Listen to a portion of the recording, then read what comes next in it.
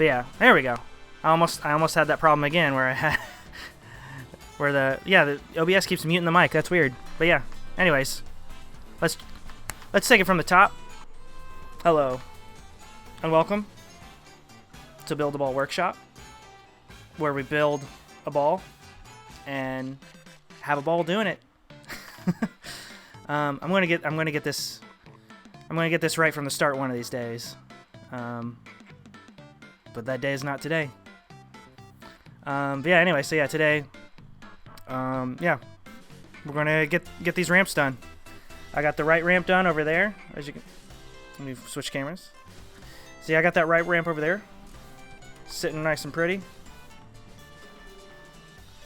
I got that one like all 3D modeled. So this part is going to be made of like vacuum formed plastic, and then it's going to turn into wire form to come the rest of the way down. So that's the only part of it I actually need to model.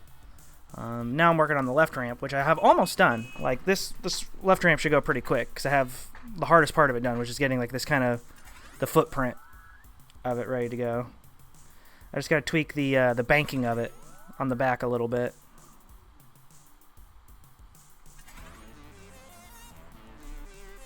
Let's see here.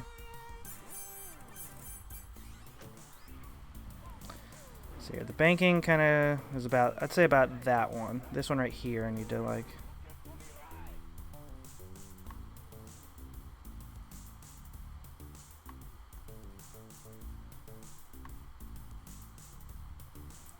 So move this down just the tiniest bit like that. And then do the same thing with the next couple of these.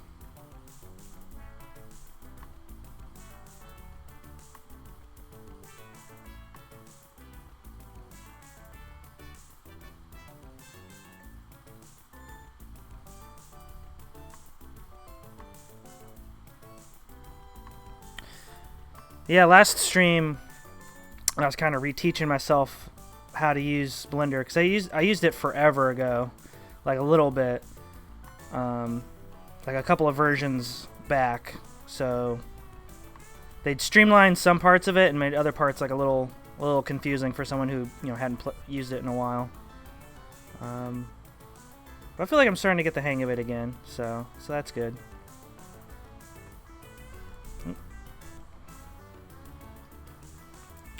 Alright, move this one down a little bit as well.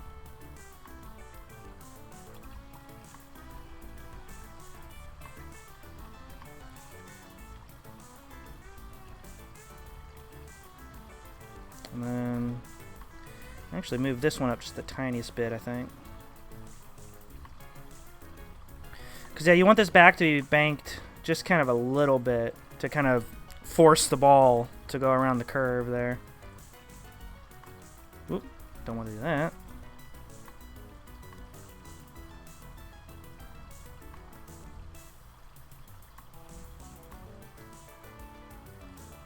There we go. There we go. And then I'm going to make this curve down a little less on this end as well.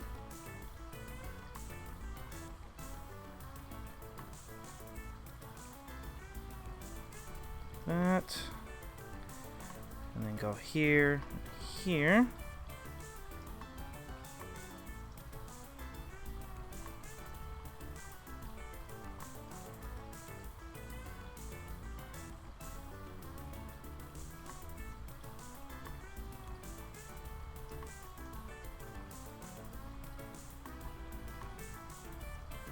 Select all those vertices. Bump that up just the tiniest bit, like that. There we go. That looks pretty smooth now.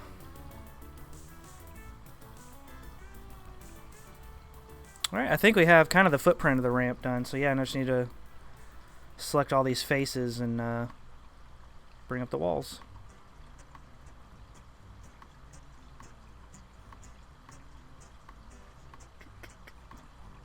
Actually, no, it'd be easier. Let's go to select faces. There we go. I'll make this a little easier. So now I just got to go like this. So selecting each individual vertice.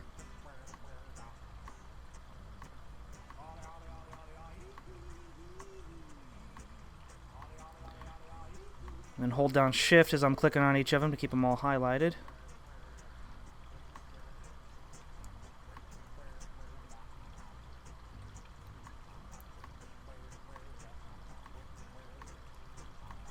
So yeah, basically I'm going to select all of these. Like that. Then press E to bring them up. But first I'm going to get the other ramp kind of in view. There we go. So I know about how tall I need to make it so it's level. So go like that. About right. It's actually about right there. And then extract it again, just a little more for the lip. Like there. Like that.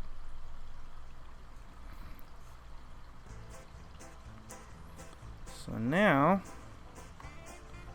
I'm going to go in here and select all these side faces here.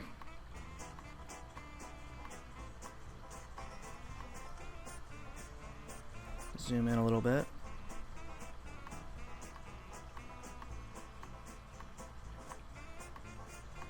Go like that, and then give it a top view and extract those out like that.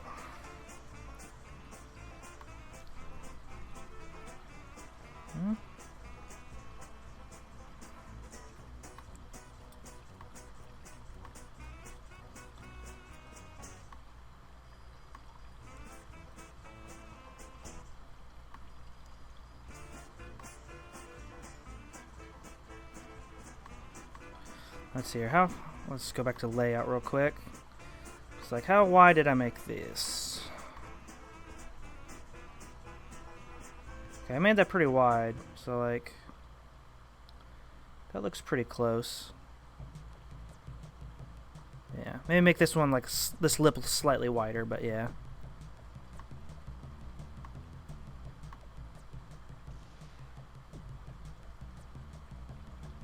Yeah.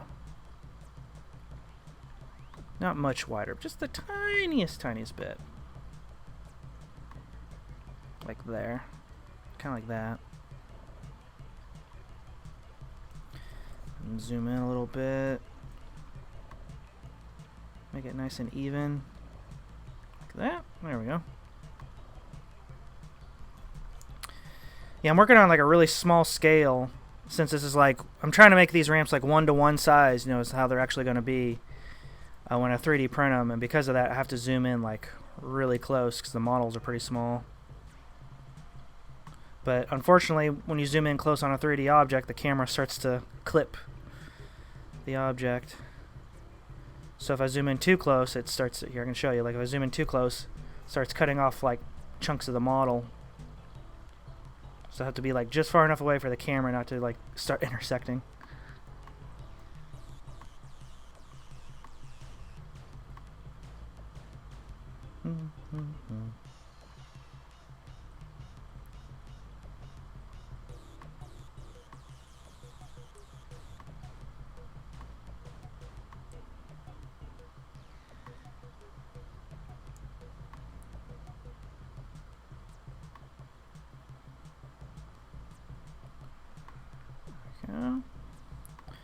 Yeah, now it's just a matter of going through and tweaking each of these to make it nice and even.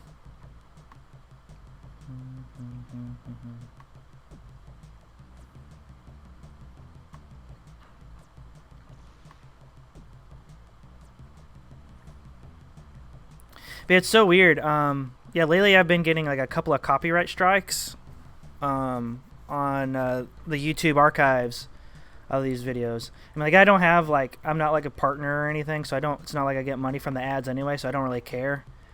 I'm just uploading to YouTube mainly just as like an archive, since Twitch deletes these streams after so long. So yeah, it's not really, I'm not like losing any sleep over like, oh no, my ad money is going to someone else instead of me. But it's more just like, it's funny how like, yeah, a lot of the copyright strikes I've been getting are for video game songs, but it's not for like for example, like a Crash Bandicoot song. It's not like Universal Interactive or whatever. It's like, hey, that's a song from our game, we're going to get money from that now. It's people who are making covers of these video game songs that are getting like the auto detect and stuff. Does that condition bay change on screen ever? I mean, I not currently, no. Because you know I'm a pretty chill dude. Everything's usually pretty fine. But if I found a way to make it more dynamic, I might do something like that. Yeah, that. I mean, I had an idea of maybe setting up something like that, but like it would be literally just a matter of me like turning on and off different layers in OBS to do that manually, because I'm not sure how to like program that kind of thing. So yeah, right now it's just for looks, I guess. But no, it's not for looks. I'm just always fine, you know. Just easy breezy.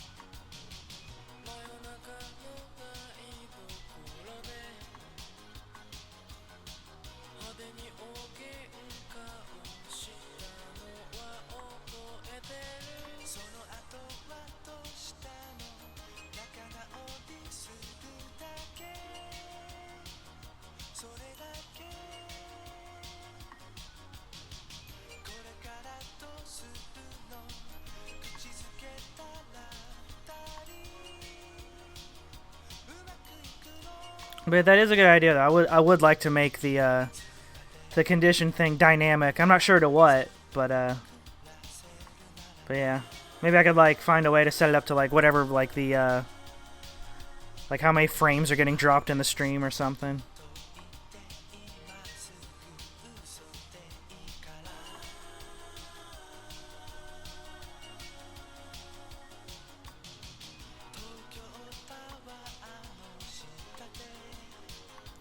Or I can get one of those, I can like try to find one of those like Nintendo like heart rate monitor things or something. Like break into Nintendo R&D and steal one of those prototypes. And just hook up my actual heartbeat to the stream.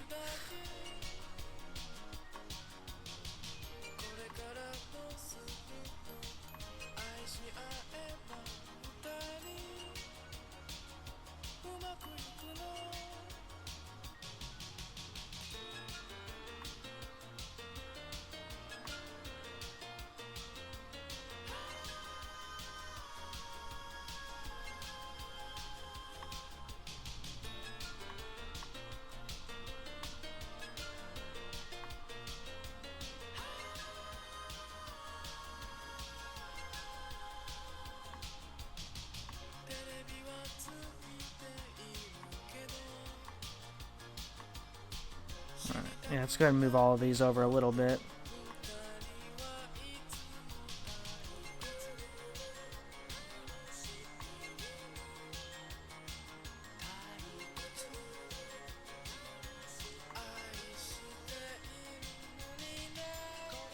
There we go.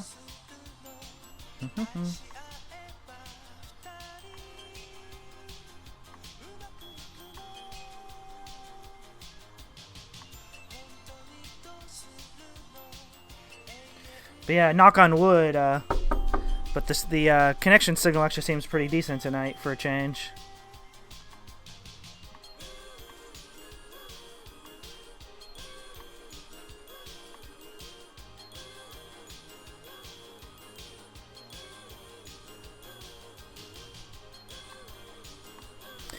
Maybe it's because it's like a Friday night and everyone else is like out, not using the internet.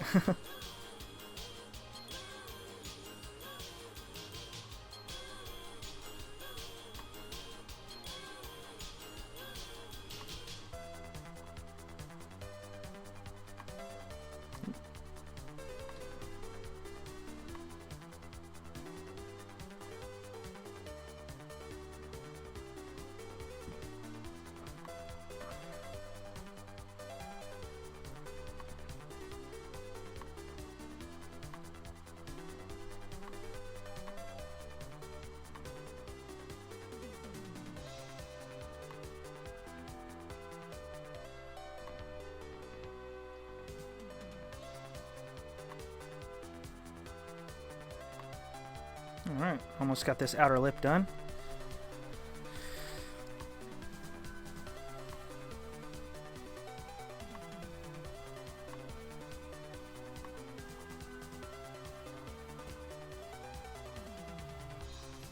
But I guess if anyone has any like programmer friends that would want to like program something to make like the heart condition monitor like actually do something, I'd be down to like chat with them. But yeah, I don't think that'd be happening on my own. Unless, like I said, I find like some bootleg third-party way of like doing a heartbeat monitor or something.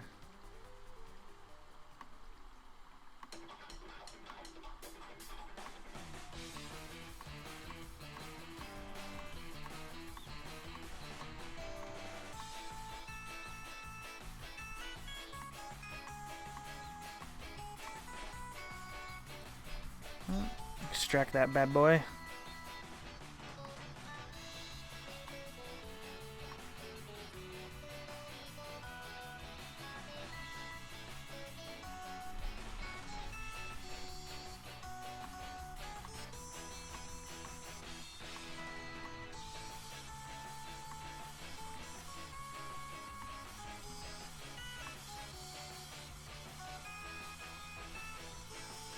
Oof. I wish I could zoom in closer, but I can't. Let's try. Alright.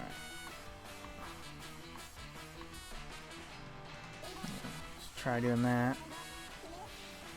There we go. There we go. Now all the vertices should be selectable, so that's good now.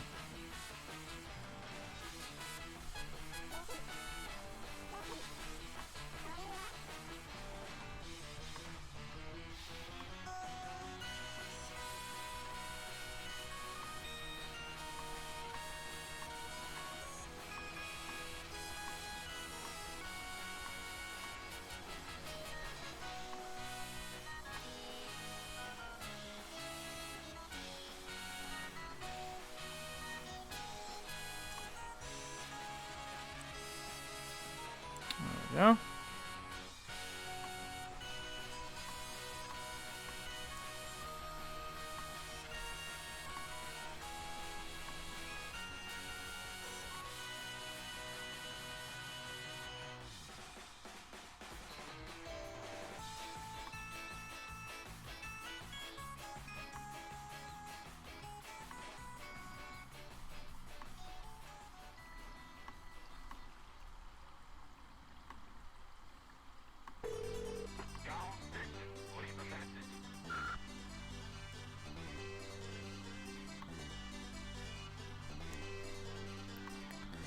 Alright, I need to select all of these.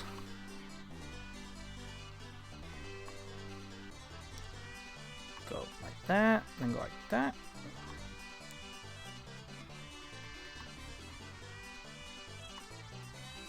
There we go. Get all those out of the way.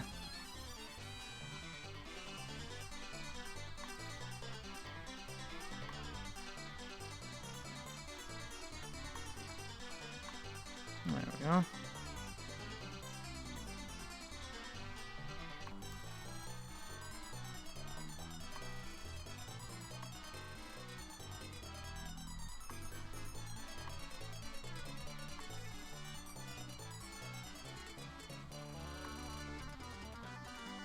Like that. And then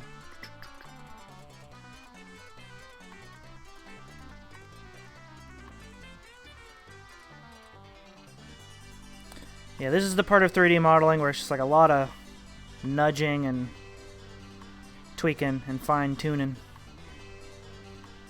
Let's see here.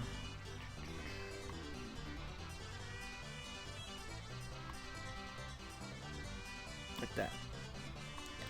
Down a little bit, actually. That.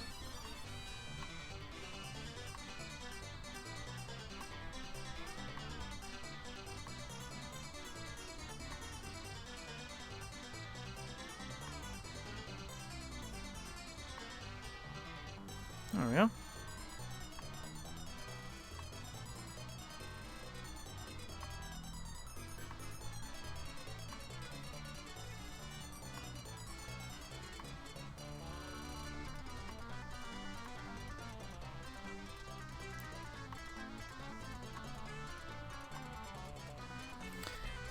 And yeah, like I was saying on the last stream, there are probably some easier ways to do some of this, but I am not a Blender pro by any means.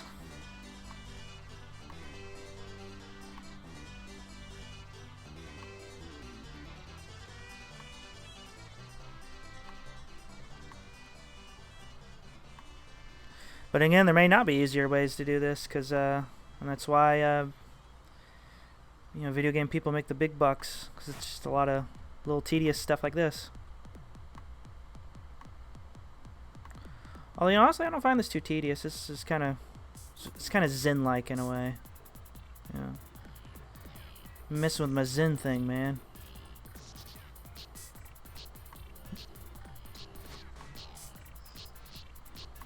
But I love how Kevin Bridges in Tron Legacy it was basically just like Cyber the Dude from Big Lebowski.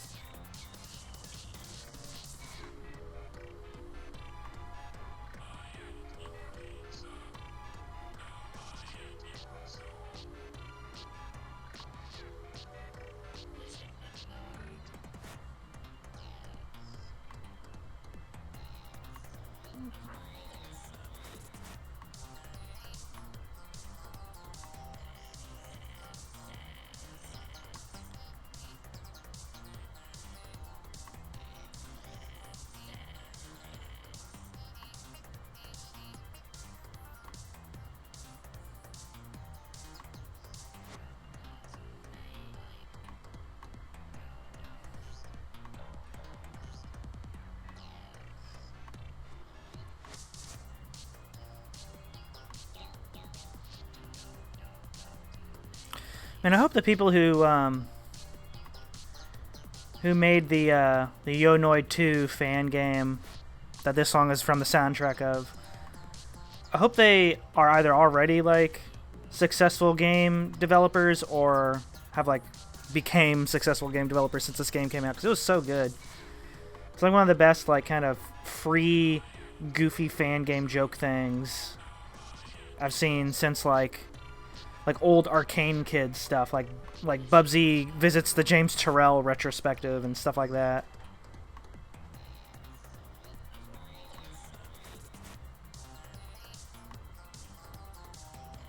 But it's a shame that one of Arcane Kids' best like video game jokey kind of video game things they made is like doesn't really work anymore online, because it's like they used like an old version of Unity to compile it. So it doesn't work anymore. But yeah, they made this like kind of joke game called House of a Thousand Snakes, and it's literally like it's like the most basic game ever. It's literally just like one room, and like it has like this big preamble where it's like this big like kind of like almost like the Star Wars like wall of text, like telling you the story, where it's like, oh, you're an ancient you're an explorer of the ancient tombs, and you heard legends of the Temple of a Thousand Snakes or something, and you're finally here, and will you uncover the secret of the Temple of a Thousand Snakes? And then the game starts, the game proper starts, and you're just like in the middle of like a tomb kind of room, and on the other end of the room is like a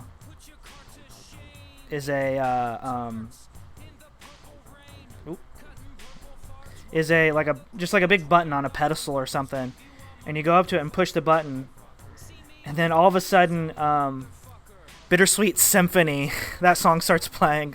So like it's really quiet at first, so you push the button, the room starts kind of rumbling, and it goes dun dun dun dun dun dun dun, dun, dun, dun, dun, dun. And it starts building this, like the song, it just starts building and building, and then all of a sudden, like the orchestra part comes, and like, and as soon as that comes in, just like there's holes on the walls, just like tons of snakes just start flooding the room, and then eventually you were just like drown in snakes, and that's the end of the game.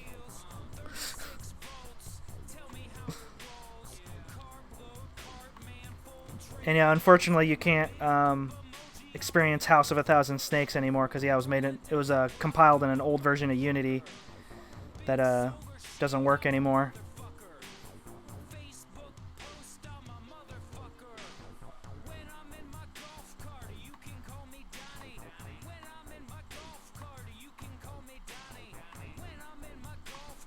All right, let's line this up a little better, like that. Online payments, golf cart payments.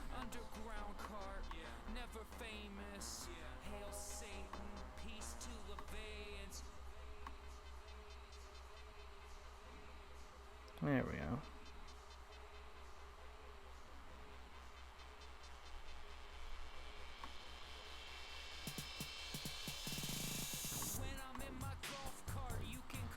Looks like these are kind of dipping a little bit. Let's see here. There we go. There we go. That looks good now.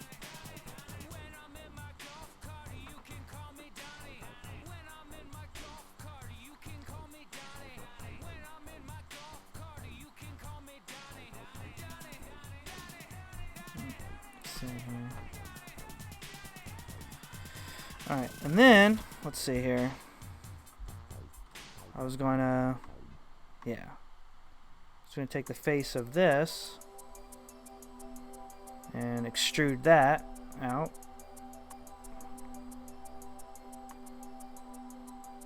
And then go like this. So that theoretically I should have like a little lip that I can drill a hole in and attach that to the post that'll go here. Let's see here, I'm gonna bring it up to Z. Yeah.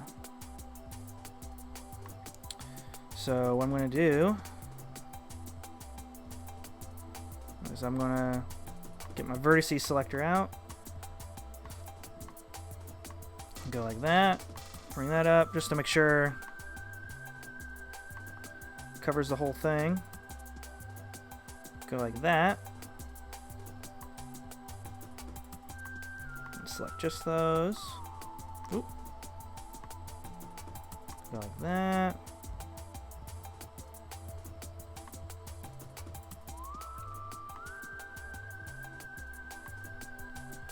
And then one more little nudge like that. There we go. And now I got something to attach the ramp to right here, just to like double secure it.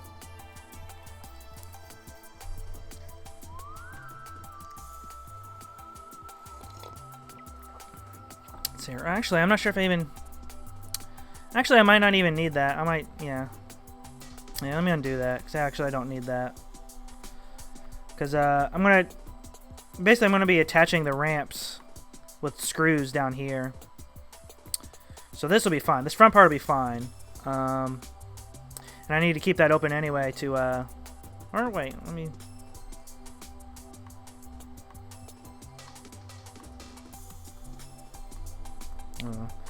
I'll think about it later. Yeah. But yeah, I think... Yeah, this side ramp's pretty much done now.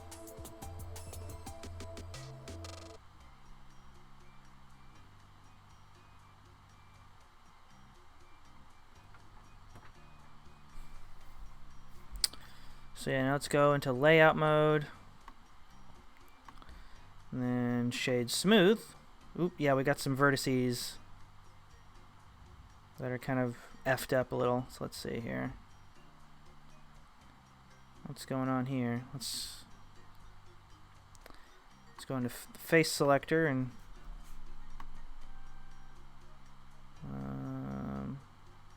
delete that face.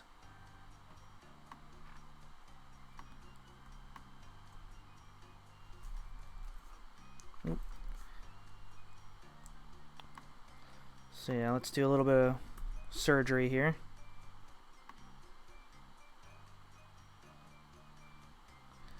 And then, let's see here. Is that a face?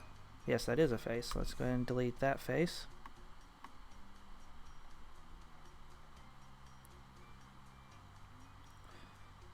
And then, yeah, go back to the vertices selector.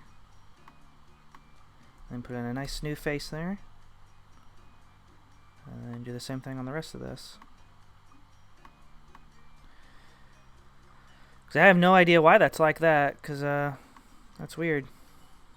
Why this one specific chunk of the RAM, the thing's kind of messed up. But looks like it's getting fixed anyway. Maybe. I don't know. We'll see.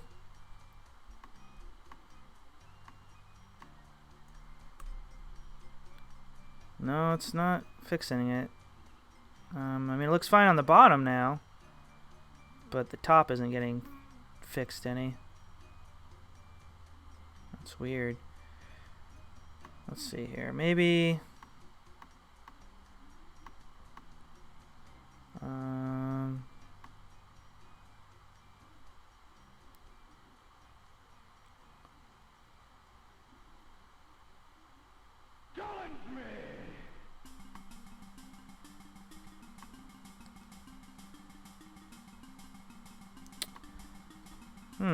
Yeah, that's weird.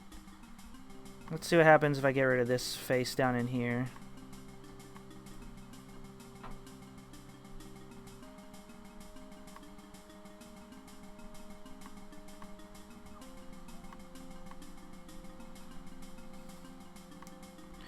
You know, yeah, let's go ahead and get rid of all...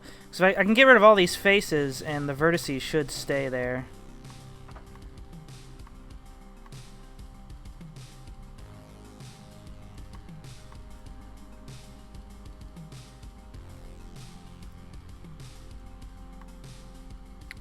So yeah, and delete those. And yeah, the shading around those parts look fine now. So yeah, it's definitely just this section here that's like kind of a little loopy. All right. So now let's start adding the faces back in.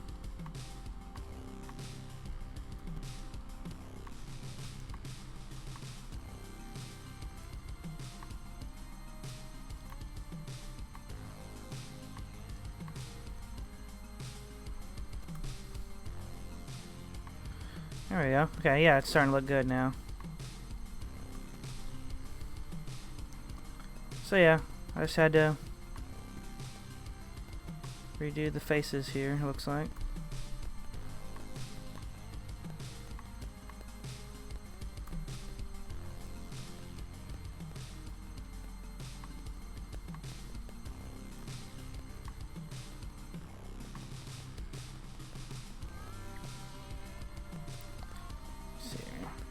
See, unfortunately, yeah, I can't zoom in too close because then it starts, yeah, cutting off the model because I'm working at such a small scale.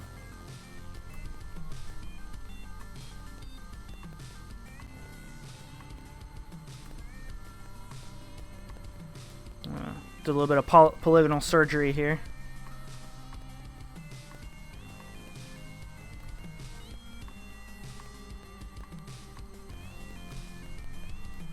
There we go.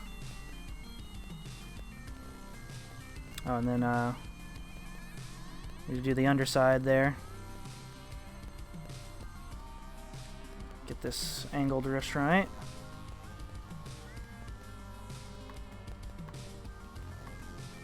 And go like that. And like that. There we go. Let's go to layout. Yeah. Looks like all the vertices are all good to go now. Alright, cool. Zoom out a little bit, pan over. So yeah, I think we got 2 ramps down. Let me save this real quick.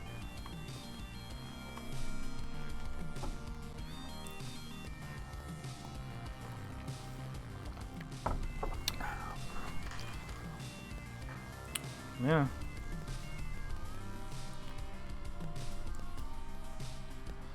Yeah. Cool, yeah, I can't really see anything wrong with them.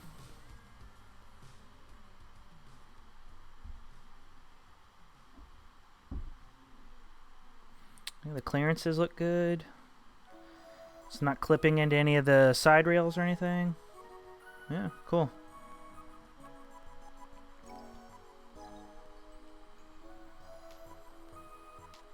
Awesome, yeah. I'm kind of stoked with this.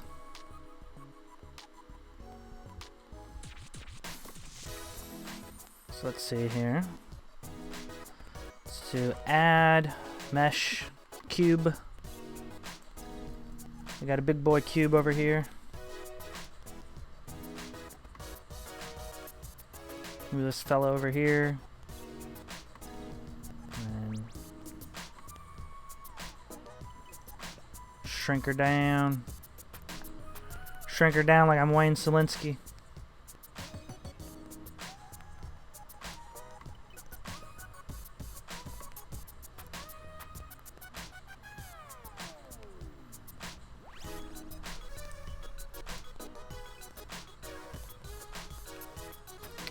And then, so I know the bottom of it's flat with that.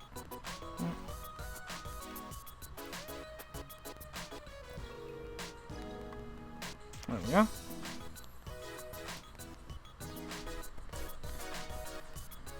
We'll go to modeling and whoop, ooh, back out a little bit.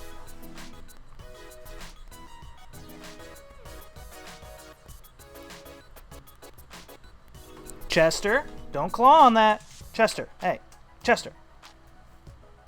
Don't claw on the furniture, bud. My dang cat is doing some nonsense over there. So anyway, let's go subdivide and then subdivide again. And then we're going to go the face selector. And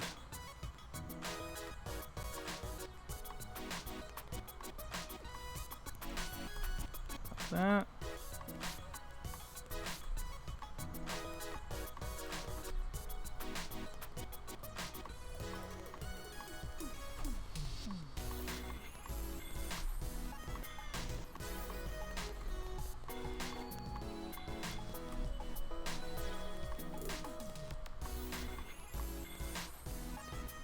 Actually, I can do this. There we go.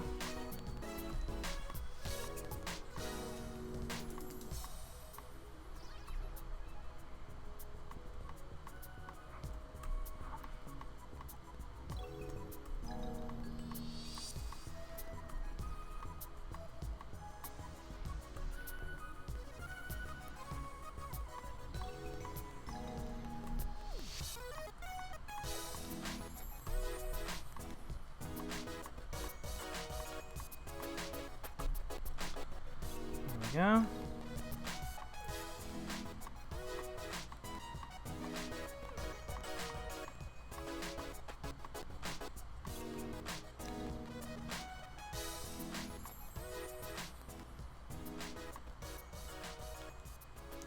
Okay, so that's about just above that line. So we'll do that right about. Whoa, whoa, what the hey?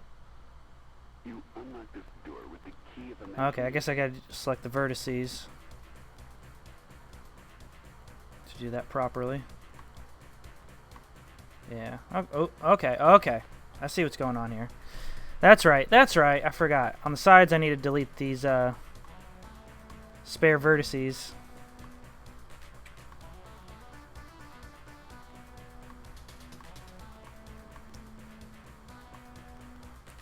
And then I can go in here and make the new faces.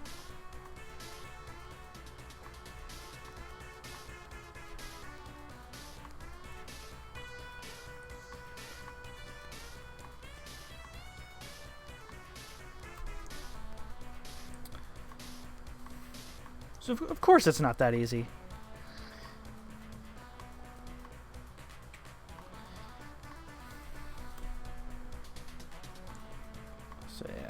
Get rid of these extra vertices.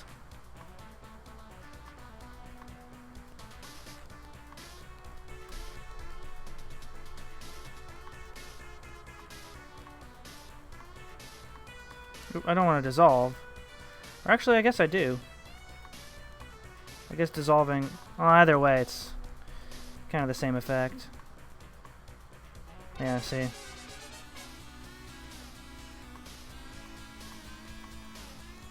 Yeah, I need to delete, not dissolve. Like that. Dissolving works sometimes, but not always. So I'm safer just deleting them outright. Like that.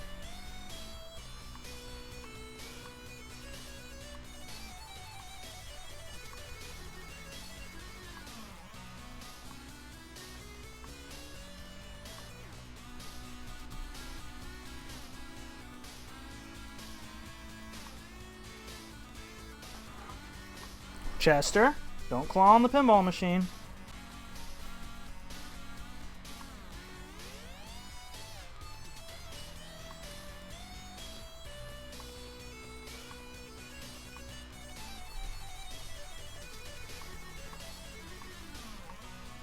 You got your toy upstairs if you want to claw.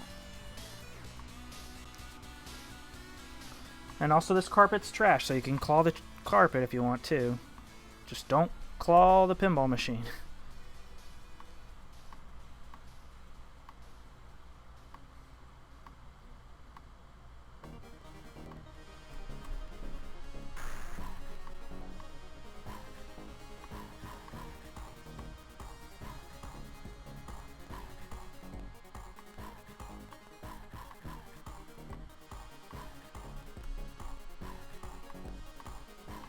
Man, what was I talking about earlier? That being the tedious part. The whole part of 3D modeling is kind of tedious.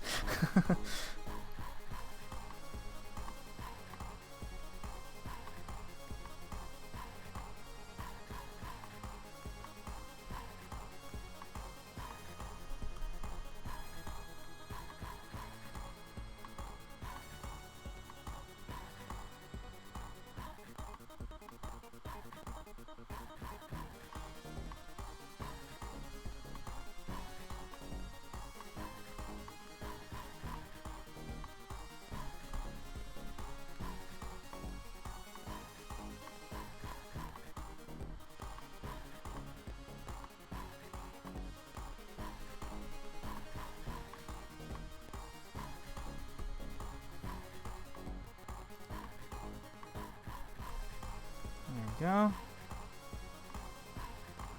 Alright. There we go. And I just got to fix the bottom of the model there. So delete these three suckers. I'm a graduate of NYU Film School. Sucker.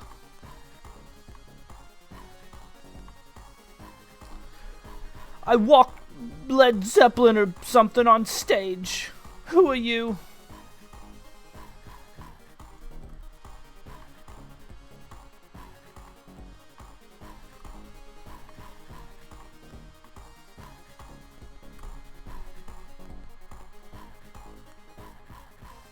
There we go. Cool. So now we got our basic doodly-doo here all set up. So now, I just gotta go give it the old heave-ho.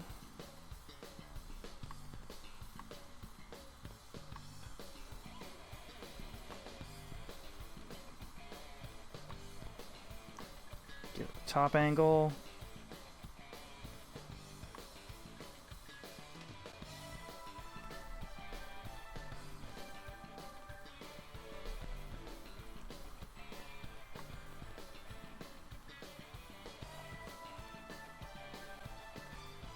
There we go.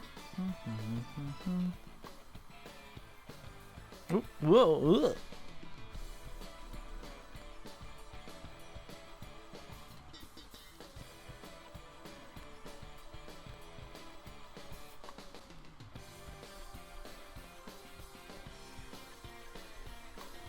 Who are you? Who are you? I mean, that might be like a fun, dumb Photoshop. Like, Photoshop the guy from Trumpet Fight or whatever as, like, the caterpillar from Alice in Wonderland. Who are you? I'm a graduate of Wonderland Film School. Sucker.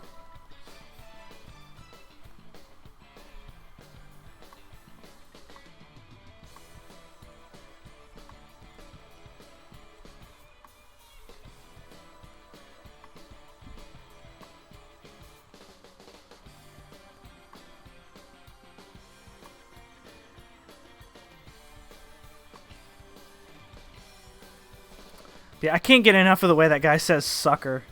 Sucker.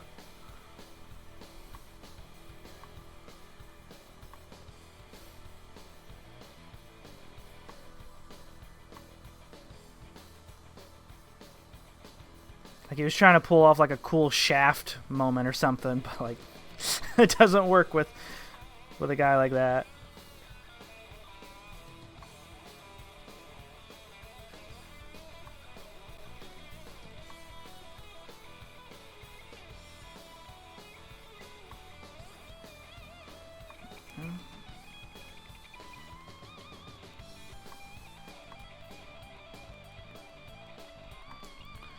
Alright.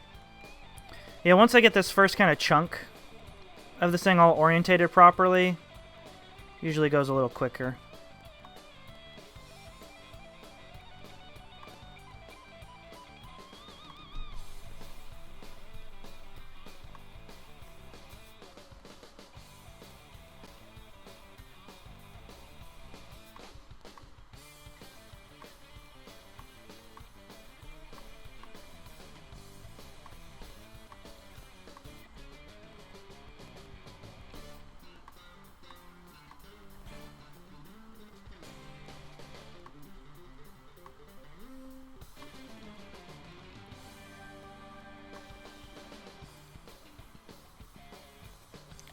Let's see here.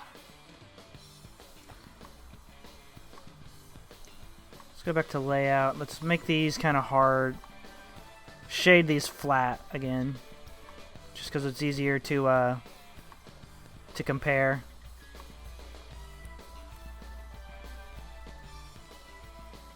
Bum, ba, bum, bum.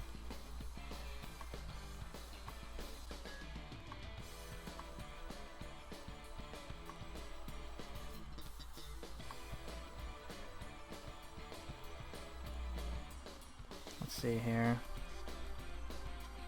About that then. Yo, sup? You going to game days? See you there, buddy. It's going to play an Undertale for the first time. It's going good. Yeah, Sigma Hunter. Yeah. First of all, yeah. Hey, sup? Back at you. And yeah, I'm going to be at game days this year. I got my plane ticket all bought, ready to go. Yeah, I'm excited to see like Neil Hamburger and stuff there this year. And cool on Undertale, yeah, I've been meaning to play that. Like I somehow have avoided pretty much all spoilers for that game, so I still plan on playing it one of these days.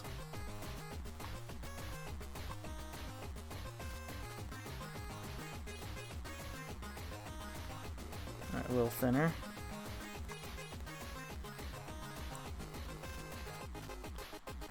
Yeah, looks about right.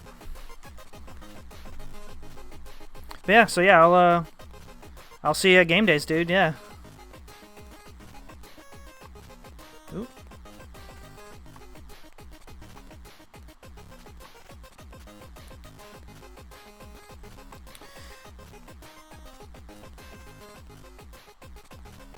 And also, yeah, thanks for popping in.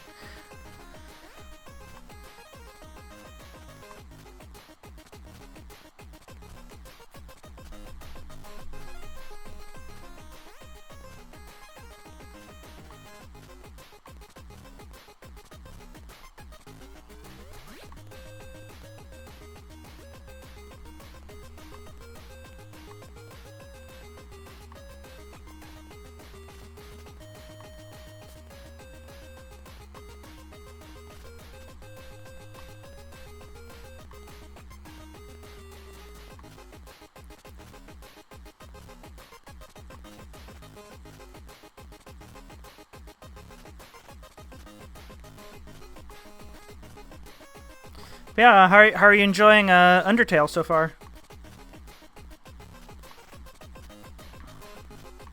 So my sister, she's playing Deltarune right now. She didn't play Undertale, but she said she just watched like a playthrough of it. And she said she liked watching the playthrough of it.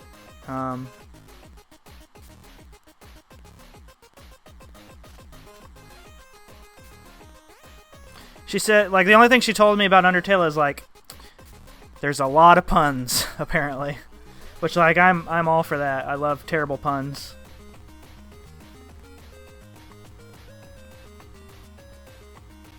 Like I have always had a like quote unquote dad humor kind of gene.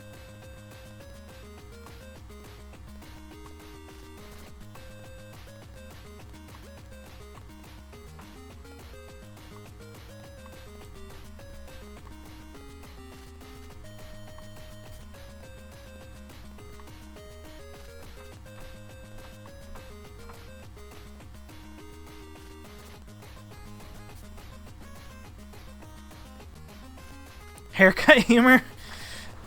I don't know about that. Oh.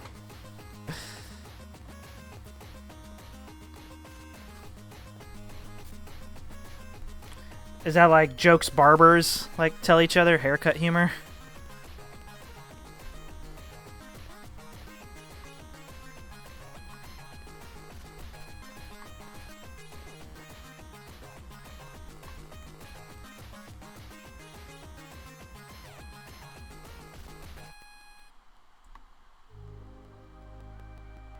Or like did I cut out and it sounded like I said haircut humor or something? 'Cause that's very possible too. 'Cause my internet can be kind of iffy sometimes.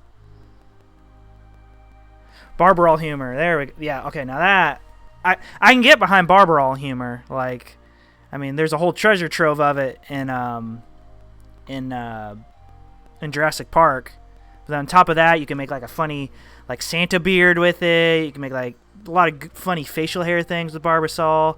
You can like pretend it's like a cream pie and put it in someone's face. There's a lot of humor possibilities with Barbarol. Let me open this back up. This is the script I used to like show the album art of what's currently playing. Yeah, there we go. Sometimes it goes screwy on me and I gotta turn it off for a sec. Alright, let's see here. Oop, did I unselect that? Yeah, man, pinball machines are dope. I think I mentioned playing pinball and yeah, okay, yeah, cool. Yeah, it's funny that that NES version of pinball was made by Rare. And they also made a NES version of High Speed, which is another 80s pinball machine.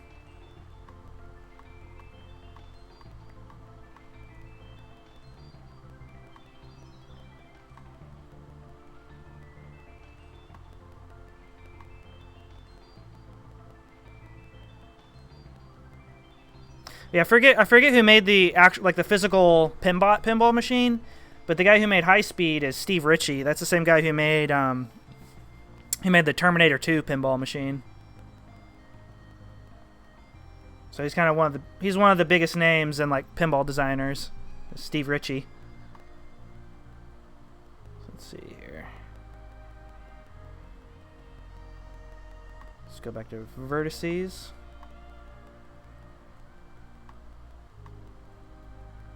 Williams, yeah, that's it, yeah. Because that was when, in the 80s, that's when Bally and Williams were still two separate companies. And then around 89 or so, Bally got bought out by Williams. So any pinball machine that came out in the 90s that you see Bally on is technically made by Williams. It's just they would kind of alternate between naming them. Okay, this one's a Bally one and this one's a Williams one, even though they're both made by the same company, just to, like, I guess, make it seem like there wasn't a monopoly, even though there kind of was.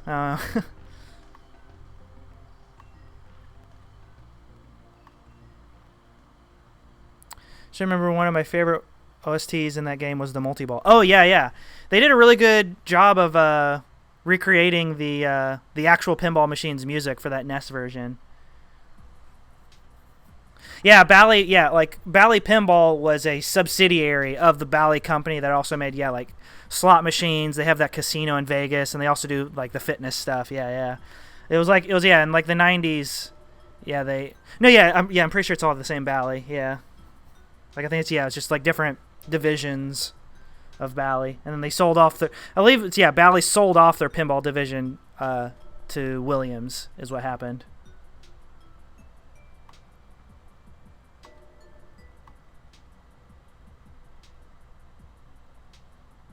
See here.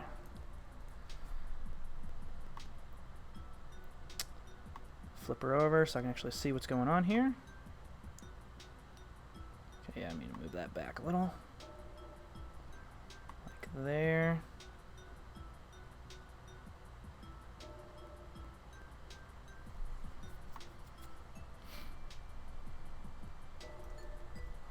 Because that's actually kind of what it's kind of funny. That's what happened to like the major pinball companies. Is Bally was like, the pinball division isn't doing so hot, so we're just going to focus more on our slot machines. And then Williams shut down their pinball division in around the year 2000 or so, and just went into like, oh, we're doing slot machines now.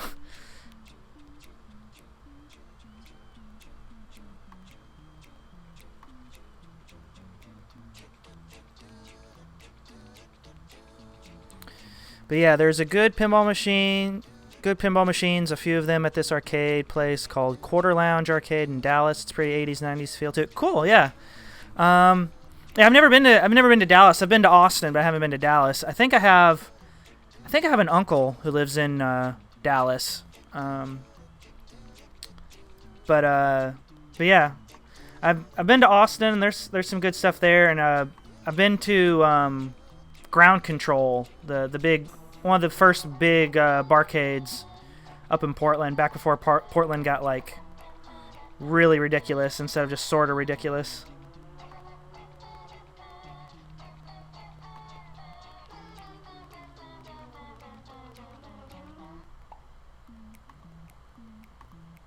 Let's see here.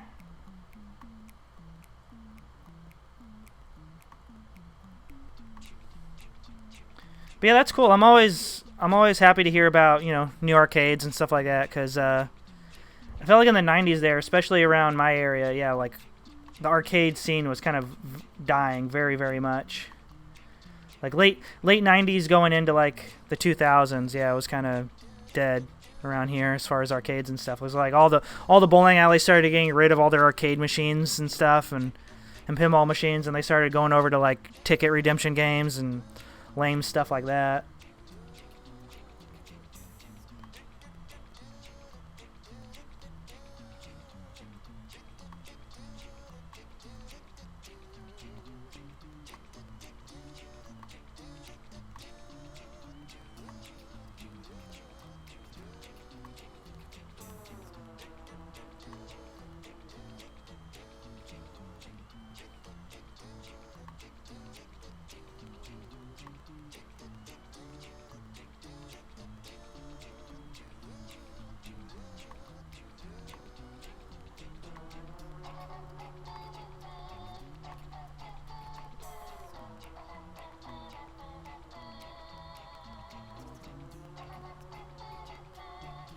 There we go.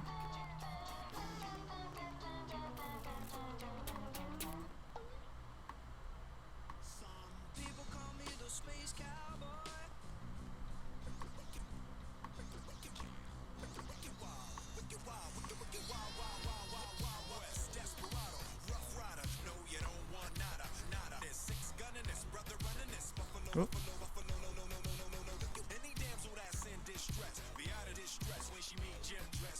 There we go.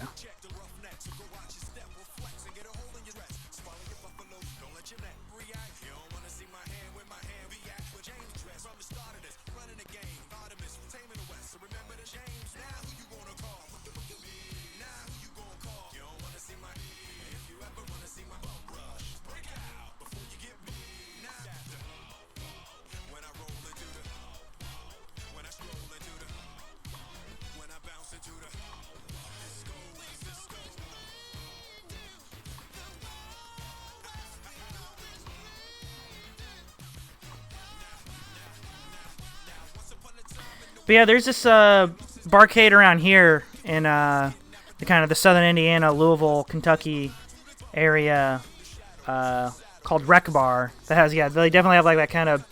It's slightly more 90s, but like a hint of 80s kind of vibe as well. That like they have like one of the biggest collections of pinball machines just open to the public in the U.S. Like they have like one room. They have a pinball, like a whole room just for pinball machines there, and like I think they have like upwards of like probably like a good 50 pinball machines or so. Oh. Oh, looks like we got someone calling in. Let's see here.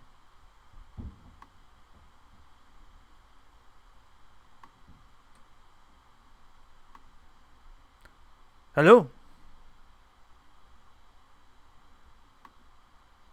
Are you there?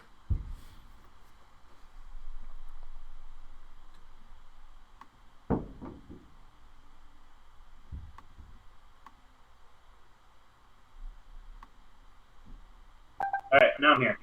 Oh, hello. When you're streaming, I'm able to get my microphone audio and my game audio. That comes through too. How can I not have my music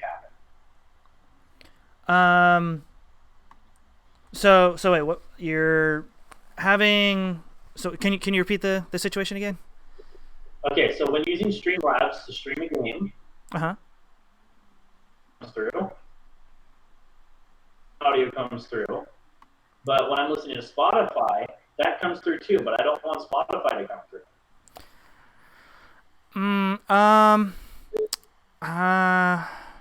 Yeah, I'm not sure how to do that. Cause yeah, usually I have a thing set up where just all computer audio gets exported out. So I'm not sure how to turn off a specific thing or something. Yeah. Is there a way I can turn on specific audio? For example, I only want loud audio on my microphone. Are you on PC or like yes. Windows? I think on Windows there's a way to do that, but I'm not sure because I'm on a Mac, and like it's a little harder to stream on a Mac because you do either all the computer audio or none of it essentially on a Mac. So, but I think on PC there is a way to kind of filter out which ones get picked up or not. But I'm not sure exactly how since I'm working on a Mac. Yeah, I didn't realize that. Alright, that's fine. I'll keep digging. Cause I think like you might have to like download something to do that. Yeah, because I'm not sure if it's like if it'd be like a built-in thing on the computer or not. In play audio.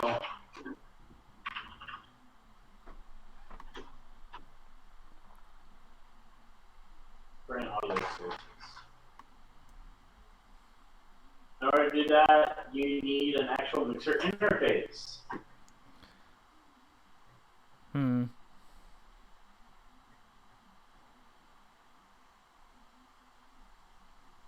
hardware then, maybe? No, it's a program. I don't want to have you do 3 programs at the same time. Well, hang on, actually, hang on.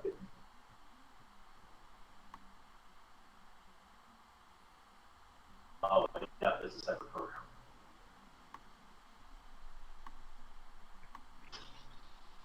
That's all I needed for now. Thank you. Oh yeah, no problem, dude. I'll look you later. All right. See ya. Later, man.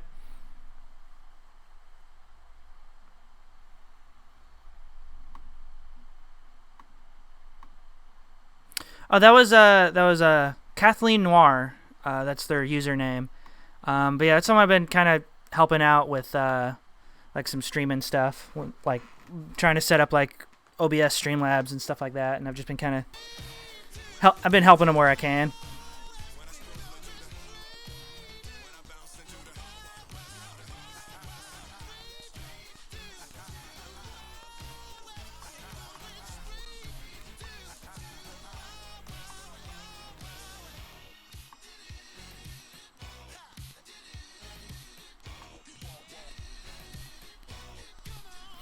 Oh yeah, I guess yeah.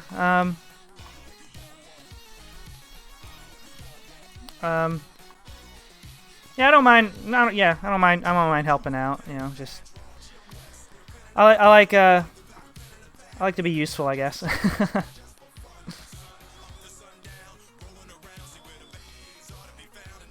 But yeah, and the more streamers out there, the more entertainment's out there, that kind of thing.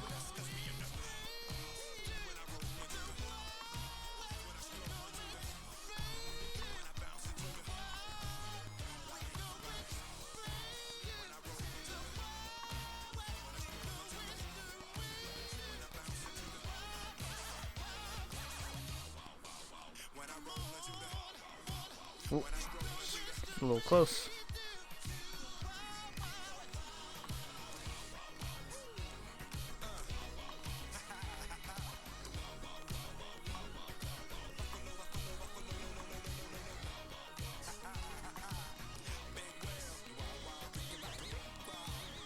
There we go. Just about got the footprint of this first part done here.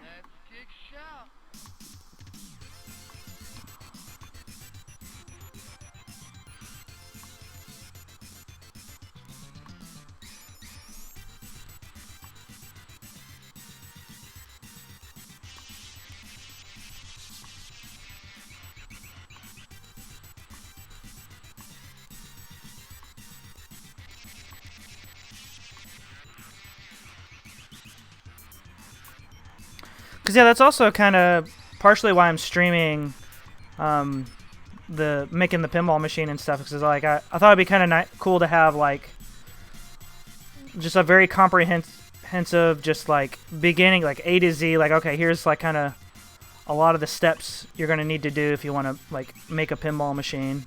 Like just having that out there. Seems like it might be like a you know, hopefully it's like a good resource for someone down the line that wants to make their own pinball machine.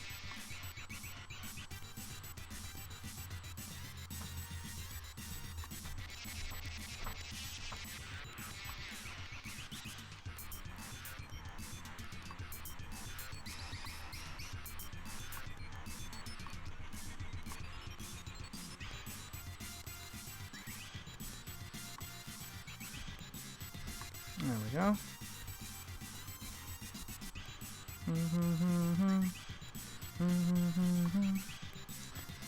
And then adjust this one just a tiny bit.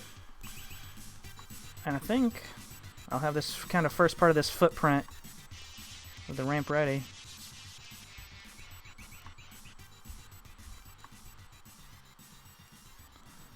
Like that. Oop, yeah, like that. And then actually I need to shrink this down a little bit.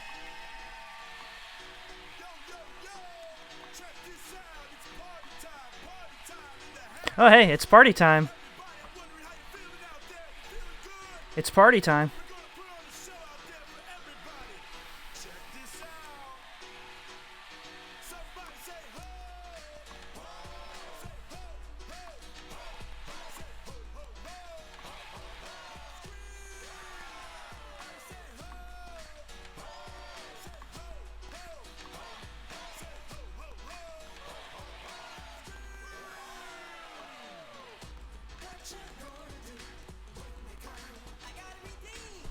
There we go. Alright. Got the first part of this little swoop-a-doop.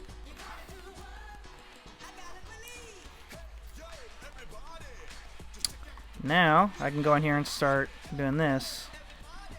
Have that selected, go E, go whap.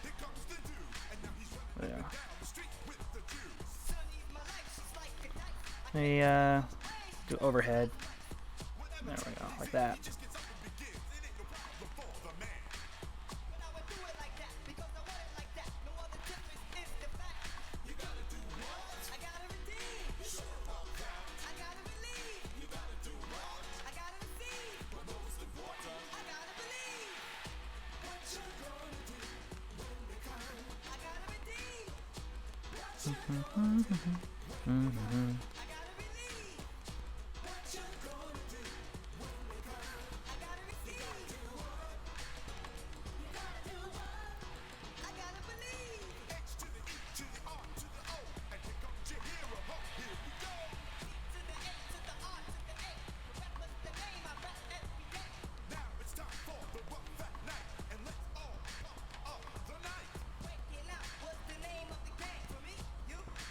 You and you.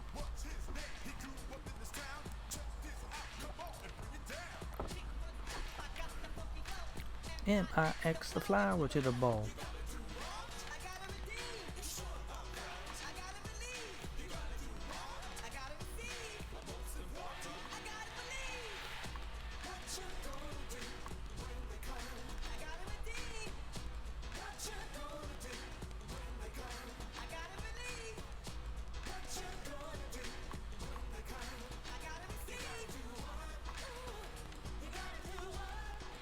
You gotta believe.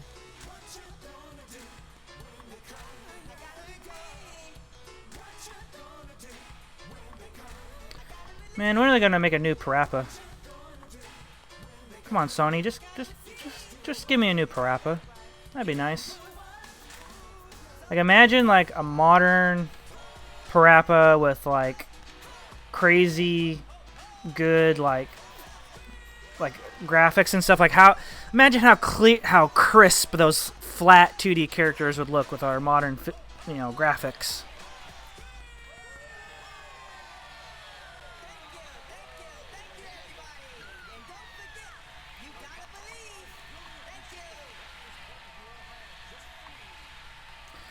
That was always the thing that made like kind of weirded me out when I saw like some footage of like there's a Parappa the Rappa anime that only came out in Japan, but they animated it as if like all the characters were just like normal, kind of 3D kind of people, like like how like a Donald Duck cartoon, like it's drawn like it's 2D animation, but it's drawn with like depth and stuff. And like they drew all the Parappa the Rapper, like they animated the Parappa the Rapper characters with like depth and stuff instead of just like flat kind of paper things walking around, and it was kind of weird at first.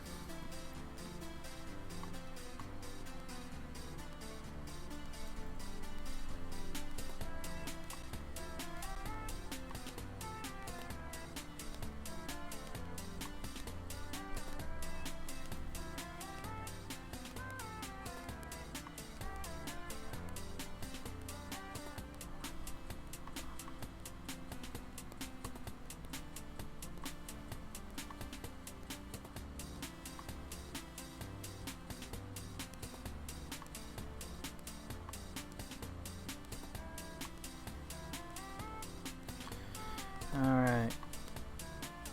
Now we get to the point where, we're making this ramp kind of brick by brick, basically.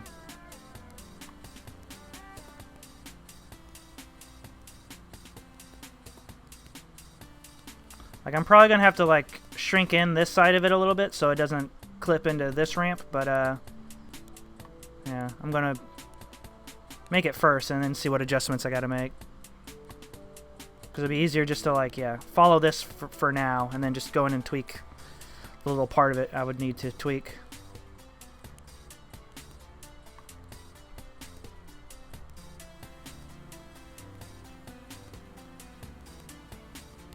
About like that.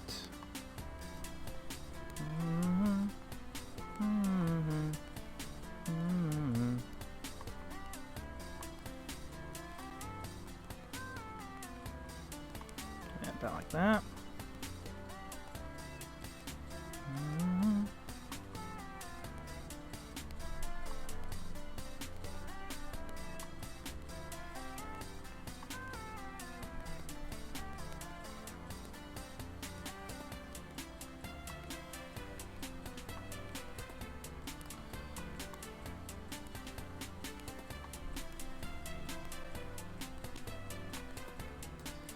I think it's fine. I think I've found it's easier to work when I'm doing this to do like kind of the outside. When there's like if like curving to the left, do the right side first. Like do the outside of the curve first, because then when you do the inside, you can make it like it's a little easier to make it even. So you kind of base this side on how spaced out this side is, and I feel like it comes out a little better.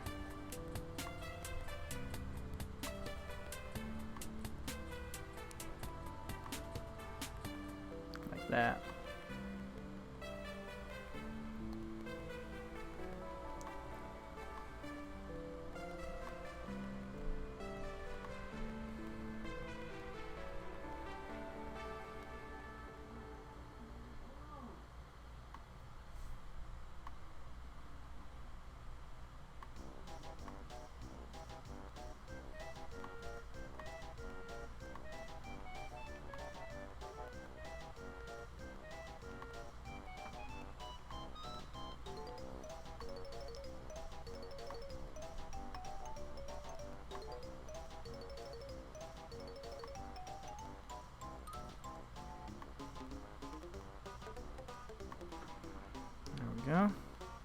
This is coming along well.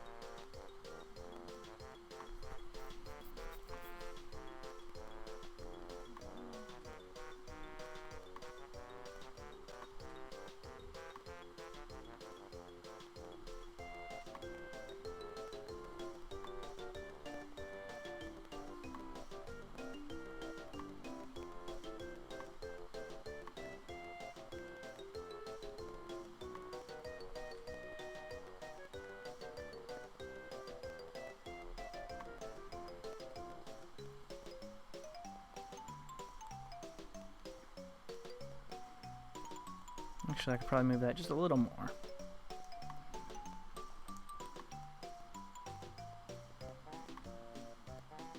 Yeah.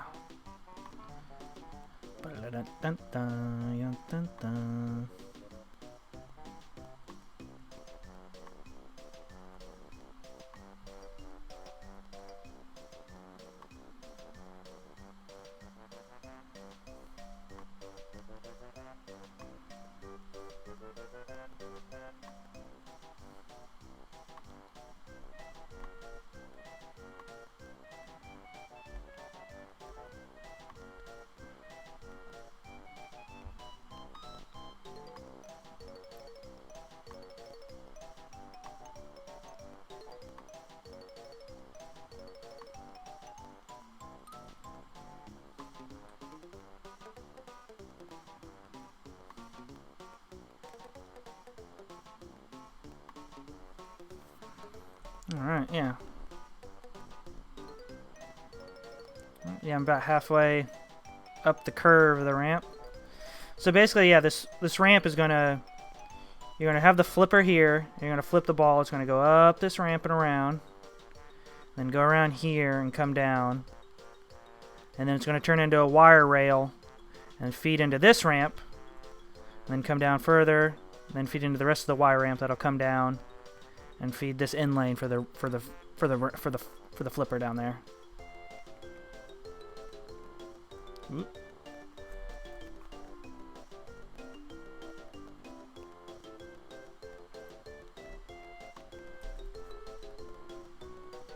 Okay, yeah. That's about as close as I can get without it starting to, like, the camera starting to cut everything off.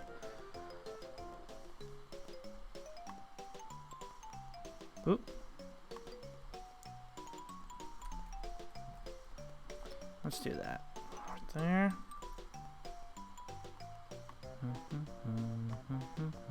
Whoa.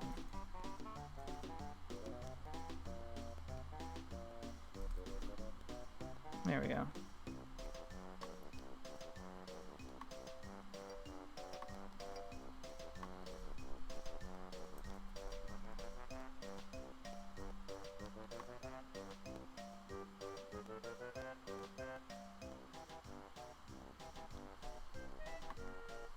Oop. Where the heck am I? There we go.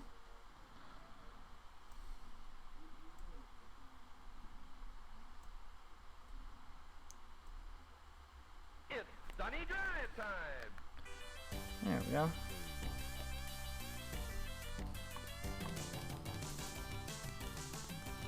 There we go.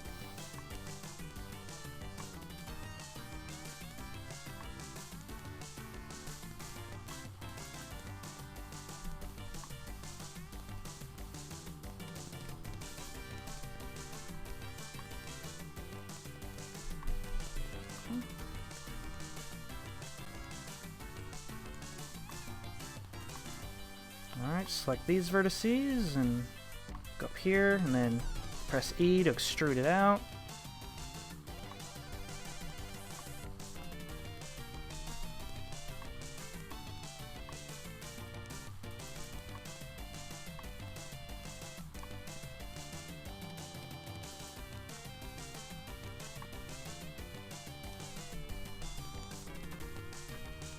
Whoop.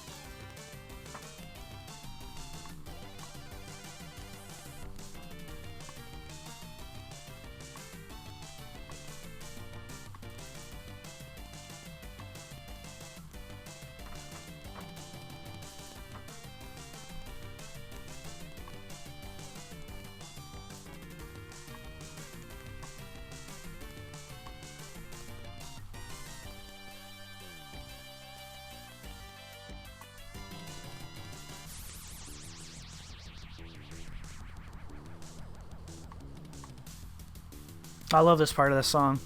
Like, there's almost kind of like a dueling guitar kind of situation, where it's like one person plays like a little kind of solo, and then they keep trying to one-up each other.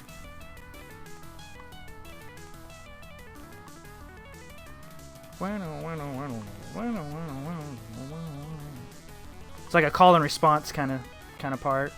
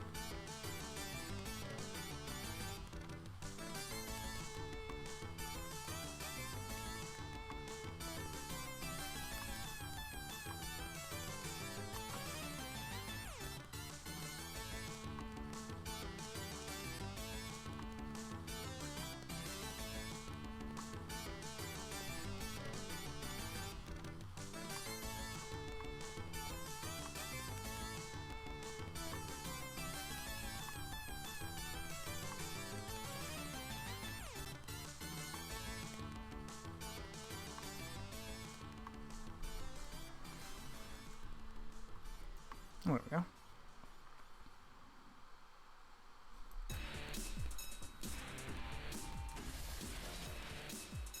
Oop.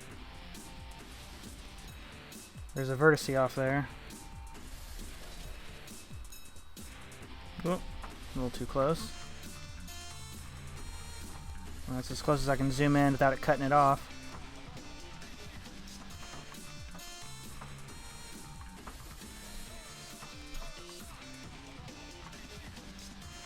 So I have to try to kind of line up these arrows. That. Bring it down just a tiny bit.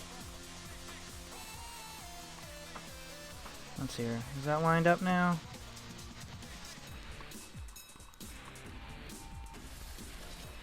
There we go. That looks, yeah, it looks good now. Yeah. Okay, cool. Yeah, I forgot to select one of the vertices when I nudged him there earlier.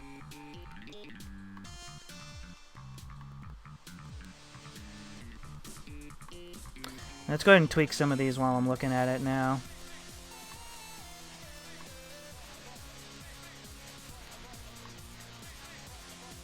So all the tweaking I do now makes it easier down the road, so.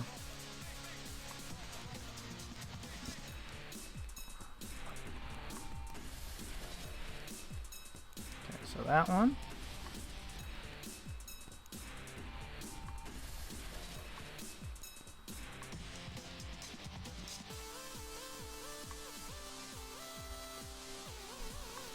There we go. I need to adjust like these three here.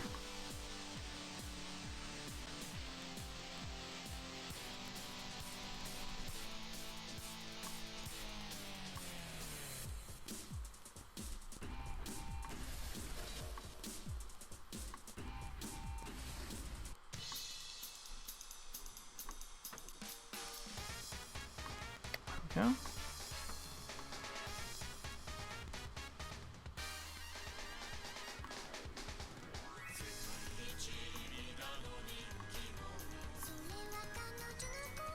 Actually.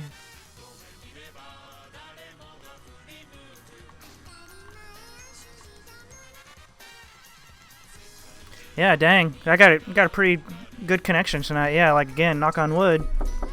But I only got 0.5% of frames dropping, which is like way better than like the 30% of frames that were dropping the other night.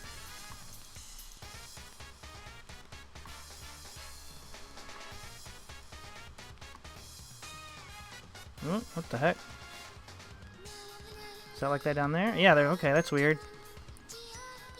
Hmm. That's a weird one. Let's delete that vertice.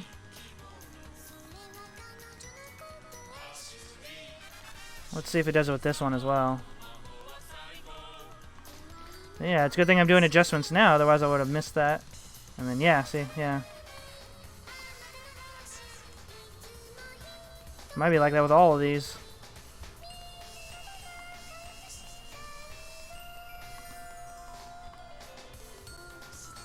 Alright, let's move that one, see if that's another one that's kind of been affected. Yep, okay.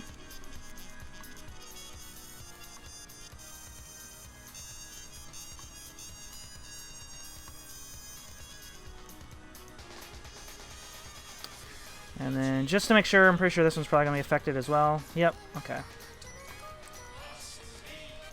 There we go. We'll delete those and then remake the faces back.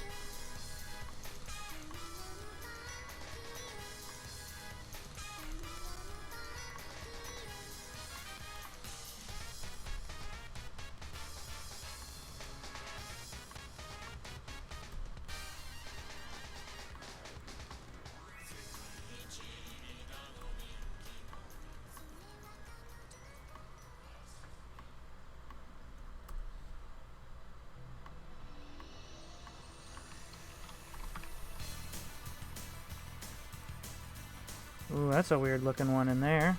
What's that? Where did that come from? Oh, okay. Yeah, I see what happened there.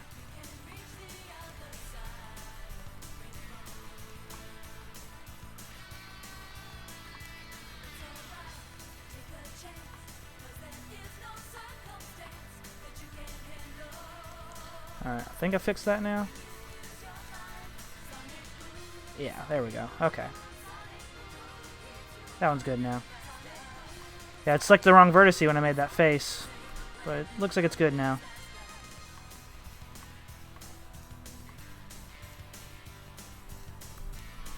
There we go. Got all our normals. Good.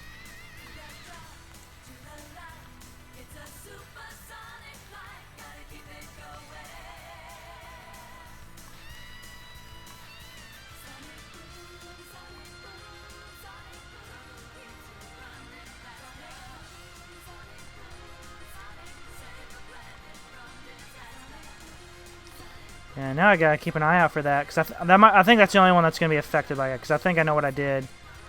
You know what you did. But I think, yeah, that's going to be the only faces that should be affected by that. Yeah, I think that looks good now. I gotta readjust that a little, though. That one's a little off. It's a little off. Like that, right there. And I can adjust that one a little bit.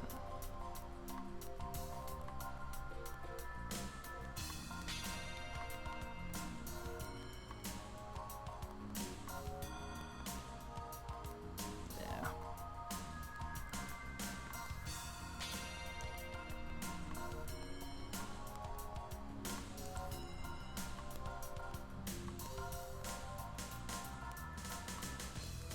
Yeah, I know I said this on past streams, I love this part of Sonic Boom, because it straight up sounds like something from Dragon Ball Z. Like, especially one of the movies or something.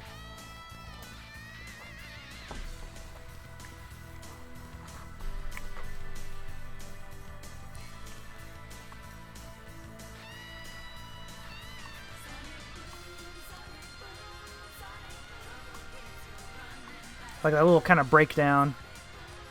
Like, it sounds like something they'd play while, like, Goku's, like, saying something badass or, like, charging up or something in one of the movies.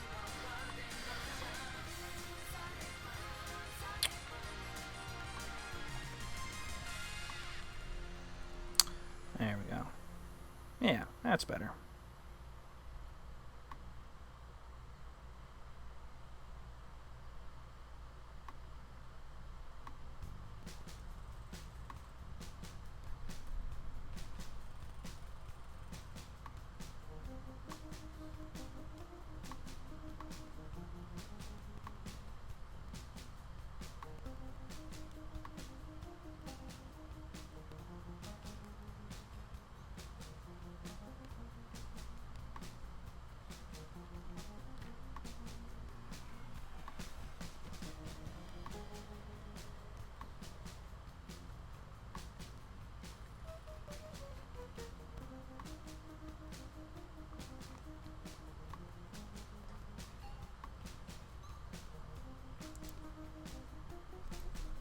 Okay, I can zoom in a little bit closer. I'm getting any closer and yeah, it's gonna start. Oh, I can get in that close. Yeah, that's is literally as close as I can get before it starts cutting off the model itself.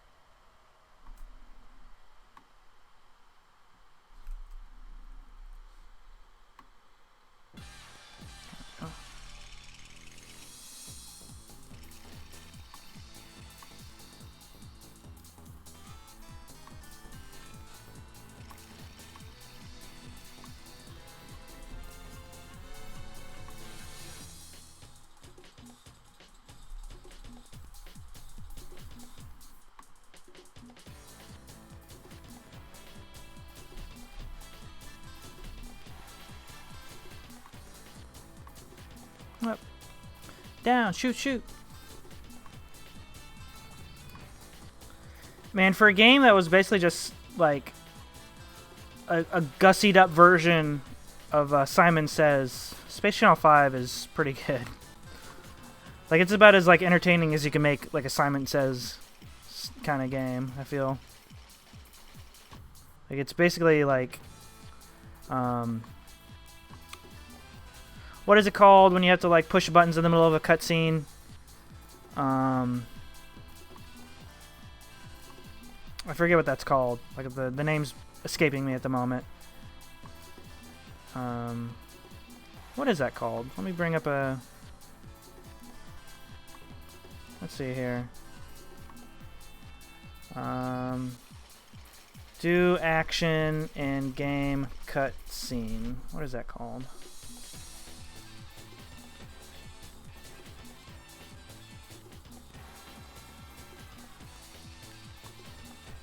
Button press.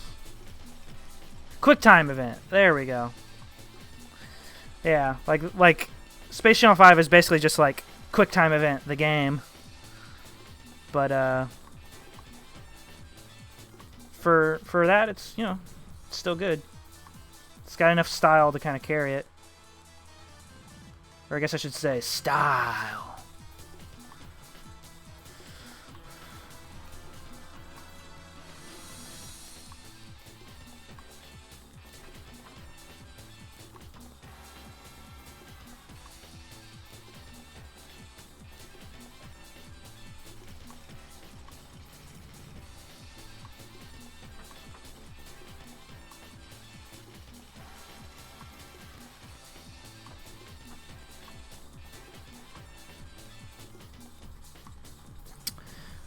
One thing I wish there might be something like this in Unity, but again, I'm not the most experienced Unity user, so I don't know everything about it. But it would be nice if there was something kind of like in Photoshop, where you have something selected, you can tap the arrow keys and just nudge stuff like 1 pixel at a time in those directions. I mean, nice if they had something like that for like the vertices in Blender here.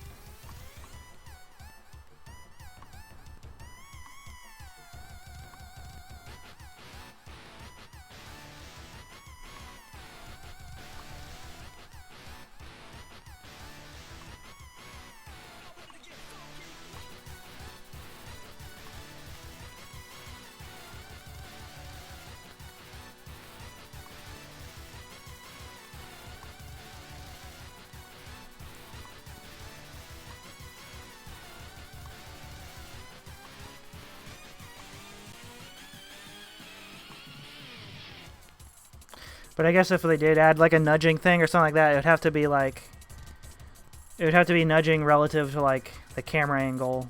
So you'd have to go in like to like this kind of camera angle for it to do it right. Or unless it was just, it wasn't attached to the camera angle. Which I guess that's something you could do too.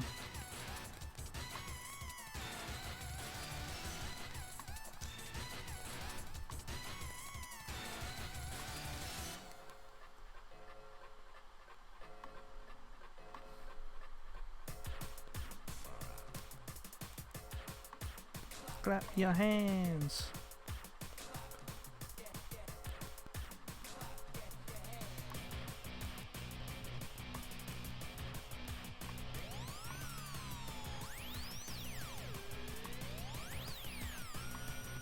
Oh, there we go.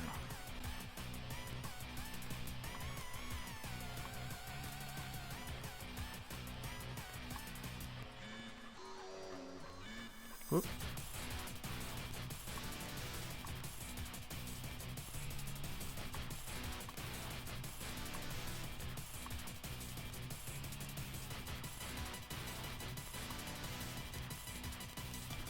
Oh, just like a soul.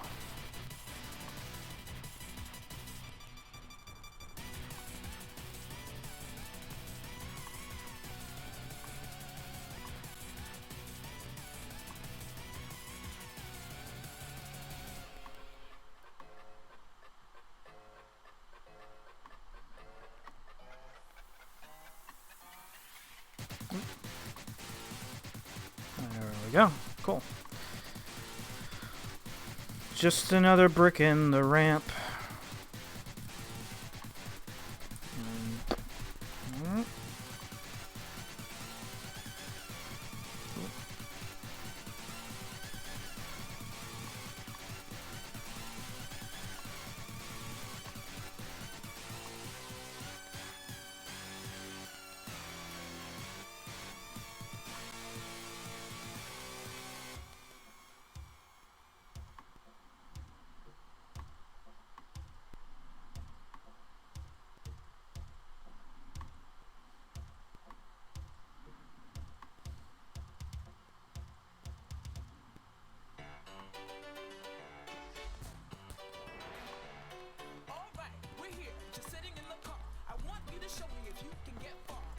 Yeah.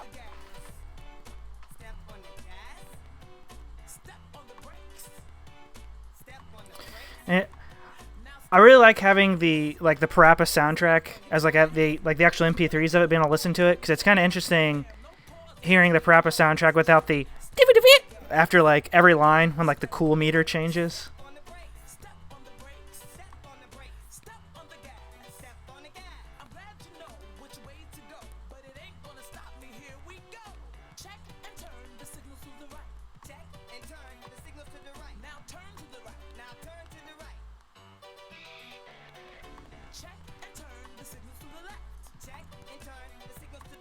Now turn to the left.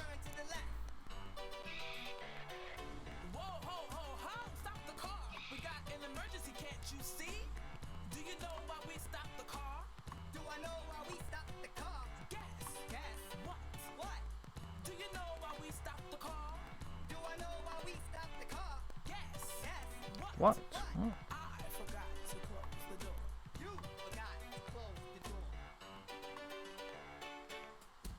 Mm. Now just don't forget, this ain't kung fu. Come on again. Check and turn the signal to the right. Check and turn the signal to the right. Step on the gas, now turn to the right. Step on the gas, now turn to the right. Check and turn the signal to the left. Check and turn the signal to the left. Step on the gas, now turn to the left. Step on the gas, now turn to the left. Step on the brakes. Step on the brakes. Do you know why we stopped the car again? Do I know why we stopped the car again? That's because you just got your license. Woo-hoo! Yes!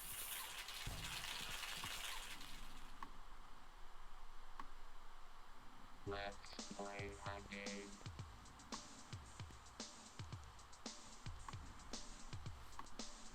Oh yeah, Sigma Hunter. Yeah, here's the music from Jackbot, which is the trilogy ender for Pinball. Let's see here. So I can get this script running right again.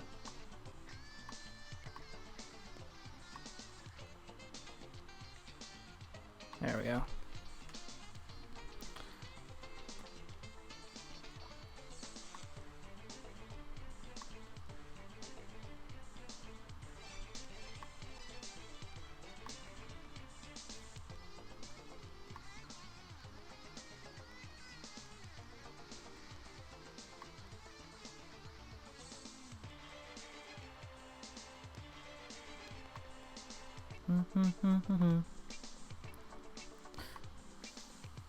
But yeah, it's cool because like this song is like kind of a remix of the music in the original Pinball game. Like you can sort of hear like the like it's a jazzier version of kind of like the multi-ball music from the original Pinball, like the do do do do do do do kind of thing.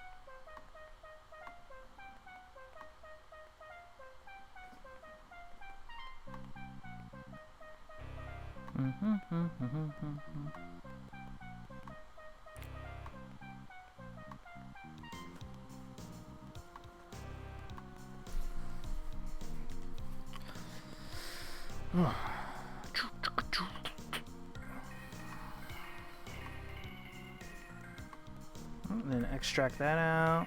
Or extrude, not extract. This isn't the hit Mike Judge comedy film Extract. It's extrude.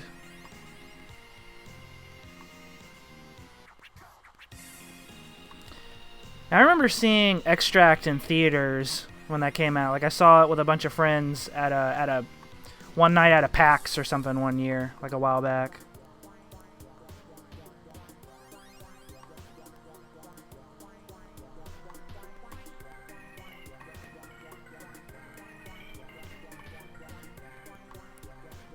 Like I haven't seen it since, but I thought it was alright at the time, but I haven't seen Extract since it came out.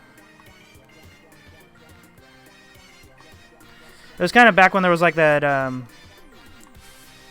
Jason Bateman kind of renaissance, like the main guy from Arrested Development.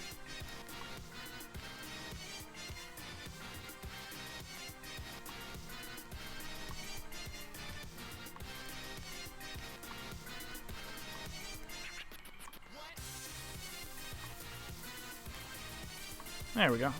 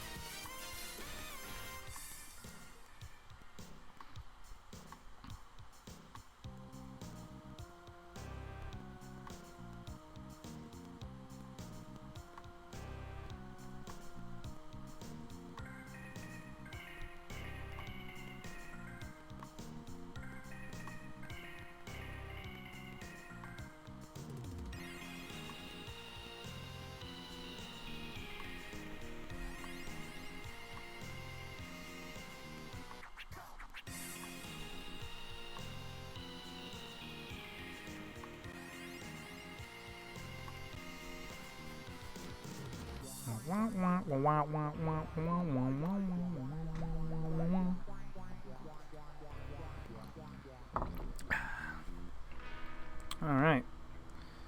Yeah, this ramp's coming along pretty good. Toit, toit.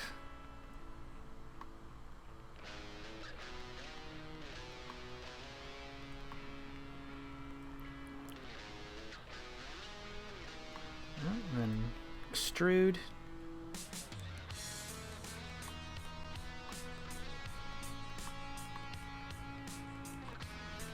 Also, I was saying earlier, hey, let's make a new Parappa the Rappa. I would give up a new Parappa the Rappa if it meant getting a new Guitaru Man. Because at least Parappa the Rapper has had some sequels. Like, it had Jammer Lammy, which was like sort of a backdoor sequel. Because it's like the unlockable Parappa mode in that game. And then, but Guitaru Man, it was like a one and done deal.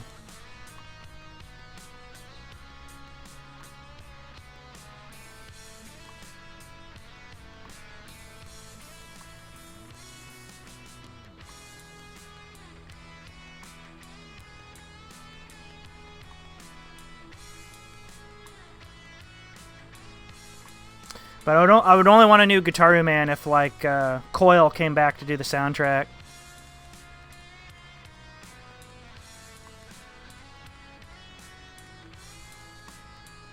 Yeah, it would be like a new Parappa the Rapper without, like, Rodney Greenblatt attached, you know? It would not be the same.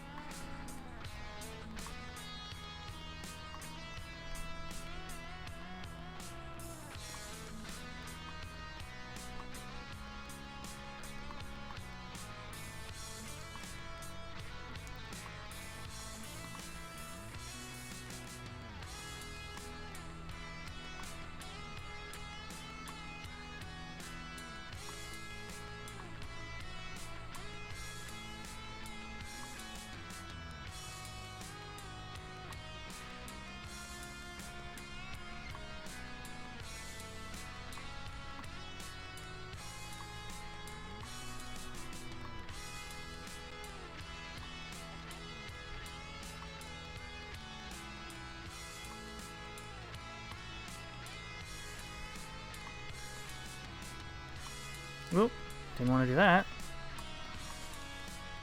A bit of an oopsie doodle.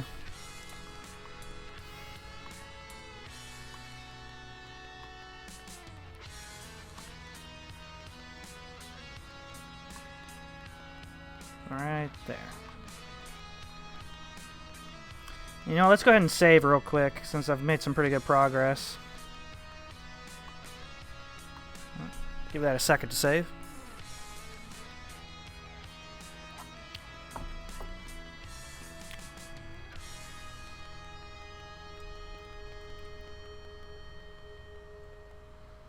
So let's see here.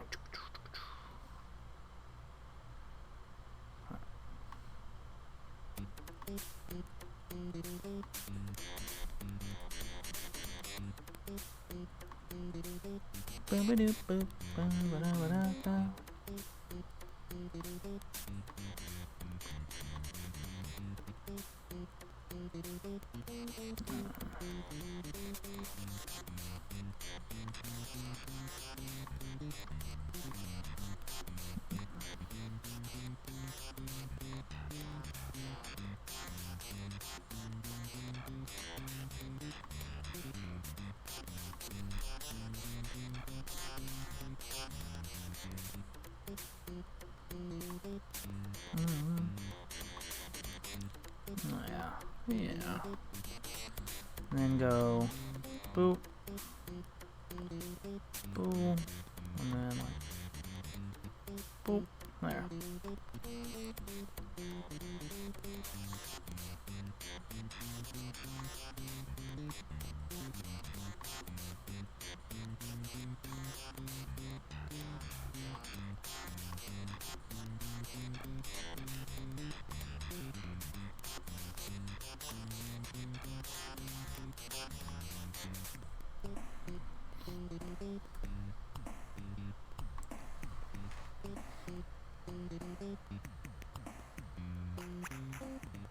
Oh god, I hate this.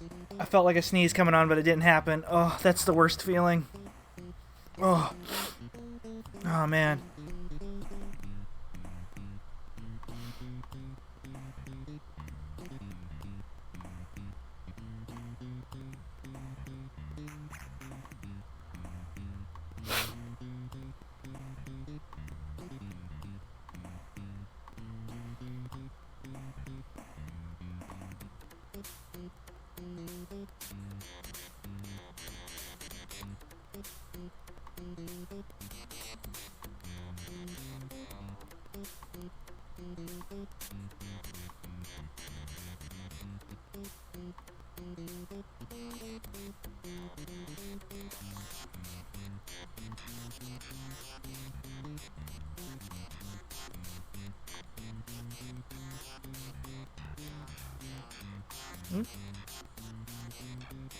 There we go.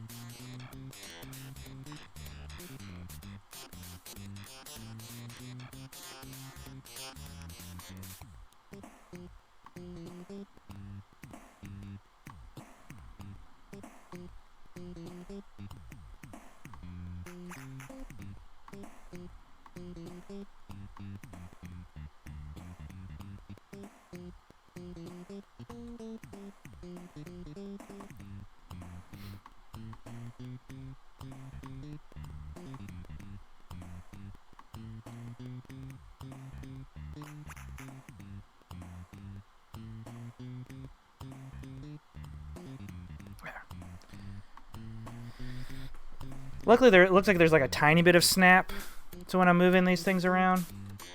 So I am able to like distinctly move it like kind of like 1 pixel here and there, but I just have to barely use the trackpad to get it to do it just right, so I overshoot a lot.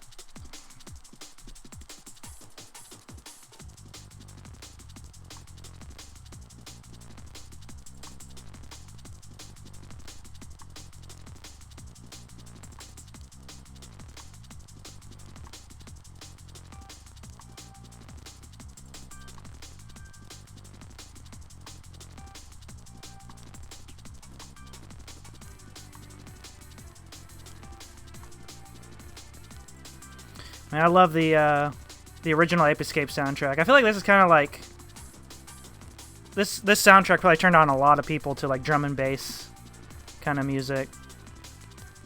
A lot of younger folks.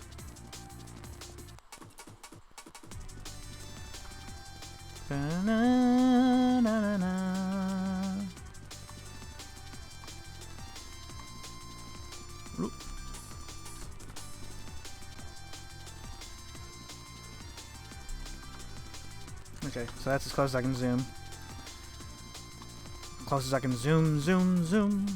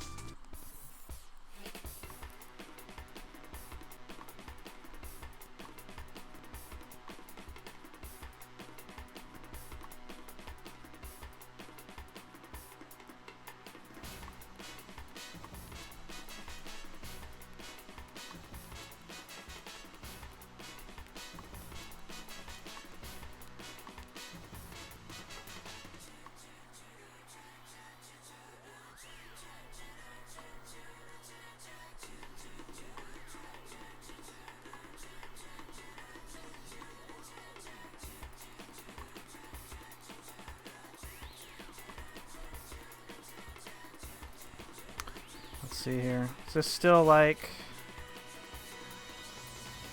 Yeah.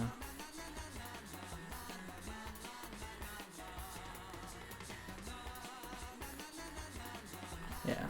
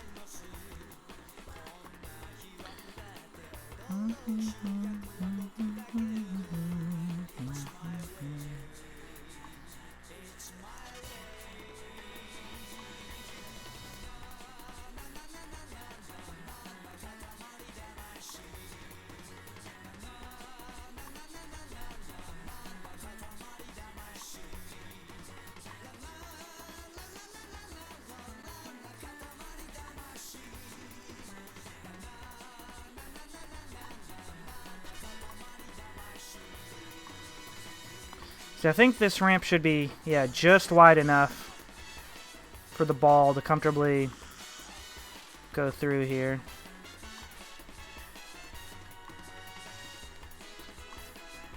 Because you want it to be like kind of snug, but yeah, it can't be too small where the ball just can't fit though.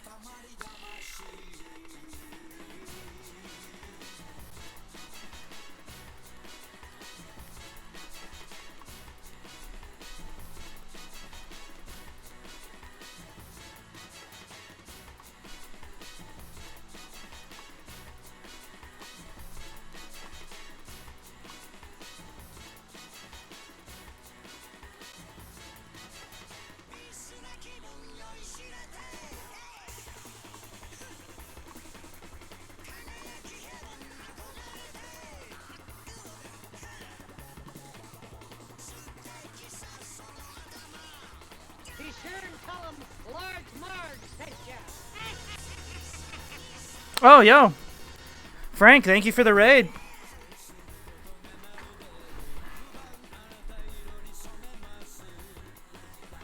Yo, yo, Kevin Hilt, how you doing, man? How, hey, Gringo, how are y'all doing?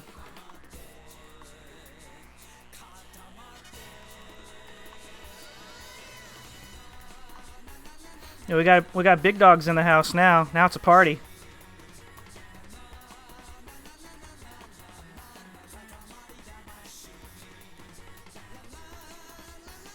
Yo, the pinball machine's doing good. I'm working on the 3D model and the ramps right now.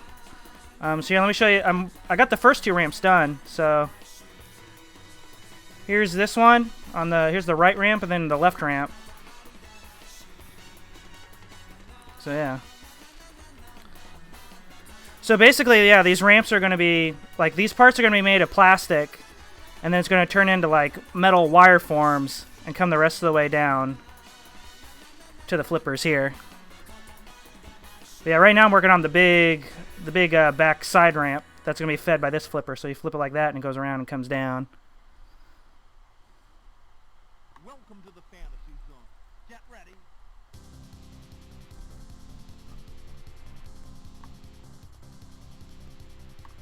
But yeah, awesome. Yeah, we got the big dogs here. So now it's now the party can begin.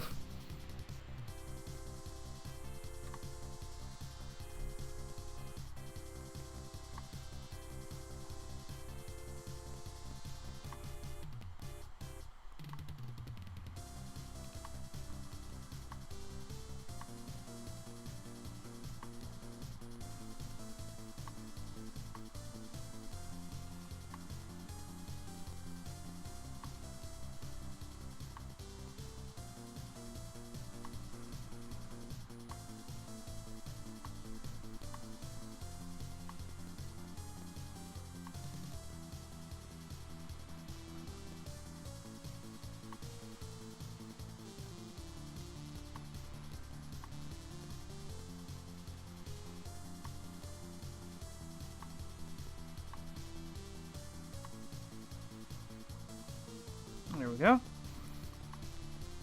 So yeah, basically, yeah, for this ramp, what I'm doing is I'm kind of extruding out like little chunk by chunk of it. So I highlight the very end here, and then I press E, and I can bring out a little more of it. And then I go in and tweak like the little vertices on their own to kind of line up with this the vector file I kind of imported for reference.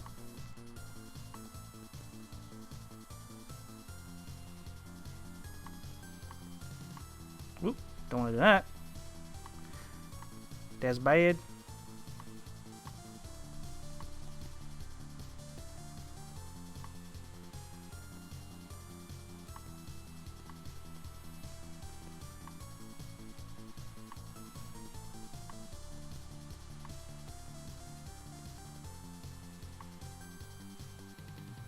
About like that. There we go. And then nudge these ones here forward just the tiniest bit. Like that. There we go. One brick of the ramp done, and then repeat like that. And now it's going to get a little easier for a little while here because it's kind of a straightaway on this part of the ramp. So it's just going to be like that.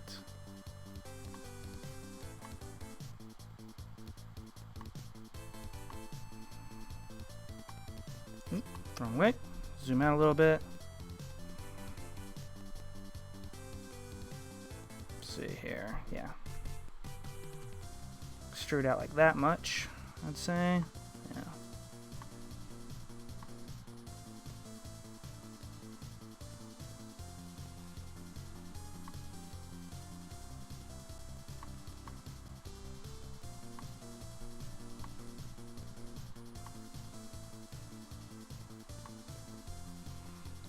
Yeah, there we go. So now this is going to be the interesting part of this upper ramp. So this upper ramp I'm going to use for multi-ball locks as well. So right here where this kind of circle is and these lines is where the big kind of like the time machine, like the theme of this game, it just has to do with time travel. So there's going to be like a physical time machine that you'll lock the balls in for multi-ball. And once you get 3 balls in the time machine, the multi-ball will start. So right here, there's going to be a little kind of diverter flap that'll be able to go like that. So normally it'll be flat right here like that.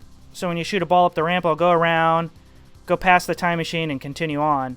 But when locks are lit, the diverter will flip up, and then the diverter will be like that. So then you hit the ramp, and it'll come around, then feed down here into the hole where the time machine will be.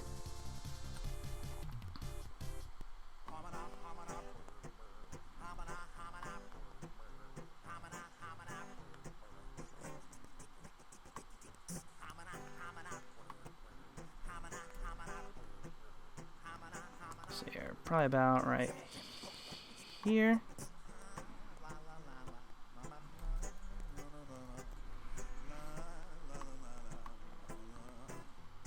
Ooh.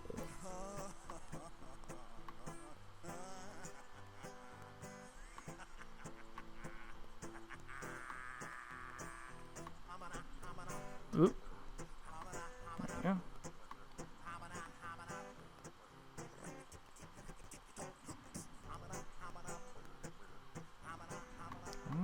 Oop.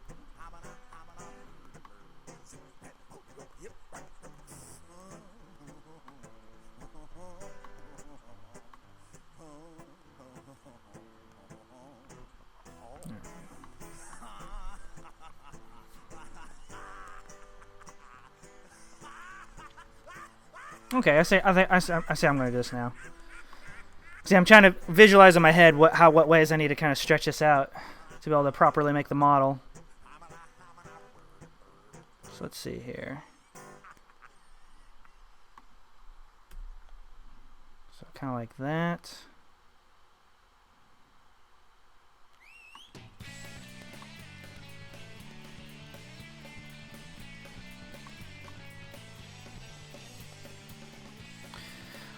No, this is going to be a real physical pinball machine. Yeah, I got like the playfield back here so far, actually. Let me show you. So yeah, it's going to be a real ass pinball machine. So yeah, let me back it up a little bit. So yeah, here's what I got so far of it. Basically, I just need the ramps and the time machine lock mechanism. That's going to be right there.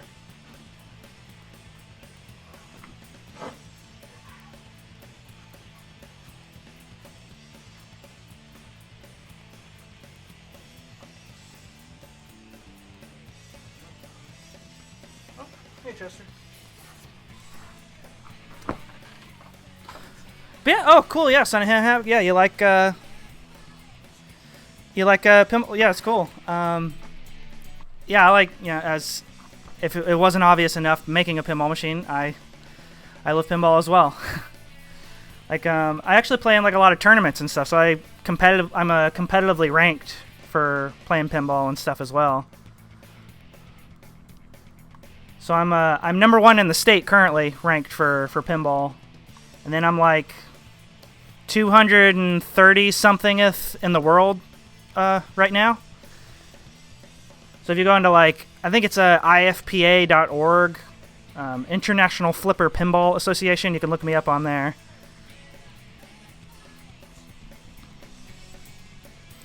We just have no arcades here in Alaska. Oh yeah, that's a bummer. Yeah, like I mean, I feel like for a while there was no arcades anywhere, just about for a while there. Like going into like the early 2000s there was just kind of like, even like I was saying earlier, even like all the bowling, like it didn't really have arcades where I grew up, but we did have like bowling alleys would have like kind of arcades in them, and even like the bowling alleys, yeah, starting to get rid of all their arcade and pinball machines and stuff, and started doing just like ticket redemption games and lame stuff like that.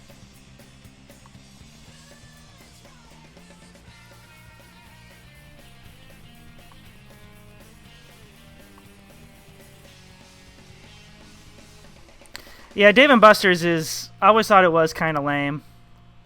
Because, yeah, it's mostly just, yeah, like those ticket redemption kind of games and stuff like that. They don't have a lot of, like, actual arcade games there, it felt like. Just keep it capitalistic, because that's how things work. You need to know how things work, and I'm going to keep it realistic. Write me a checkout. Write me a checkout. Or get the heck out. Write me a checkout. Who doesn't want to get drunk, get party food, and play fight games and pinball? Yeah, exactly, yeah. Yeah, it's literally, yeah, like giant Flappy Bird and like giant Temple Run and stuff. Like it's literally, yeah, like free to play mobile games turned into arcade machines. And like Flappy Bird and stuff, yeah. Write me a checkout. Or get the heck out. Write me a checkout.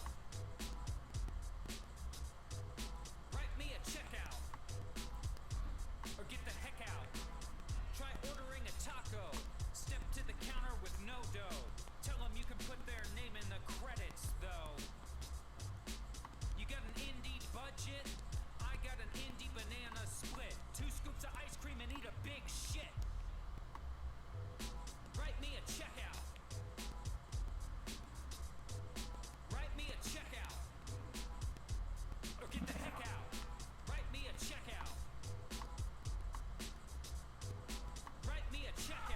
Oh, hey Chester. Hey bud. Only decent one nowadays are things like the Star. Oh yeah, the Star Wars battle pods are pretty cool. Yeah.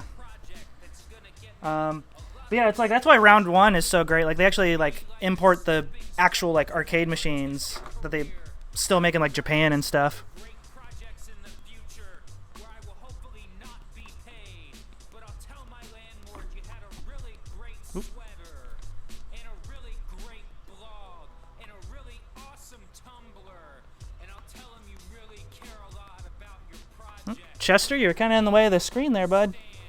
I'm sure he'll want to read your blog and hear Chester, you gotta get off the desk, bud. Come on, get down. Alright. My cat's being a nuisance. What else is new?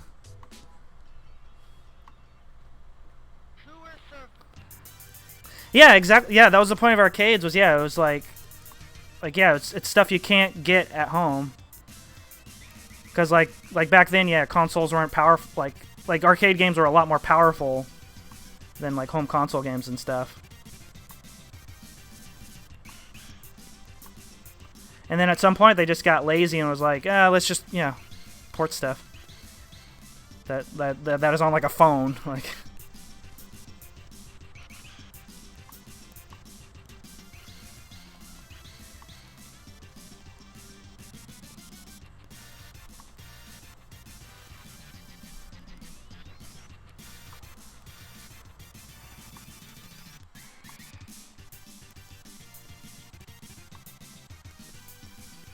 I remember the first time I played Turtles in Time. It was at Chuck E. Cheese, I think, on like my 6th birthday. I remember playing Turtles in Time for the first time there.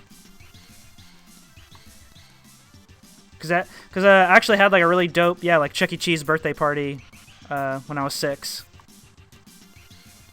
Greetings, my excellent friend. Oh, greetings, DP Musique, my new excellent friend. I mean, the rest of the big dogs are also my excellent friends, but that's the one that specifically popped up on screen just now, so.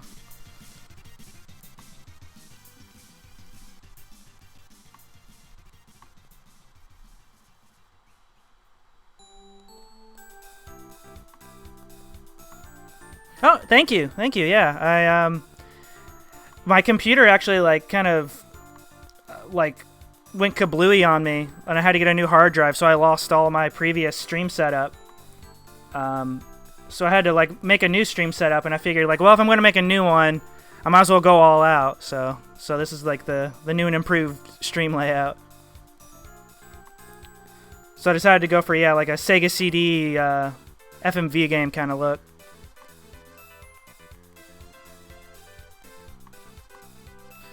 I remember playing the Simpsons arcade game. Oh yeah, Simpsons arcade. Yeah, that's great. One of the coolest arcades I remember was a Spider-Man arcade cabinet.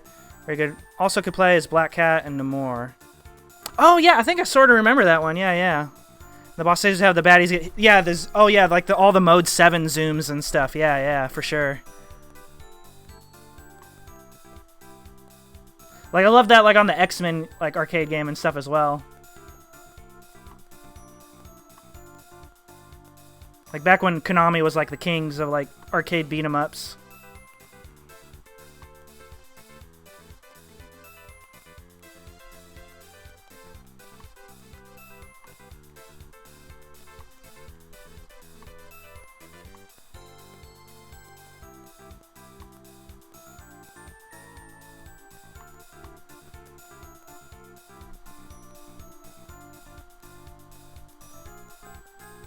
Oh, yeah. Sorta, yeah.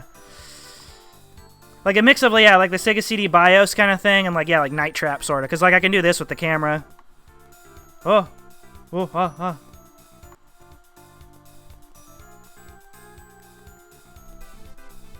wrong one. It's not the end. Not yet. Wrong key. Ignore that.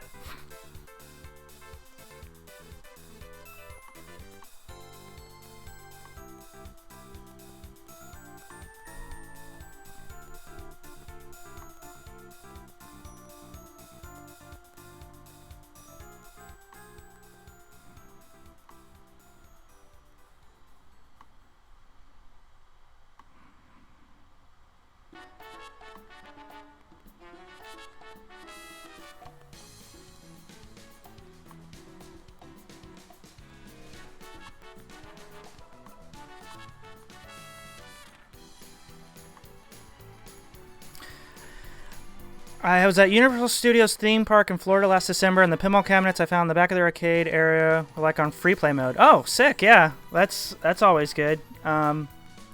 Especially nowadays, where like all the newer pinball machines, they charge like $1 to play them. Which, I mean, for me that's okay because I can rack up a bunch of free games and I can make that $1 last a while. But for the average person, like people don't want to plunk $1 in a pinball machine, play it for like 2 minutes. I have Night Trap Remastered on the Switch and I love it. Oh, hell yeah. I haven't played any of the Night Trap remasters. I would love to see that footage, like, because like apparently, yeah, it's like the footage is like, because I've only ever played it on Sega CD, so yeah, I'd love to see that footage like in a higher resolution.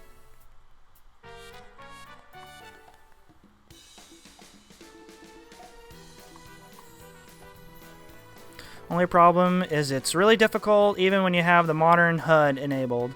Oh yeah, that was kind of the one downfall of Night Trap was like to like properly play the game, you have to completely ignore the story going on. Like you have to almost play, you have to play that game multiple times to get the whole story. Because if you sit there and like watch like the family, like the teenagers like driving up to the house and talking to the family and stuff, like you miss a bunch of stuff you have to have already gotten to get 100% in that game. So yeah, that's like the one kind of downfall of Night Trap, I feel like. That's like the biggest kind of glaring flaw, yeah.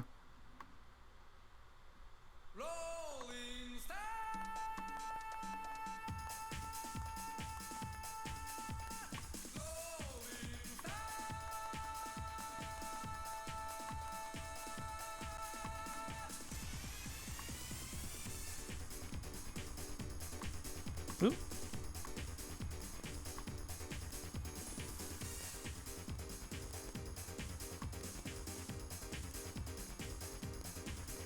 How am I going to do this part?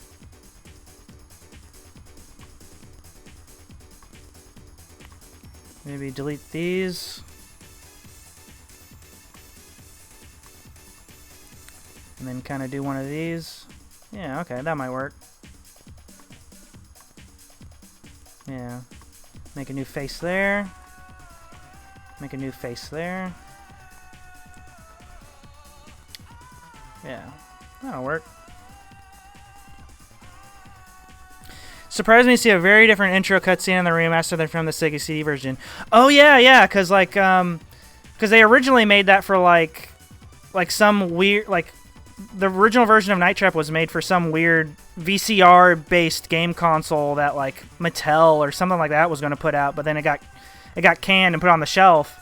And then when the Sega CD came out, they were like, "Oh, we have a way to use this footage now." Oh, and greetings, J-Rod James, new excellent friend. Thank you for the follow. I'm just like a couple away now from having enough to start applying for affiliate and stuff. So, thank you. I'm getting very close now. And so like they filmed they filmed like multiple versions of that intro for Night Trap because they'd made an intro for like, oh hey Chester, bye Chester.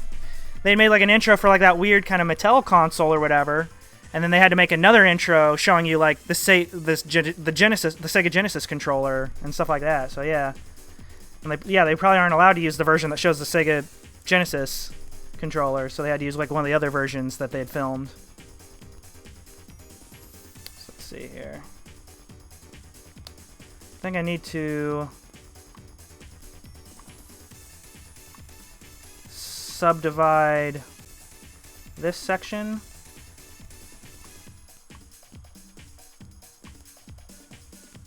Yeah.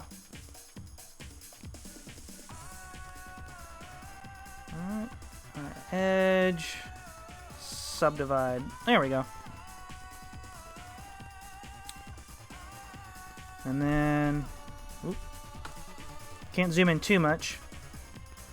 So let's see here. Go ahead and delete these. Or actually, yeah, delete these.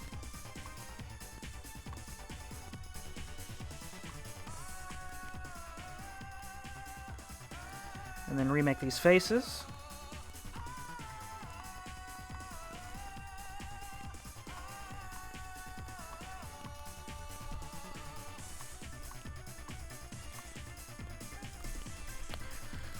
Never had one of those VCR games, a version of Clue. Okay, cool. Yeah.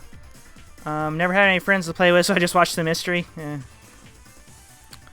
And so I remember, like, because I love that bit where, like, if you, like, there's, like, the whole thing where if you don't switch camera angles away from, like, the scat team, like, telling you, like, what to do, he starts reprimanding you, like, what are you doing? Get out there! Talk to them! And then he pulls the wire out of the Sega CD controller as if, like, that's what's, like, connecting you to the game. And he's like, you're not cut out for this! And breaks the Sega CD controller.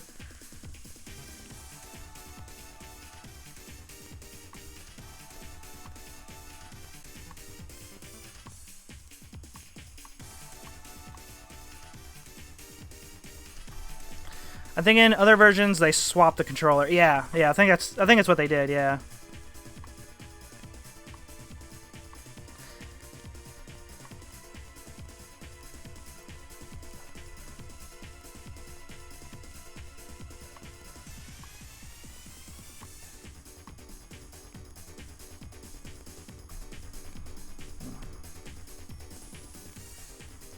There we go.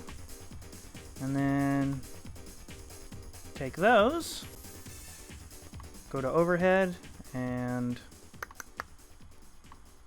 nudge that over like that. Then take that one, and that one, nudge it over like this.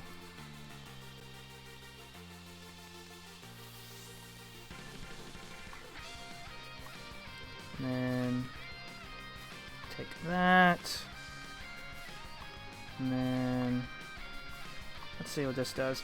Nope, can't do that. How am I going to do this? I guess I have to subdivide this little section as well.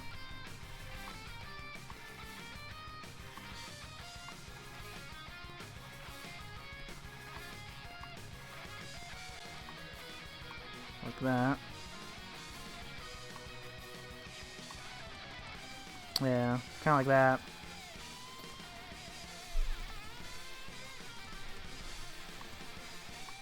And then, let's go into faces. Such a neat concept for a narrative-based game, which someone would have made some kind of spiritual successor tribute for it. Absolutely, yeah. Especially with, like the tech we have nowadays. Someone, like, I always thought it would be cool to make, like, a good FMV game. Not to say that Night Trap's bad, but you know what I mean.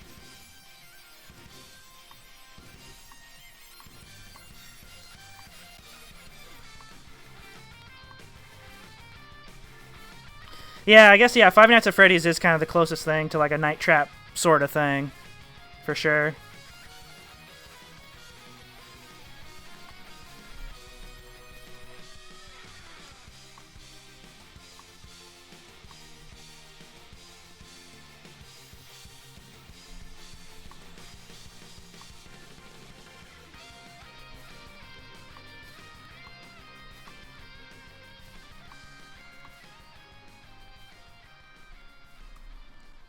Alright, and then go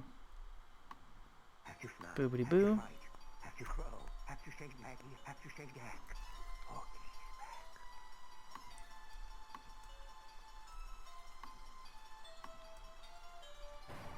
Pretty sure I selected the right ones there? Yeah. Okay. Man, I love the music for this Hook pinball machine because it's literally just like a sped up version of the John Williams like theme.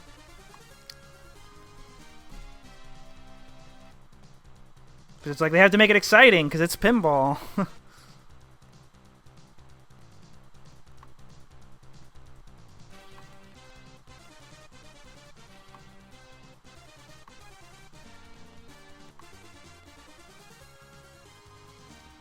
Get that out of the way.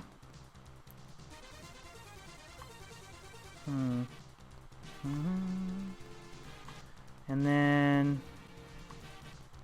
kind of delete those. Delete these three. Yeah. Or no. Yeah. Delete these three. And then, whoop, I need to do the same thing on that side. So delete these 6, actually.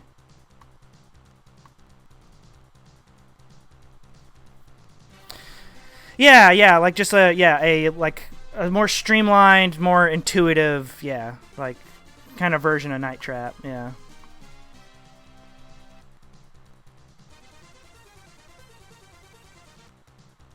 Oop, did I click the wrong ones? What did I do there? Oh, okay, I see what happened. There we go. That's what was going on. That's what's going on.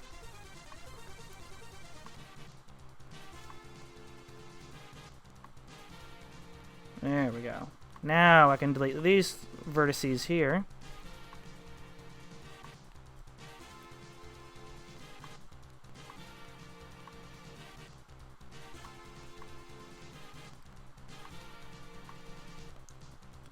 And go boobity boobity boobity boo.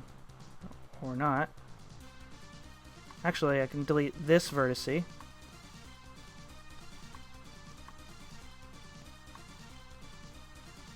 And then go like this. Like that, I think. Yeah, there we go. I think Star Fox Guard game that came bundled with physical copies of Star Fox Zero had a similar concept. I don't think I've heard of that. I haven't heard of Star Fox Guard. But yeah, that sounds cool. If someone's done like kind of a better version of like the Night Trap kind of formula.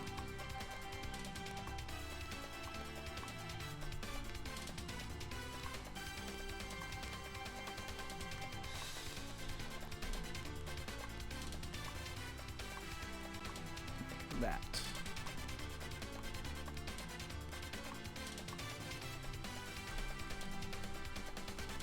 And then do the same thing down here.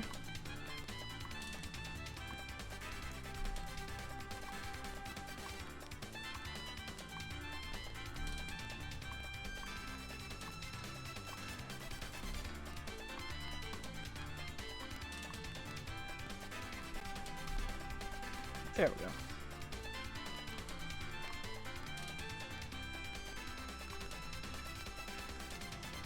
So let's see here. So now I need to move these over.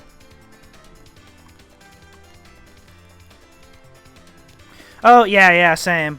Like I feel like the American version of the Sonic CD soundtrack is all right. Like Sonic Boom is great, but the rest of it's kind of okay.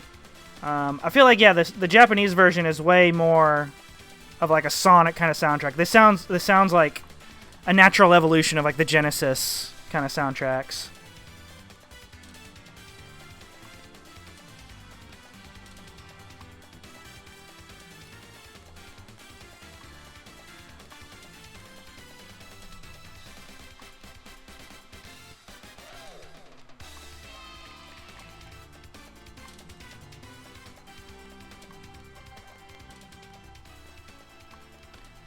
And then like the American soundtrack has like there's some songs that are good in it, but yeah, like it just has a weird the American soundtrack has like a weird vibe to it, I feel like sometimes. Like especially like the boss music is just like really bizarre sounding. Like it almost sounds like a little too ominous and like different from the rest of the game.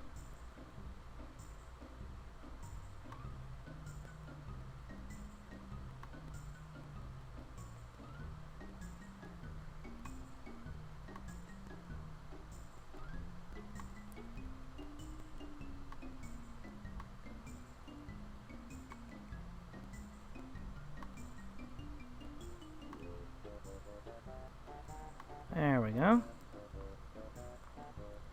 So yeah, and then subdivide this chunk here a couple of times.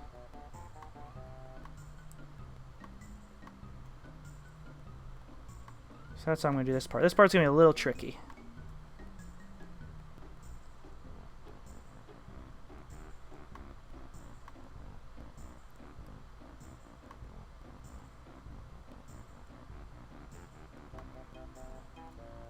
And then delete those.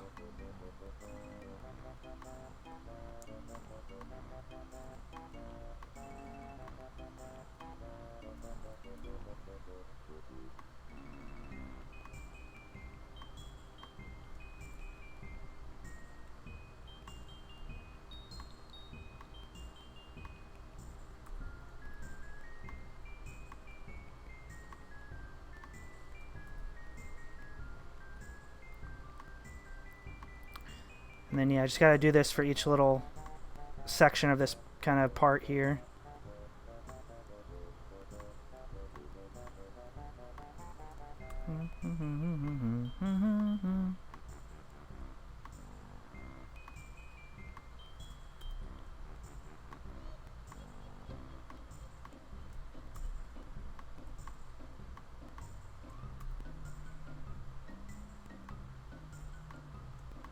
And delete these three here.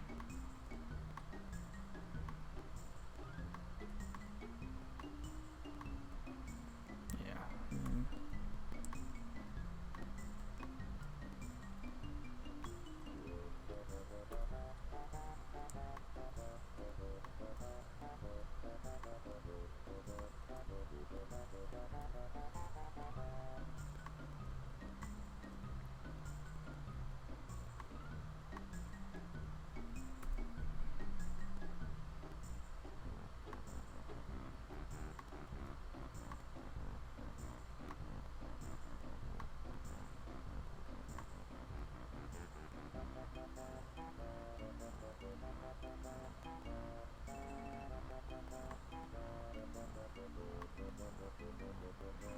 About like that, and then move this one down.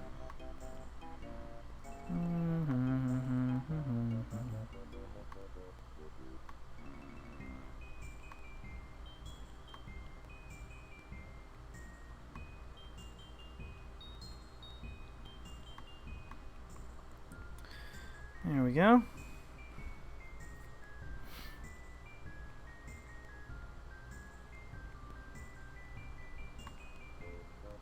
And then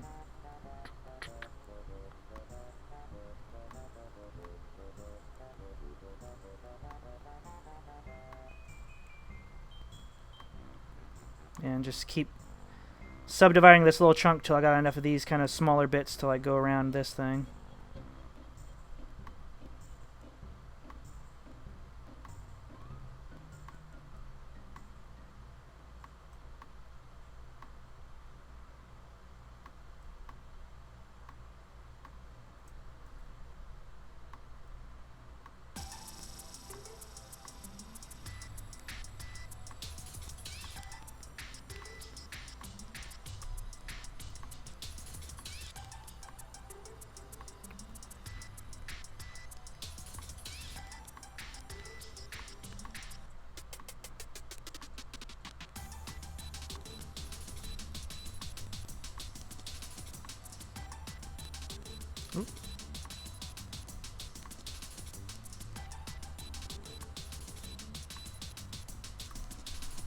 There we go.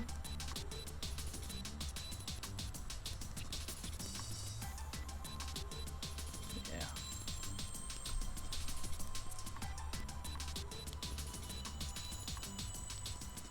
Yep.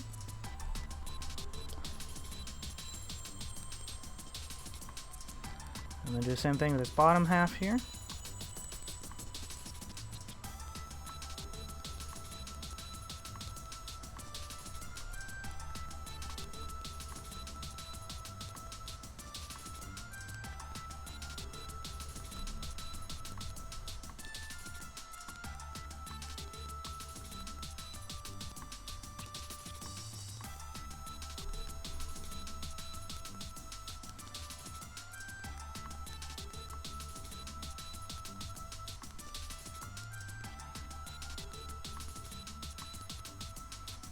Oh wait, what the heck? There's no line here.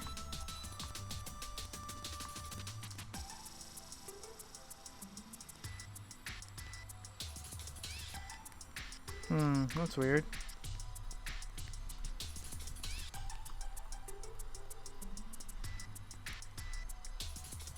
Let's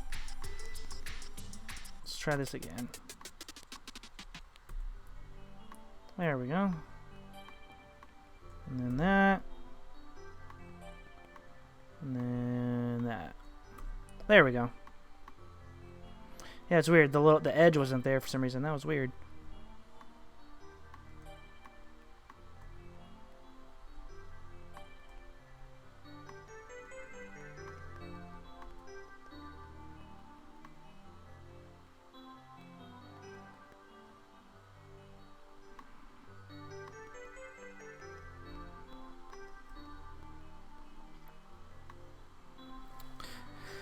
I've yet to play an Ape Escape game, even though I had a PS1 as a kid. I do remember always seeing promos for it, though. Oh, yeah, yeah. I was so excited when I got Ape Escape.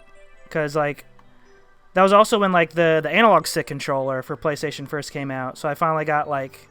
Not only did I get Ape Escape, but I finally got an analog stick controller for the first time.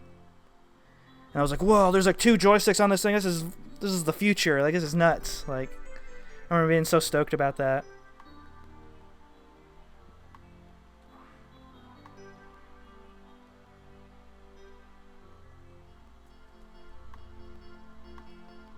And I thought it was like really cool the ways they integrated the 2 analog sticks into the controls of the game, like moving with one stick and then like use the other stick to kind of like throw the net and stuff.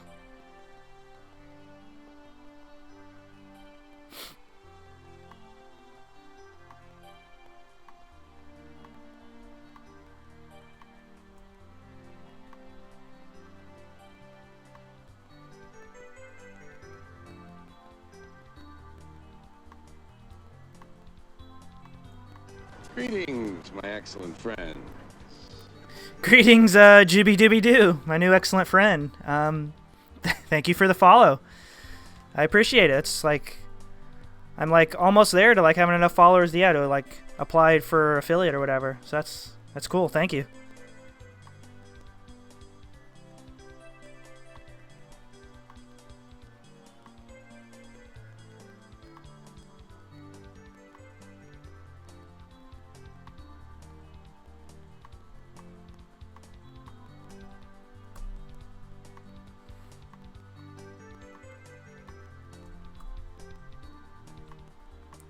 Jibby Dibby Doo, where are you? Right here in my stream, and I thank you for it.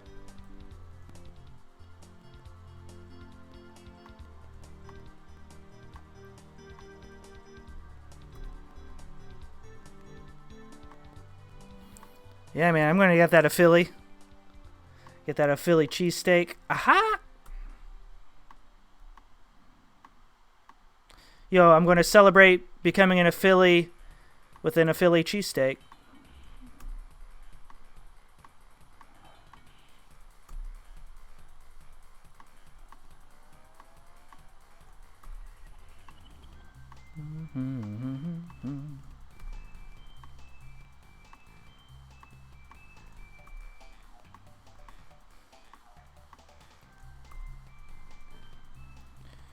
Yo, yo, yo, welcome, dude. Welcome, Kent. Das Bagans.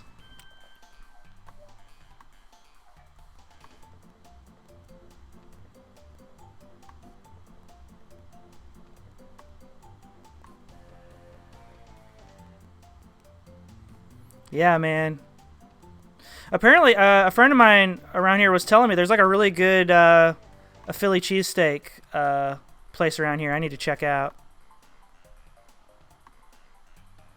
Sony really set the standard for modern controllers. First to popularize dual clickable sticks that doubled as an extra pair of buttons. The first one, as far as I know, with an extra pair of shoulder buttons. Yeah. I mean, like, yeah, the N64 controller sort of had like the Z thing down there, but it wasn't like 2 up here. Yeah. So yeah, I think they're the first to kind of. Honestly, yeah, like, and that just goes to show how good the original PlayStation controller is.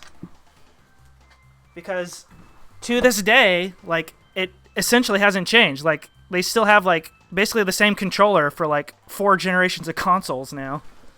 Like, you know, if it ain't broke, don't fix it, you know?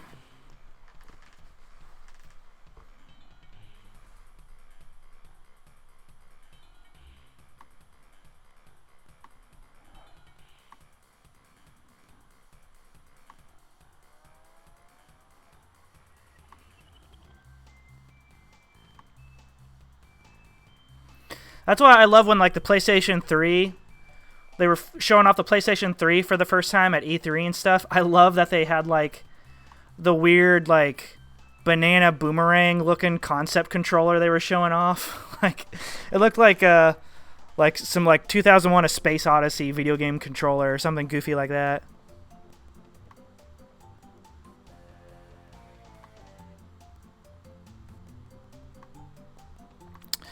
I saw a Reddit post recently where it was comparing all the generations of each console's controllers. The Sony one said, if it ain't broke, don't fix it.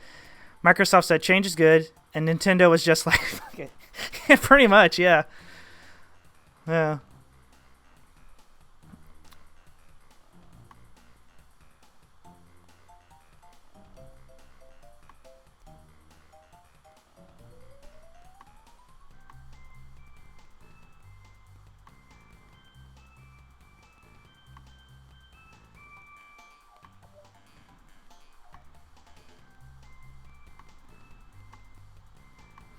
Yeah, Nintendo's always been kind of, yeah, they're like, I feel like, yeah, Nintendo always bases their controllers around whatever, like, either whatever new gimmick there is going on in their console, or, you know, what kind of games that Miyamoto wants to make and stuff. Because I feel like Miyamoto has, like, a big say in, like, pretty much everything that, like, Nintendo does console-wise. He's like, oh, I want to do this kind of game with the next console, so make the controllers be able to do this, you know, like that kind of thing.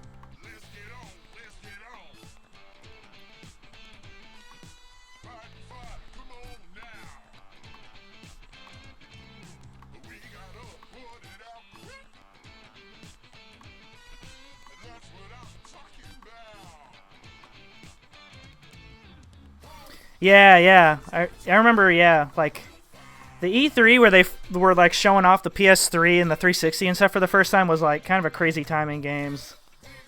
Like I loved like when the yeah, with the Spider-Man font. Yeah. Yeah, I love that E3 press conference when they first unveiled the 360, and it was like some like mom with a big purse came out on stage. She pulled the Xbox out of her purse and like put it down on the pedestal, and they were like, boom, like here it is.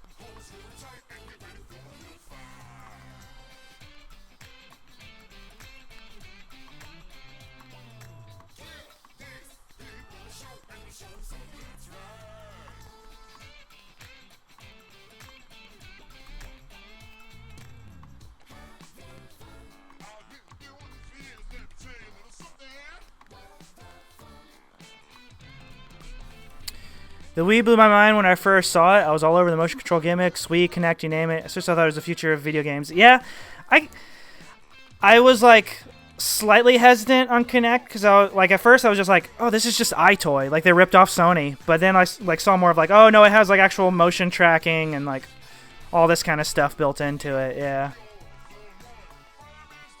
But even then, like it, and I feel like it's funny. I feel like the Kinect had a lot more impact on like medical side of, and like technology side, like not like had more impact on like stuff besides video games essentially. Like they started using it for like, yeah, like medical purposes and stuff like that, and people like hackers were experimenting with it and stuff. Okay, gotta move on.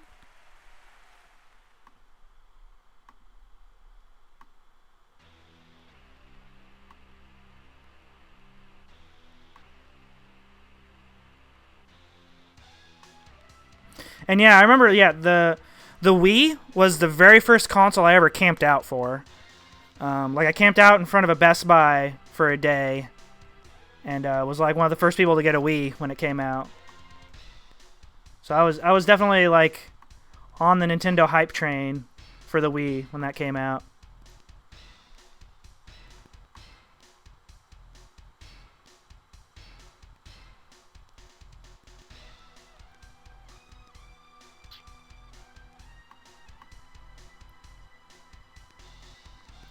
I could probably thin this out a little bit. Oop, wrong way. There we go. Yeah. So much to the point that when new games were announced and they didn't have motion controls, I thought it was a missed opportunity. Like, what's the point?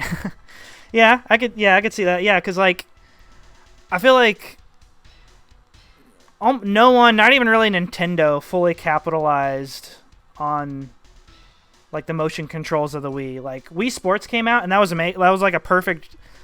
It was funny. Like the game that came with the Wii Sports was like the only really good like use of the motion controls. I feel like that was like fun and wasn't like frustrating to like get it to work right and stuff like that.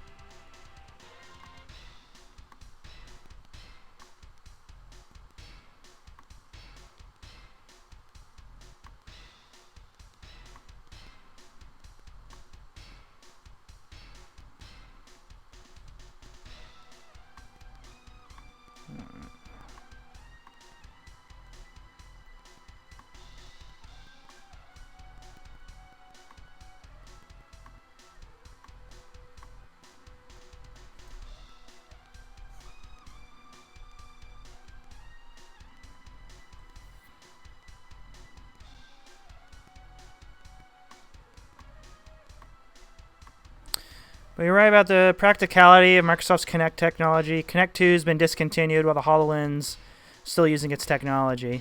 Yeah, I felt yeah. I'll be interested to see like where HoloLens and like all that kind of stuff goes. Because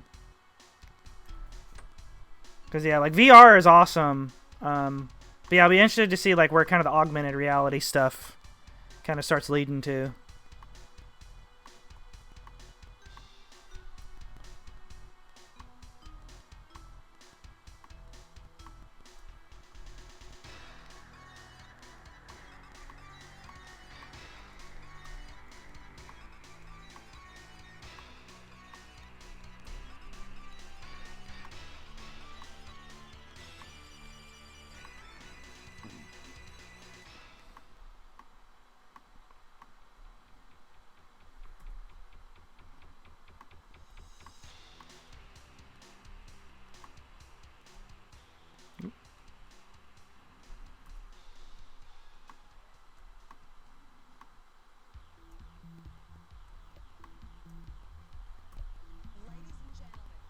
Oh, I love this song.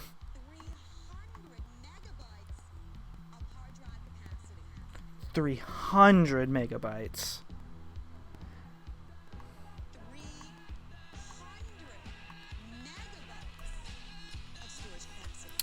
And Microsoft's completely shifted gears on the target demographic of the HoloLens with the second gen. Less consumer or enterprise to now solely enterprise. Yeah. Because, yeah, I remember, when they first started showing off HoloLens, they were like, you can play Minecraft with it, huh? But, yeah, now it's, like, now it's, like, other tech companies and stuff like that are more into it.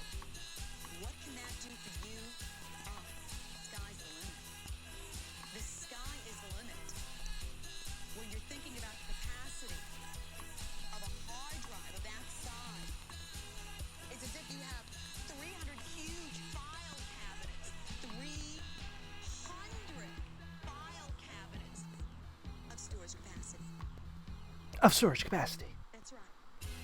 The biggest arena of computers today. I love this like salesperson speech pattern. Just like 500 megabytes of storage capacity.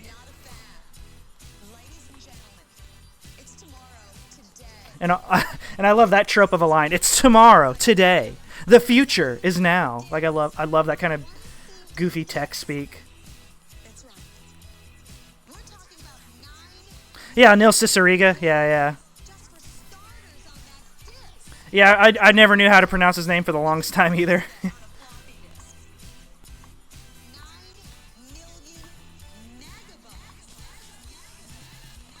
But it's crazy how long Neil Cicierega has been making content on the internet. Like it's nuts.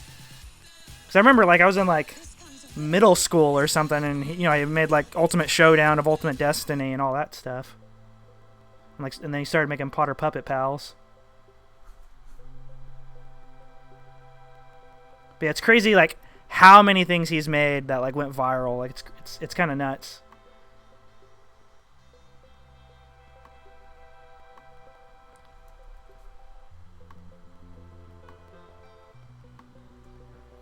Definitely, he's definitely one of those like early internet pioneers in that way.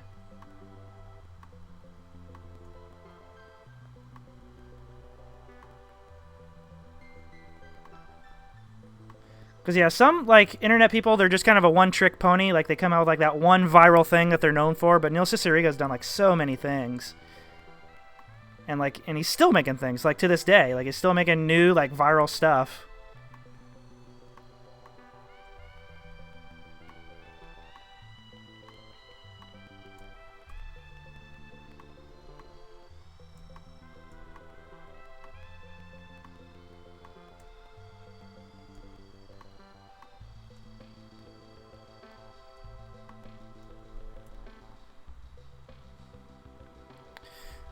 I've heard all 3 mashup albums, and his YouTube channel is great. Funny enough, I never grew up watching his Newgrounds Animation or Puppet Pals. I'd only ever seen Brody Crest growing up. Oh, yeah. Because, yeah, I used to watch, like, I remember watching, like, Potter Puppet Pals and Ultimate Showdown, and like, yeah, all his, like, animutations. I think he basically created a subgenre of Flash cartoons with animutations, which was, like, kind of like the original sort of version of, like, it was like a YouTube poop music video kind of thing before YouTube existed, where it was just like a Flash cartoon where he just used a bunch of like found like Googled images of stuff and animated them in like bizarre ways to like usually like J-pop or something like that. Like it's funny, Animutations, like Neil Ciceriega's videos is how I found out about Poly6, because he used a New Wave Jacket by Poly6 in one of his cartoons.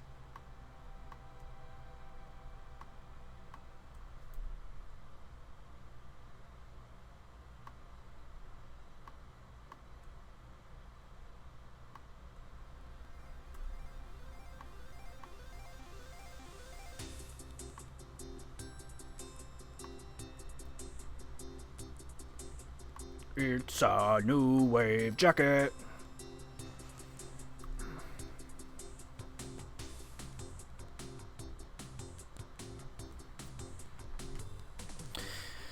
Do you have any tables at your house currently? No. I used to have that like 86 Gottlieb Raven pinball machine, but I had to sell that before I moved back here to Southern Indiana because I just didn't have any good way of moving it cross country. And also I didn't feel too bad getting rid of it because it wasn't in the best condition and I was starting to get kind of bored of it. But yeah, currently no finished pinball machines. The only pinball machine I have is the one I'm working on right now. I grew up watching too much YouTube poop. Yeah. Yeah, I used to be like really into like that kind of stuff. Yeah. I mean, I guess there's still like some good ones. There's some that are still funny to this day, like the Skooks, like SKOOKS series of YouTube poops, where it's just like them taking a bunch of footage from like Scooby-Doo cartoons and doing all the bizarre shit. If he's in here and we're out there, and then we're out there and he's in there.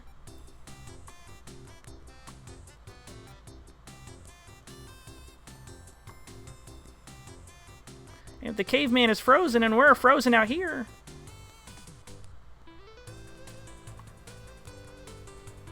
Oh yeah, they had a Raven pinball machine at Ace Gogi. Yeah.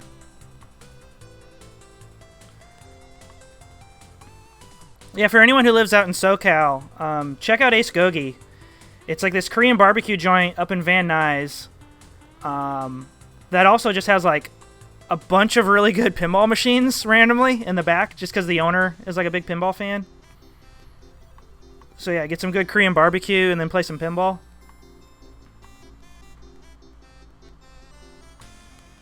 Because not only does he have like a bunch of like really good condition pinball machines and stuff, and like a couple of rare ones, but he also has like really good Korean barbecue at the same time.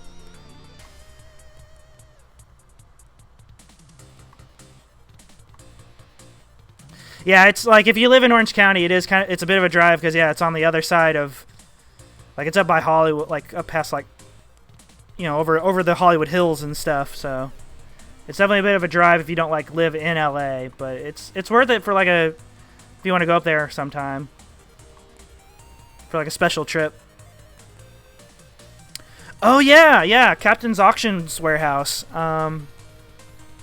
So yeah, another thing, if anyone lives in Orange, like specifically Orange County, there's this place called Captain's Auctions that's like specifically a coin op auction house. So they auction off pinball machines, arcade machines, claw machines, like redemption games, like anything that's like a coin op thing. They auction off there. And I guess recently they've started actually having like pinball tournaments and stuff like that there as well. Which they started doing that after I moved, but I would go over there sometimes just to check out the auctions and stuff because they would have all the machines on free play for people to like check them out and see what condition they're in before they bid on them and stuff. So I'd go over there and just like play some free pinball and arcade games and stuff sometimes.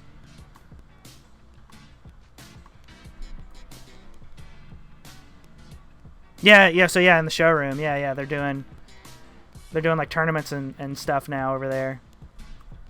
Which is cool. I feel like there needs to be more locations, not only locations for pinball in general, but more locations for like playing pinball competitively in Orange County. Because it's like I feel like you have to, like anyone who lives in Orange County has to go up to LA for pinball stuff, or they have to drive down to San Diego for it. There's not like a ton in Orange County proper.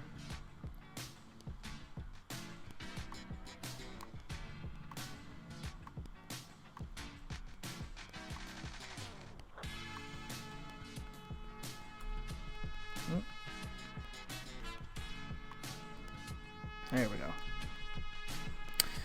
Remember, let me know when you're back in town. I'll have to hit it up. Yeah, for sure.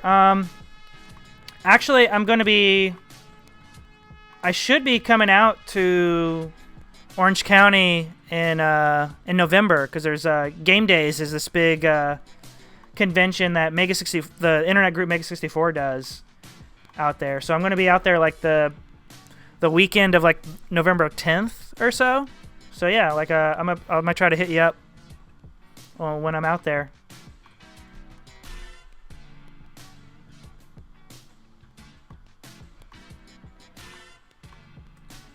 Yeah, maybe I can convince like because I'm gonna be there. It's not gonna be just me. I'm like there's a big group of like basically my big group of internet friends. We always go down there to Game Days. So like I'll try to convince some of them to like come along with us. So are the machines in their showroom, are they on free play or are they or is it a coin drop? Because that would be another thing that would really convince them, like, oh, I know where to play some free pinball if you guys want to go.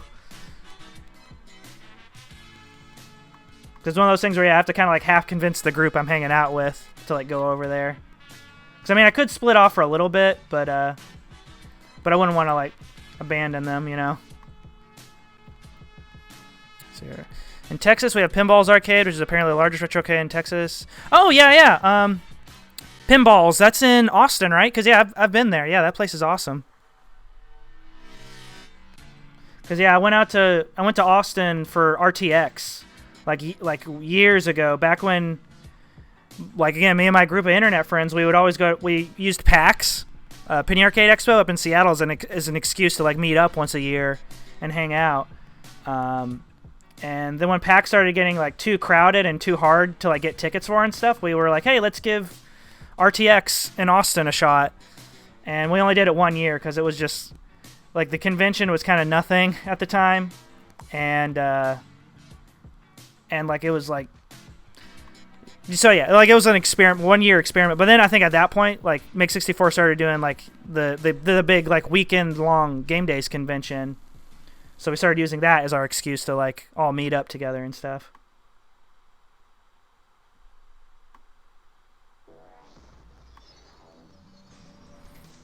Yeah. Captain isn't free play. It's actually pretty expensive. A lot of 75-cent and dollar games. Okay, yeah. I mean, I wasn't expecting it to be free, but yeah, because yeah, most of my friends they're like okay about pinball. They're not as like diehard as I am, or maybe you are. But I you know, so I would probably have to be like, see you guys. I'll be back in a couple hours. Like if I wanted to go over there.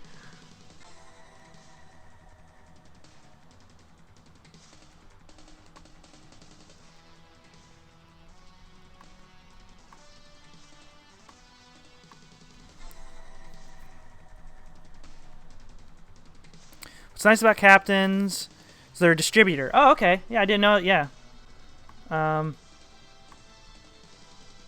yeah, that's cool. I didn't know they were a distributor. Yeah. Last Arcade in 2084 spoiled. Yeah, for sure. So yeah, because yeah, that was a thing I actually was able to convince my friends. Like when we were out for game days one year, when they were all out, in Anaheim for game days. I was able to convince them to go over to 2084 because I was like, oh, it's like $10 and we can hang out there all night and play arcade games, and like I was able to convince them with that. But yeah, it'd be a little harder sell to be like, hey, let's go, play a dollar a game for pinball over here.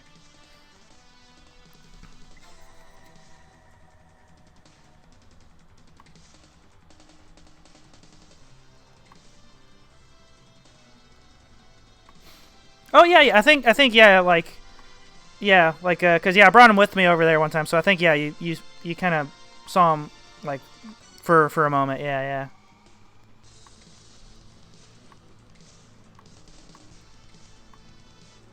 Cause I think I like really quickly introduced you to him and stuff, yeah.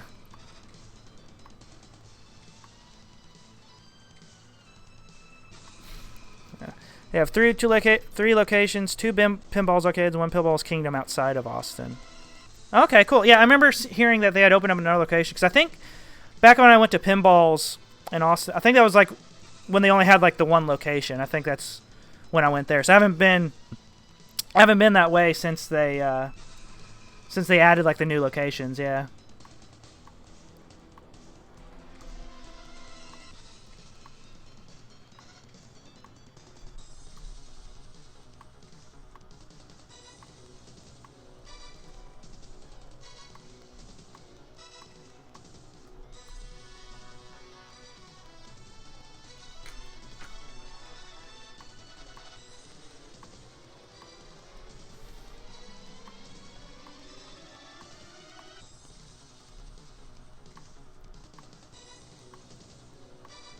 And Giant Mnemonic music is really good for this because it's like I'm like hacking the internet or something.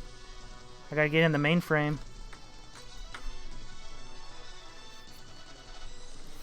I'd really like to go to game days. Yeah, like yeah, if you ever get the opportunity to do it, yeah, it's a lot of fun.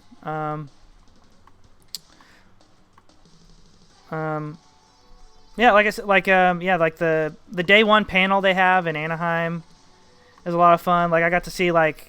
I love that that they had Fatal Farm come out that one year. It was really cool to see like Fatal Farm go like behind the scenes of like their Old Spice commercials and like the Lasagna Cat videos and stuff. Like I love the Lasagna Cat videos.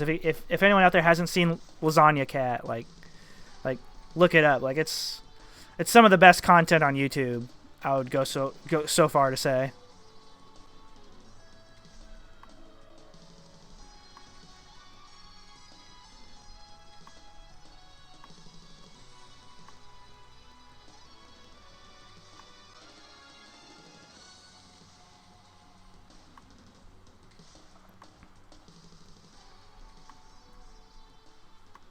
And I'm really excited because, yeah, this year at Game Days, they've already announced Neil Hamburger is going to be performing at the day one convention day thing. So I've seen Neil Hamburger live before, up in LA, but it's always a treat to see Neil Hamburger.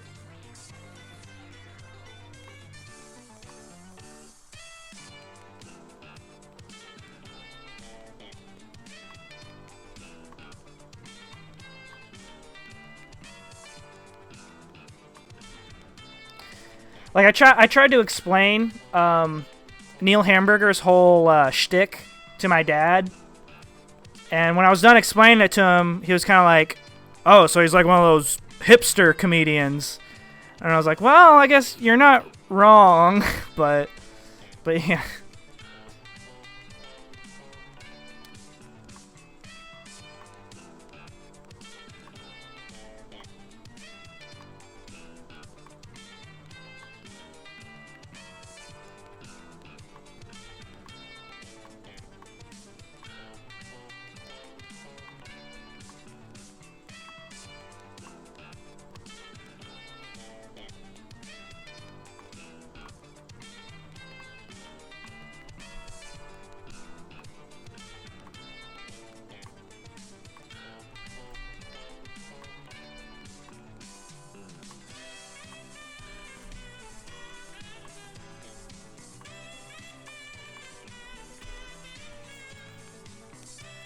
Yo, Kevin Wrestling, how you doing, man? Nice to see you.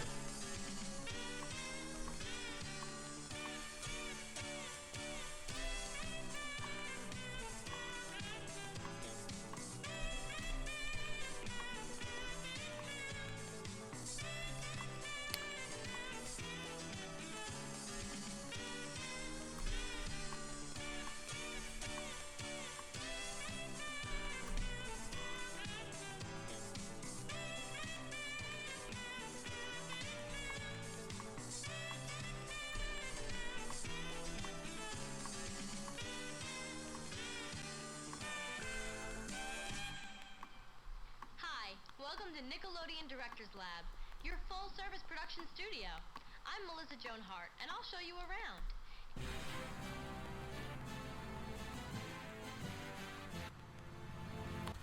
Welcome to Jurassic Park. Was just watching some Dark Crystal. Oh, okay, cool. Yeah, I haven't seen that new Netflix show yet. How's it been so far?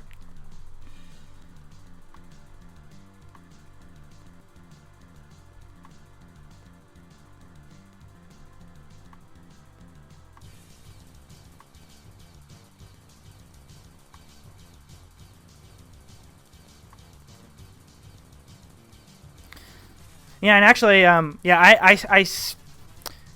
hate to admit this because I'm such a big like Muppets fan, like a big Jim Henson fan, but I've actually haven't seen the Dark Crystal yet, the original movie. I've been meaning to, and like with this new show coming out, it's like, well, now I really need to see it soon. But yeah, I mean, it looks awesome. Like I really like the look of the movie and everything, but just haven't watched it yet. So need to get on that.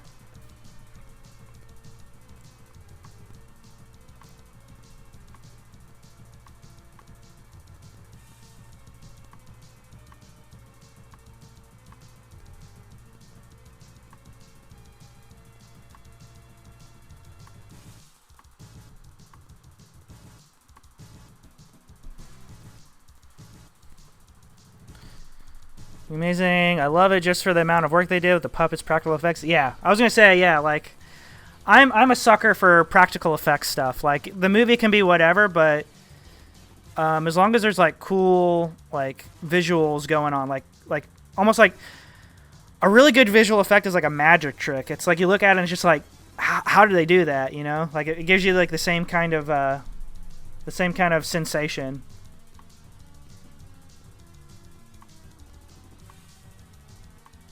Because nowadays you look at a movie and it's like, oh, they use CG. That's the trick. That's how they did it. But like those, like the movies where they use like practical stuff. It's just like, oh man, how did they make this come out of there and like go over here and like yeah, there's like kind of a, I don't know, like just kind of a like there's a bit of a kind of magic to it, you know, like movie magic, y'all. Yeah.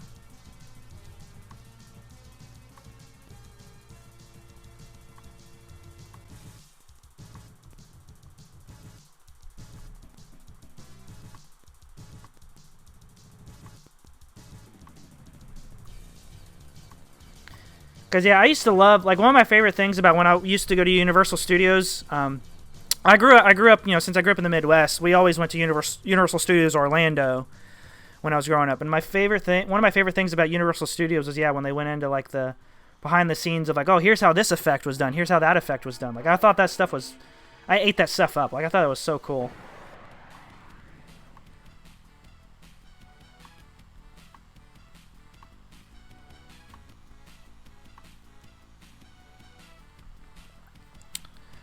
There's CG in the show, but it has a nice mix of practical CG. Yeah, I mean, I can accept that because like, it's when they use CG when it's something that could have easily been done practical that like kind of rubs me the wrong way. Because it's like CG should be like, it shouldn't be like noticeable. It should be just like something to enhance something that's already there. It shouldn't like the whole scene shouldn't be like all CG. You know, I feel like.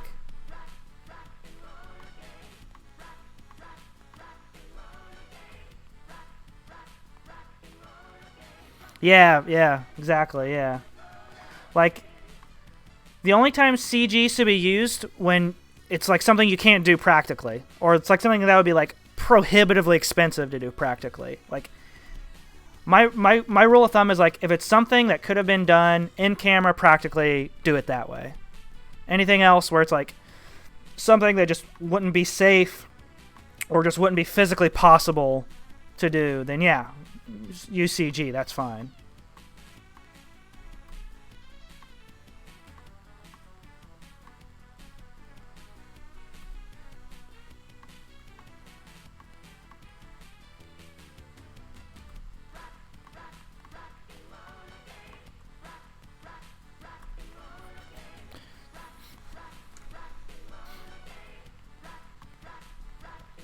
Like one of the biggest, I feel like the biggest example of like how like shitty CG, like the perfect example of that situation, where they use CG where they could have just easily done practical, is that the Thing remake. There's like a whole version of the Thing remake where like all the monsters and everything are practical and stuff, but then some bigwig, some big shot with a cigar is like, nobody wants to see these practical effects anymore. Put some CG over it. And then they literally like took all these scenes that they had done all these practical effects for, and then just put CG monsters and stuff on top of it, and just like ruined like any kind of interesting look that movie could have had.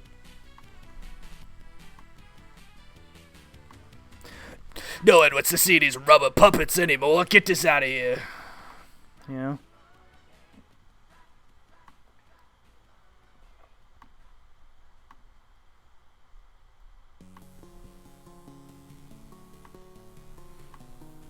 And it's like a double shame too, because like there's like footage out there of like the practical effects version of that movie, and like the effects look really good. Like the practical effects looked awesome.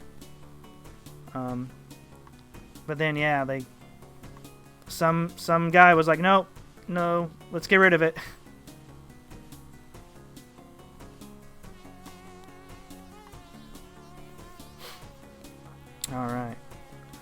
All right, I finally did the hard part of this ramp, so it should be slightly more smooth sailing now.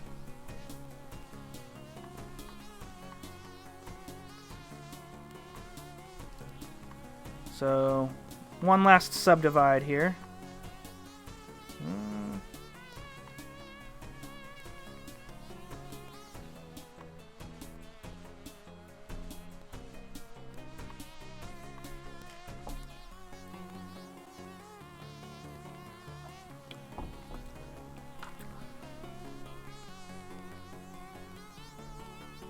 Oh, thinking that one cigar dude from Superstar Limo when you said hot chugs. Yeah, Swifty LaRue. I actually know the name of that character. Oh, you boffo, baby. Mwah, mwah. Yes, Swifty LaRue is the name of that puppet from Superstar Limo.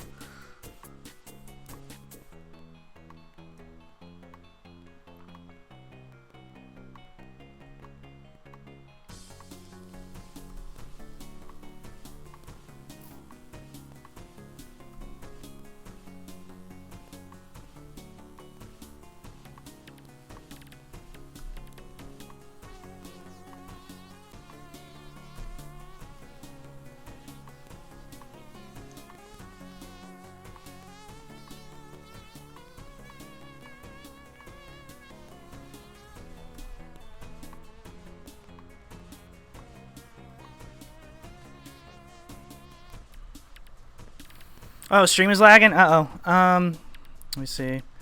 And there's kind of nothing I can do about it on my side. I think it's just because of the fact I'm kind of in the middle of the nowhere. The internet can be kind of come in and out here.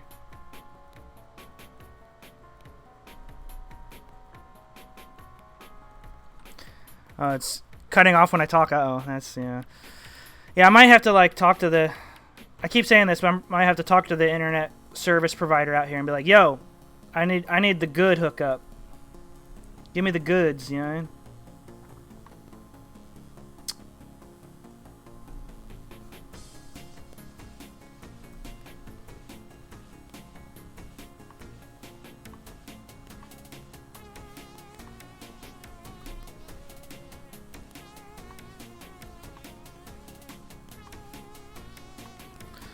But yeah, so just in case I got cut off, yeah, the name of that, the puppet that's the your agent in that superstar limo ride is Swifty LaRue. Like, I love, that's just like a perfectly, like, awful name.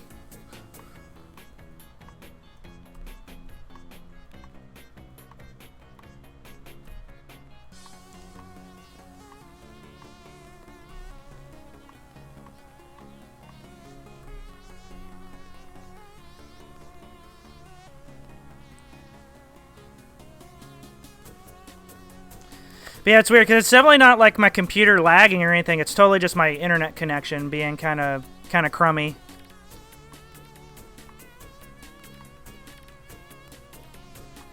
Because yeah, OBS is saying like, oh yeah, we're only using 7% of the CPU. You're at 30 frames per second solid, so it really is just the just my internet's being a bit of a dingus.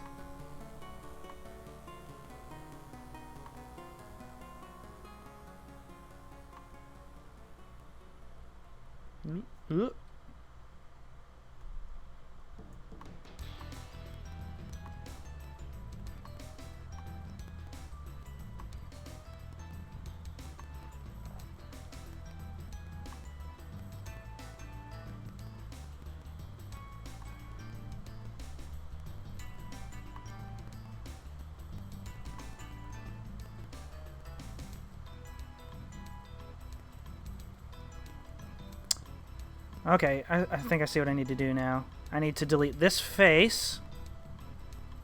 And I should be able to do this just right.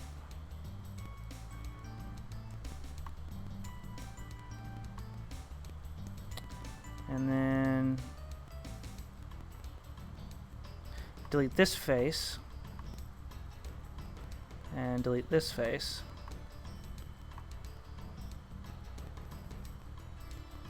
Oh, yeah, Pilot Red Sun's great.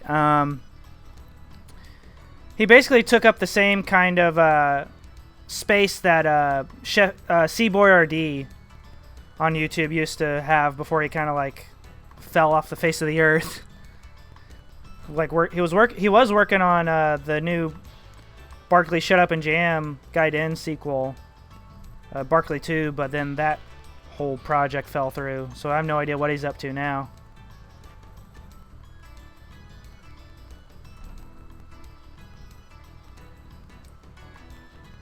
But I remember, like, I loved the Dilbert videos that C Boyardee made. And then yeah, I found out about Pilot Red Sun. I was like, oh, he actually makes like, he's very similar to C Boyardee and like his kind of the humor and the art style, and also that the fact that he made like his own kind of trippy music that went along with his videos and stuff.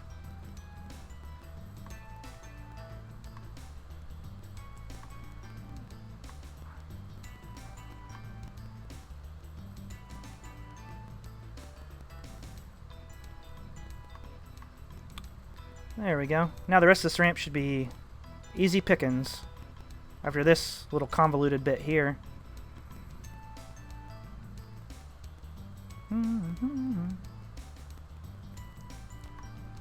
So now that I got this laid in there, I can do some little fine-tuning adjustments. Kind of like there. And up a little bit. Yeah. There we go. And adjust this one a little bit.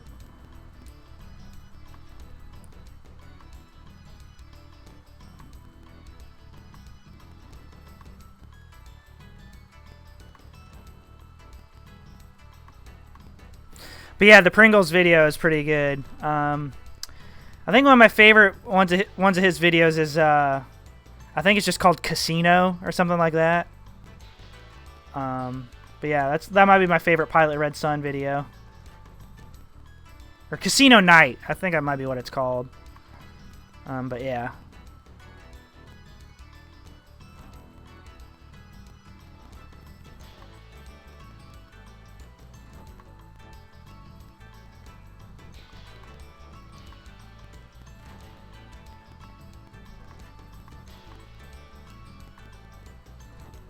There we go. Now I can start just extruding out parts like this again.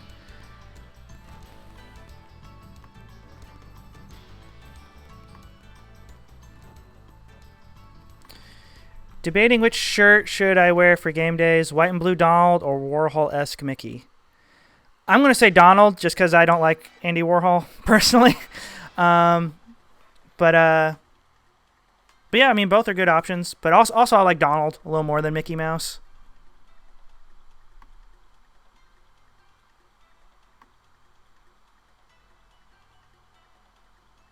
Just like as a character. Alright, let's see here. Let's check these out. Ooh, yeah, let me bring this out on the stream. Yeah, ooh, I really like this Donald. The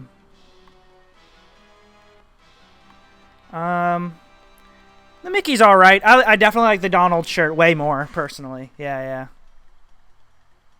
Like, they're both pretty good, but I like the clean, just simplicity of the Donald one a little more.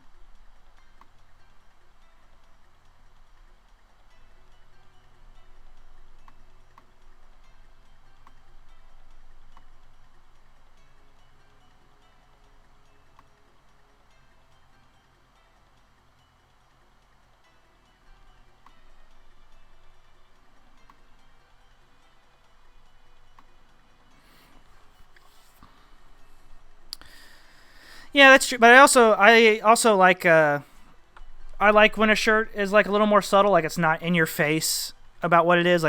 But yeah, like that's fair too. Like you can definitely tell, like, oh, this is a Mickey Mouse shirt, like from like a mile away.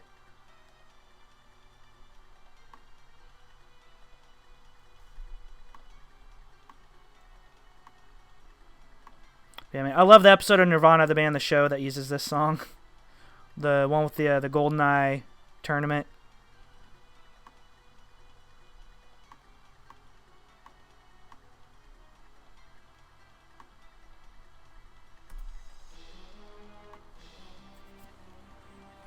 Yeah, I feel like Donald is kind of a low-key fan favorite of like the old school Disney characters. But I feel like it's usually either Donald or Goofy. Like, when I was younger, I used to be more of a Goofy guy. Like, I loved Goofy. But now I feel like I'm a little bit more of a Donald guy. And I think it's just something, you know, as you get older, you start to appreciate, like, oh, it's a Disney character that's allowed to be, like, shitty and angry. like that's kind of fun in its own way.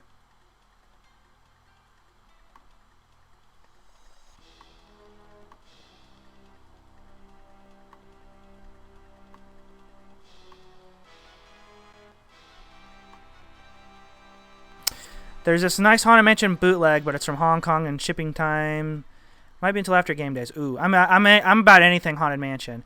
Oh, I have literally always wanted them, like Disney, to make a Haunted Mansion shirt like this. Yeah, using like the wallpaper from the Haunted Mansion on a button up. Like, yeah, like, oh, I am all about this. Like, yeah, this is like I might need a link to buy that, because yeah, like I've said this for like maybe not years now, but for a long time I've said, man, Disney needs to put out, because they put out like button up shirts and stuff, but like Disney, they need to put out a button up shirt of the Haunted Mansion wallpaper. Oh, ooh, and a Spaceship Earth one, that's probably cool too.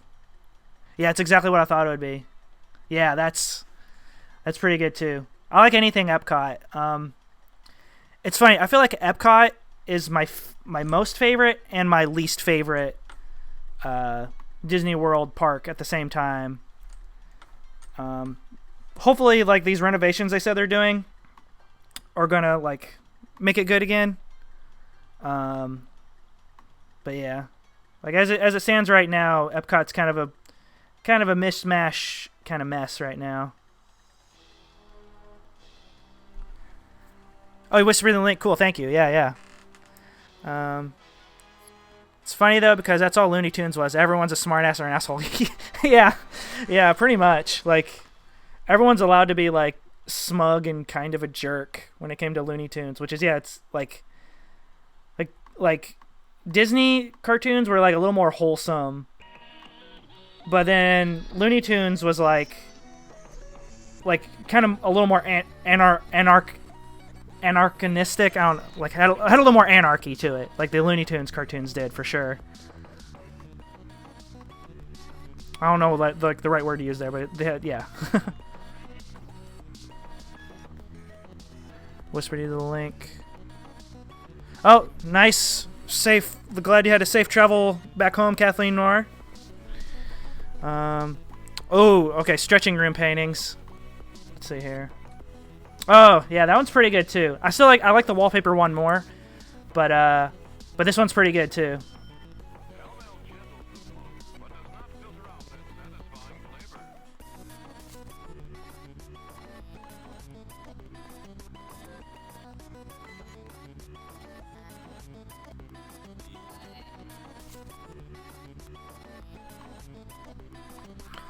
Oh yeah, the song that's playing right now is by Graham Cartna, who's probably he's like one of my favorite kind of internet, not really big musicians currently. Like I love like his music. Like it's kind of hard to put it into a genre, but I really like the kind of.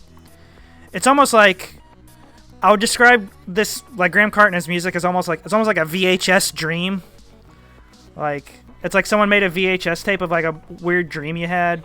And like turned it into music somehow. It's like that's the best way I can describe him.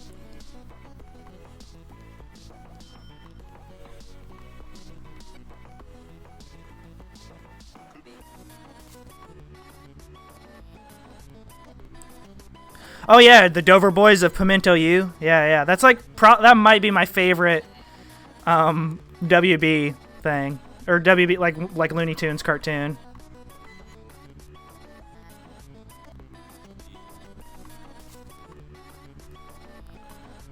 OPU. How I hate the Dover Boys.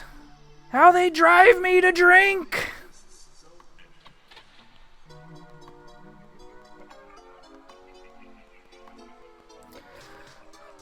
A runabout. I'll steal it.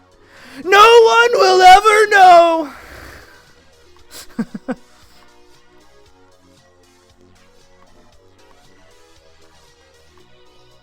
But yeah, Dover Boys is like so good. Oh man.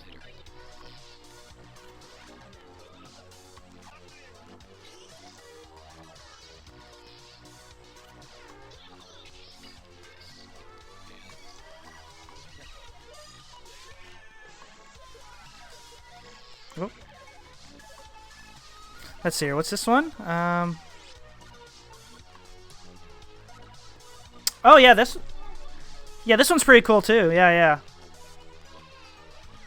I still feel like the Haunted Mansion one is king, and then the Epcot Spaceship Earth one is second. But this and the Stretching Room ones are both pretty good too. I like them both as well. Yeah.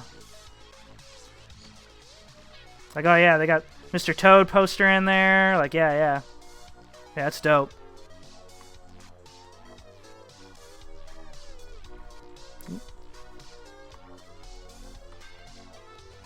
Yeah.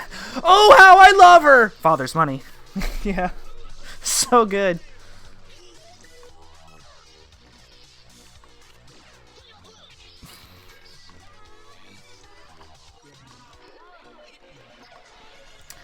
I forget which book series it is, but apparently the Dover Boys is a parody of like I think it was like some sort of dime store novel series or something. That like the parody is lost on us nowadays because like those things just like culturally didn't really stick around. Like no one really reads like most of those kind of dime store novels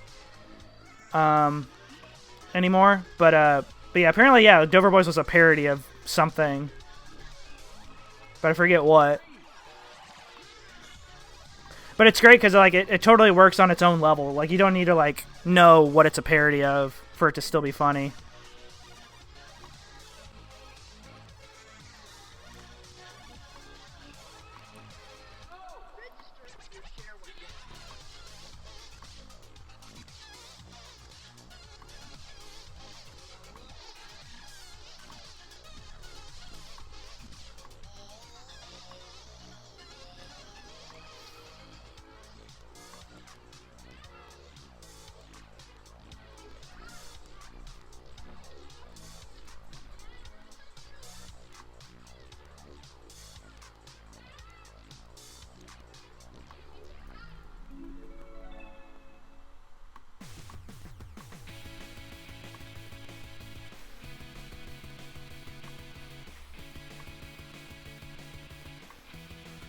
Oh man, so yeah, they just released, they finally re-released Castle Crashers on modern consoles recently. And now they need to figure out, like, the hurdles of negotiations of, like, the rights to get the Scott Pilgrim game back out there to the public.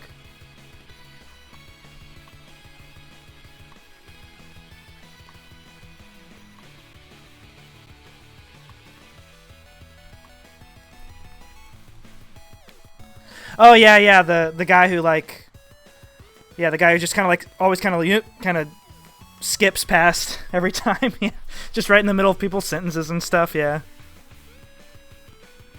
Oh yeah, and Kevin, that's true. Yeah, because since it's from Hong Kong, the sizes are probably going to be a little different than like American sizes. So yeah, that's something like I would hope they would have like, hopefully they have like listed like, okay, here's like in inches or whatever, here's like the sizes and stuff, but they might not at the same time.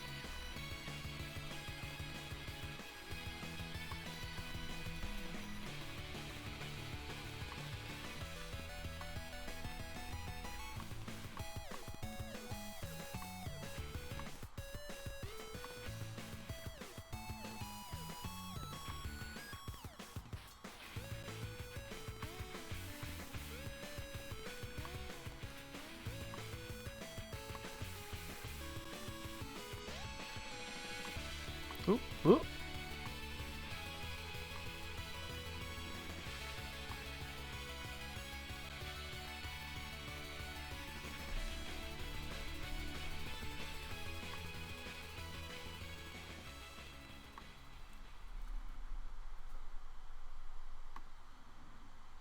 Oh yeah, and DuckTales Remastered is gone now too, yeah. Yeah. Digital only games, yeah, that's why I'm always like so nervous about buying digital only games. That's like you technically don't own the game, you're just paying for a license to be able to play it. So they can take it away at any time and like you can't do anything about it.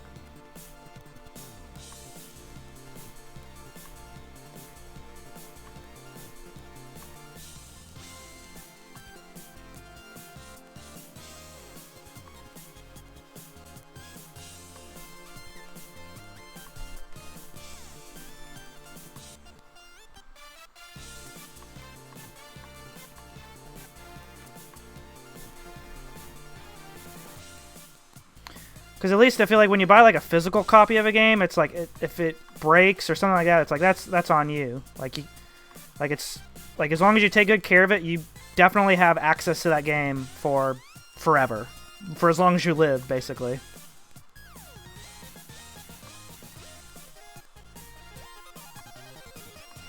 And that's why even though people are like, oh, like streaming this and that, it's like I still like to buy DVD or like Blu-rays and stuff like that because it's like, what about when inevitably like Netflix like loses like the rights to stream that? Now you don't have access to it again. So if it's something I really like, I'm gonna buy like the Blu-ray of it or whatever, just so I know for sure I will always have access to it.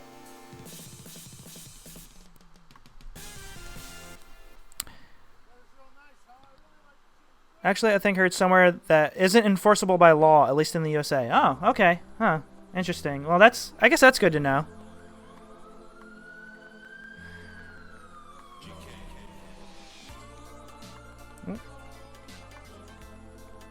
Oh, the script I'm using to show the album art went screwy again. So I'm going to have to turn that off for a song or so. Fix it. So that's the only way to fix that thing. I got to like turn it off and on again.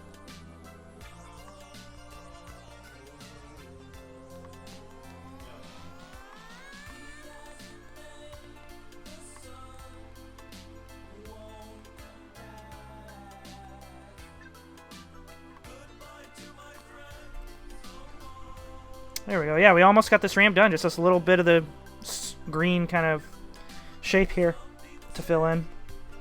And then we'll start adding the elevation to it.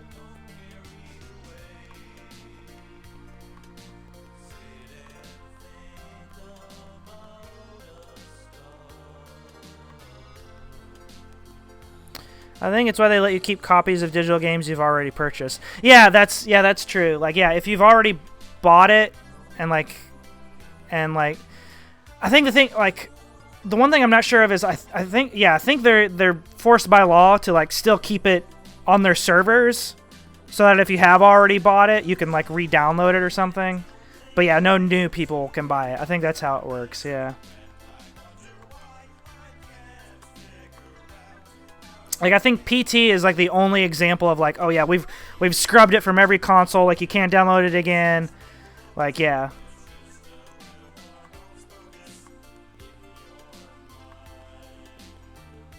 And that's because that was like a free demo. Like they can do it with that because like no one gave them money for it.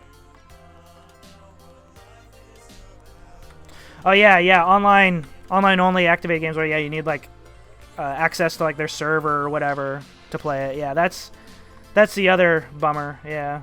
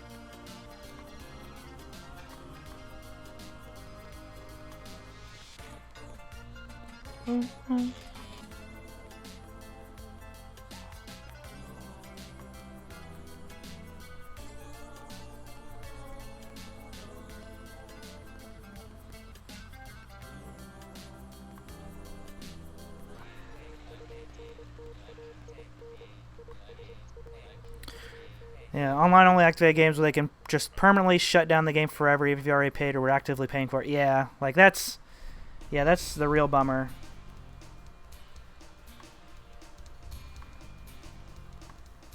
And then people have to like, basically people like to make it work again. People have to like kind of hack their own versions of like a server and stuff like that. Like all the crazy revival projects I've seen for like some MMO things and stuff like that, where yeah, people have like essentially made their own servers and like reverse engineered like how it worked and everything. Like all the crazy hoops and hurdles they have to jump through to make that stuff work again.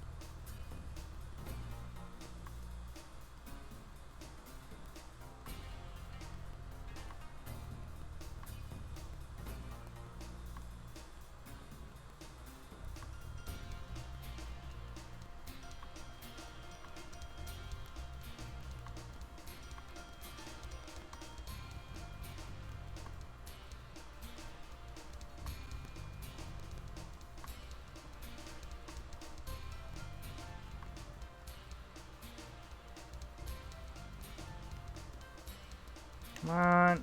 There. There we go. Let me scooch that over to the left a little bit. There we go. There we go. Now it's looking a little more even. So I need to go back and like kind of thin out that wall over there before I do the final step. But yeah.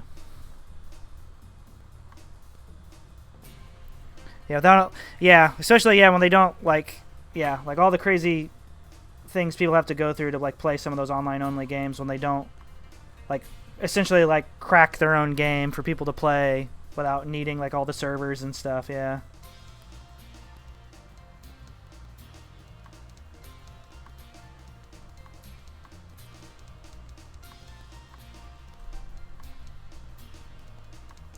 Because usually like when one of those games goes under or something, like they don't have it's because they ran out of money or something, so they don't really have the resources to put into the R&D to make it like an offline only kind of thing or something, or be able to like connect locally or whatever.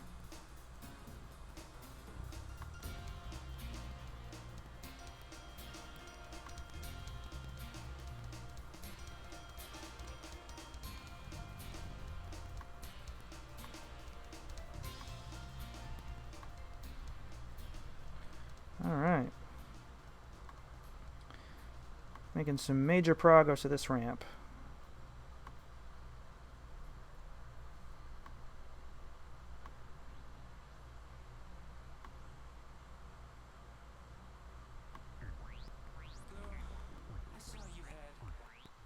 I saw you had a bunch of lean cuisine wrappers in the trash can. Don't you know that's no good? You deserve something finer.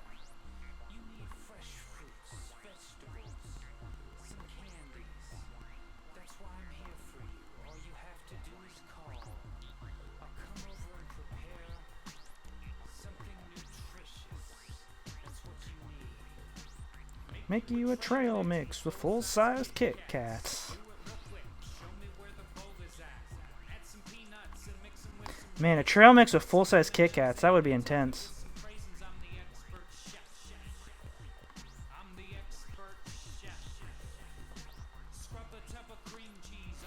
It actually takes very little money and effort to, at the very least, release the source code. Oh, I mean, yeah, that's true. Like, at the bare minimum, they could be like, hey, here's the source code. Like, figure it out on your own. That's like the bare minimum they should do, yeah. I agree with that for sure. Let's see here. Let me turn the script back on that spits out the album art. See if it's working now. There we go. Cool. I heard you wanted a hot dog. I don't cook hot dogs, but if I did, I would sous vide 'em. Put 'em on a plate, hold 'em out so you could see 'em, and flush 'em down the crapper. Like an Oscar Mayer BM. I'm the expert chef. I can make a little Snicker bar salad. All you need is Snicker bars and a little talent. Pair it with a piece of chicken pate and tell the sommelier to speak Francais. Yeah, that's the other thing is, yeah, like the big budget developers and stuff like that, like the publishers are like, yeah, they don't want any of their hard work out there for just people to have access to, because they're worried like about like corporate espionage or something. Like, oh man, people are gonna use this for their own nefarious video game reasons. Like, people are gonna copy our code and use it on their own games, and we don't want to do that. Like, yeah, they're worried about that kind of stuff. I'll cook you sweet potatoes. I'll cook African potatoes. I'll cook French potatoes. I can scallop or squeeze them. You know, you don't. Yeah, man. Yeah, Kevin, he's the expert chef. That's his job, man. Let's get the trash can and just throw it all out. That's right. We're living a different life now. It's gonna be beautiful.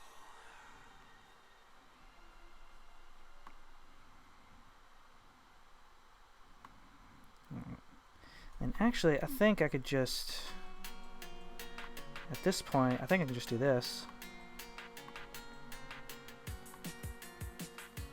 Yeah.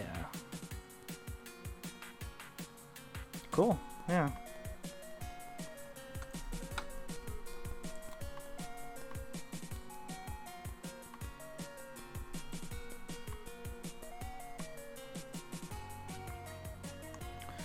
cool. We just about have the footprint of the ramp done, and I just need to add the elevation and stuff to it. I just need to like shrink this outer lip here a little bit. That's going to become the wall, so it's a little more consistent. Which that shouldn't take too long. Just a few little things like that.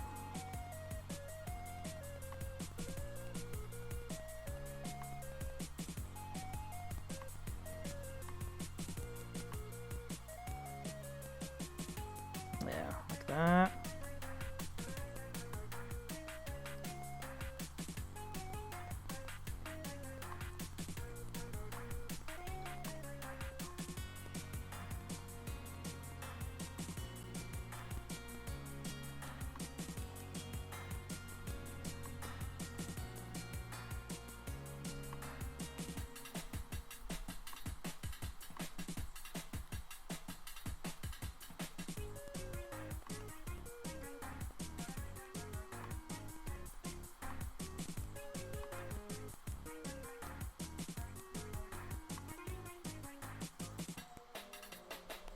Go.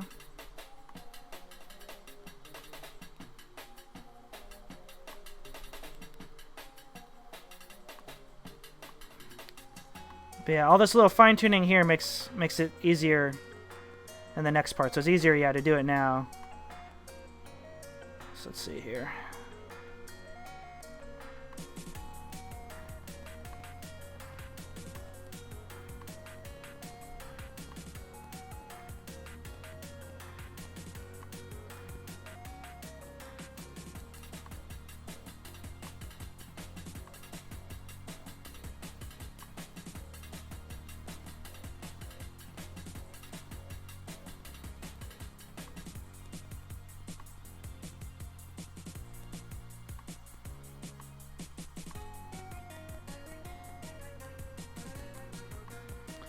Well, that looks... Whoa, okay. And that was a good thing I'm doing this too, because now I just found a weird little bug there. So let's delete those vertices, and then remake our faces back here.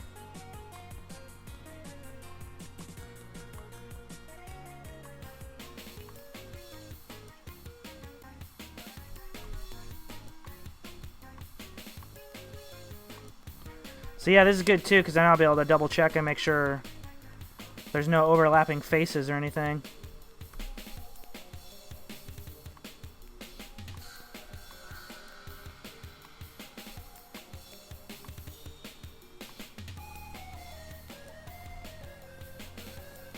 There we go.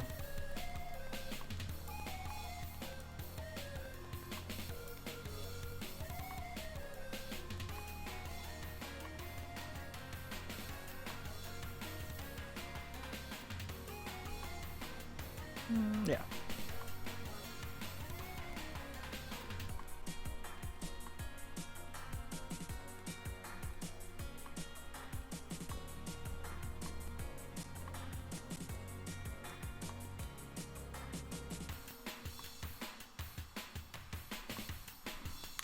But yeah, luckily, yeah, there's a makerspace near me over in Louisville, Kentucky, that has like 3D printers and stuff like that, and like you just have to pay them like 10 cents for every like ounce or something, or not even that, maybe like 10 cents like a decent, like basically, yeah, 10 cents per X amount of weight of filament that you use to like 3D print over there, and it's like way cheaper than you know, actually buying a 3D printer and setting it up yourself and everything.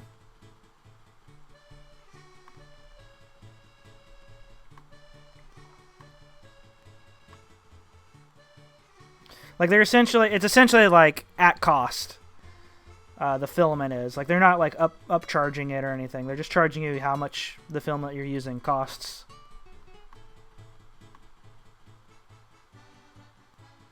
There we go.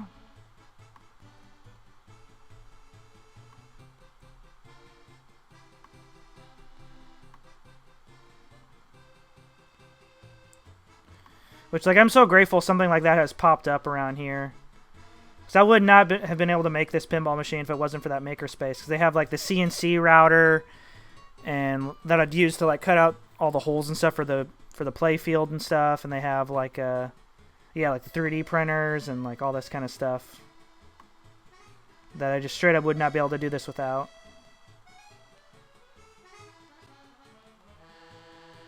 Out there.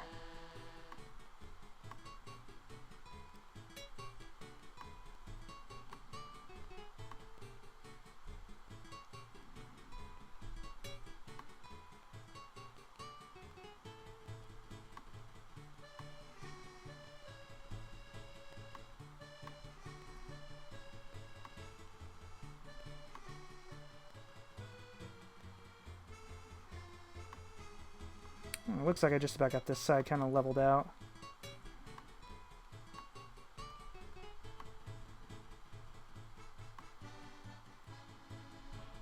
Oh, cool.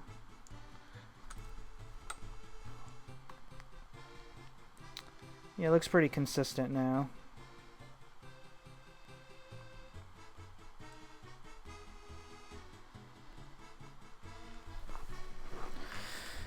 Reminding me of the first episode of Nirvana Band, the show, where they're trying to print a 3D guy out of a library. Yeah, that's a good episode. Yeah.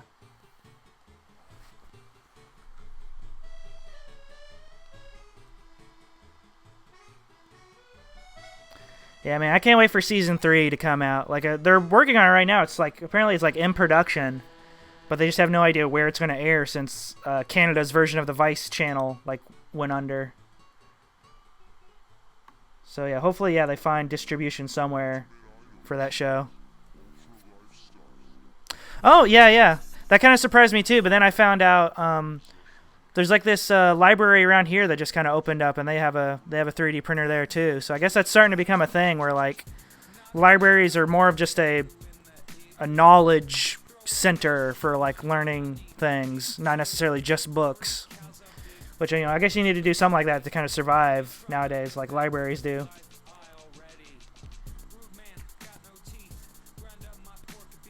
Alright, so I think... yeah, this looks pretty good now. Yeah, I think I just need to shrink this part over here. I need to tighten this up, this little curvy bit here.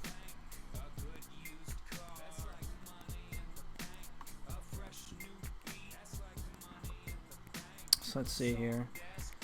Because, yeah, I need space for the diverter to sit there, so I need to move this down a little bit, actually.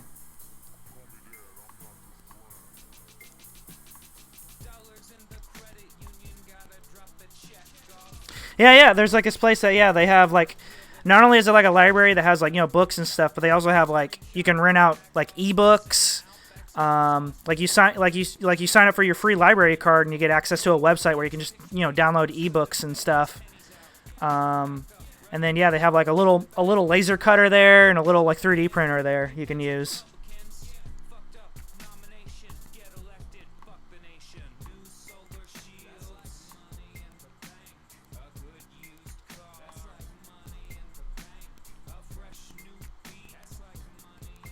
Let's see here.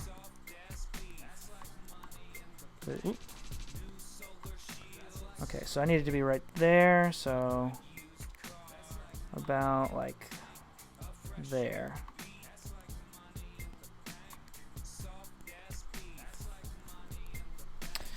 Do they even air it or distribute it in the US anymore? I can't find it on Viceland's website anymore. I think you can buy the episodes on like YouTube or something. I think that's like the only like legit way in America to get a hold of Nirvana the Band the show is like I think you can buy episodes on YouTube or something.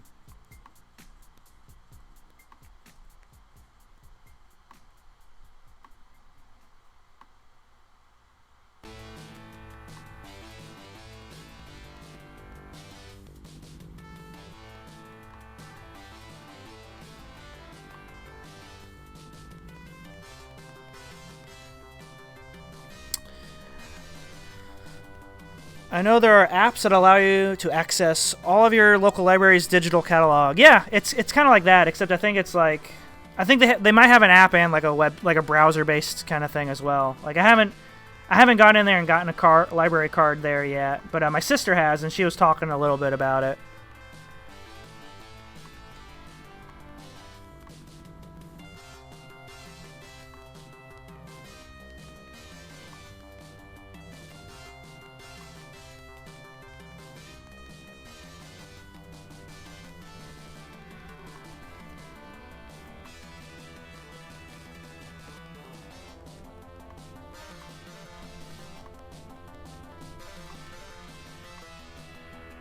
'Cause, yeah, I think they said, yeah, they had like an app to like get into that stuff as well, yeah.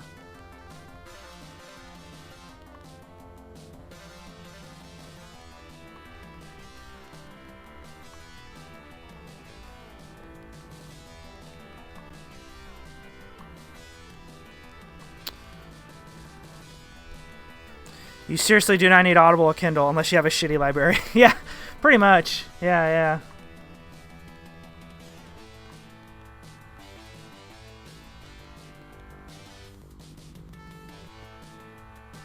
Yeah, about like that.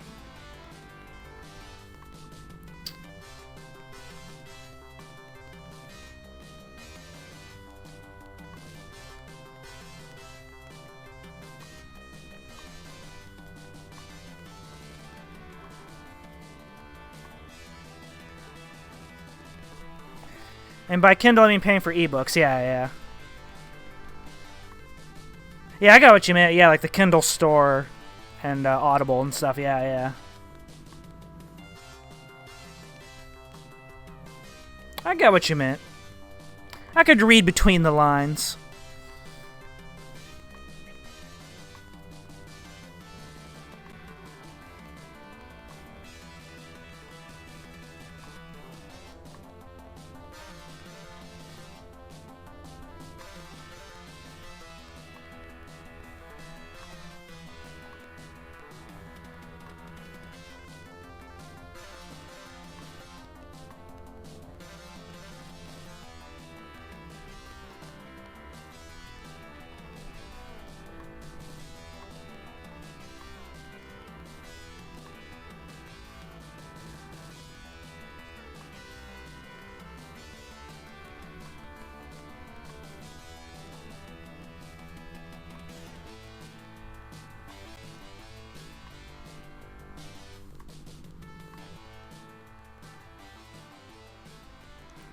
Alright, and then I think this is going to be the last little chunk.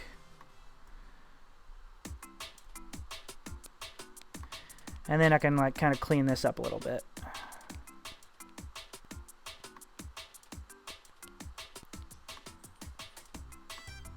There we go.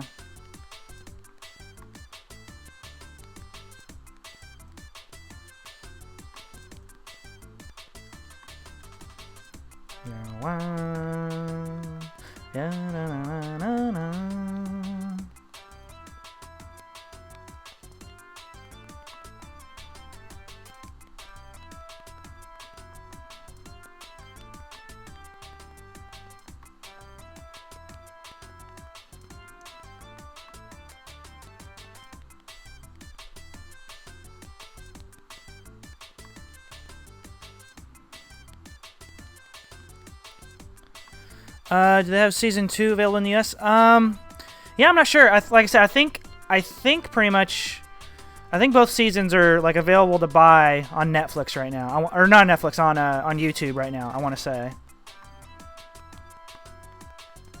Like I could be wrong. I'm pretty sure they're available to buy online somewhere. I think it's YouTube, but it could be somewhere else.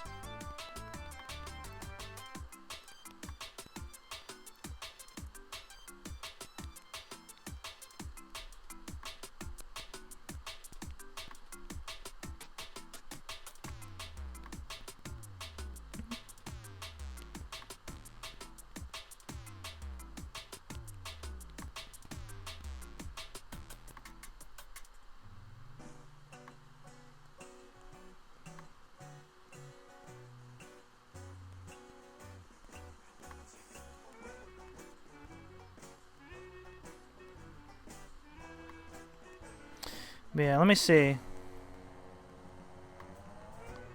Let's see here.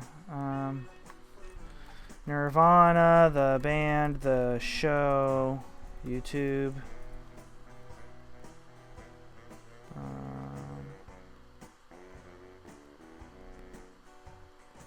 Or no, let's try Nirvana, the show, buy. Okay, so it looks like you can buy season 1 on Amazon.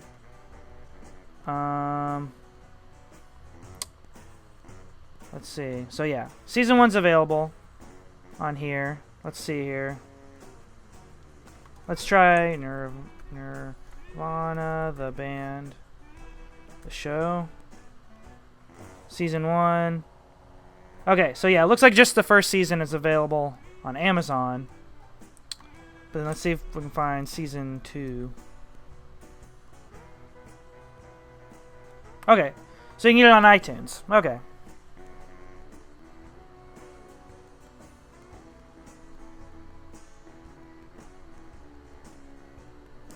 So yeah, it looks like iTunes is going to be the place to get it.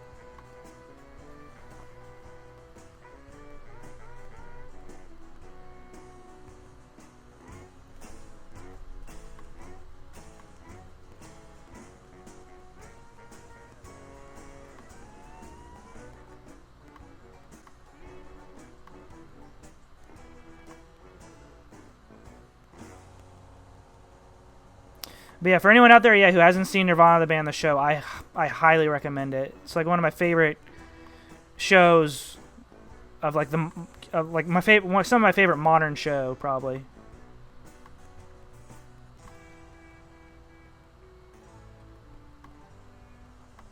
Like criminally underseen, I feel like.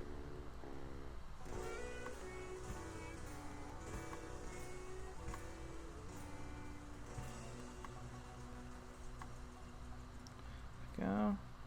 And move this one back just a tiny bit.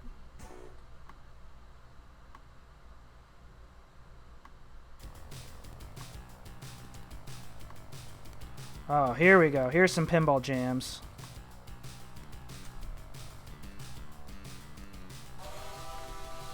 The first pinball machine to have lyrics.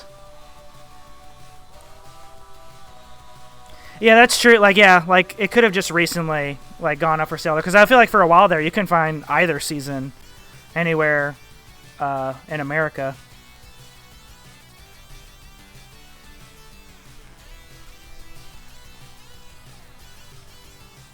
All right, cool. Yeah, looks about right.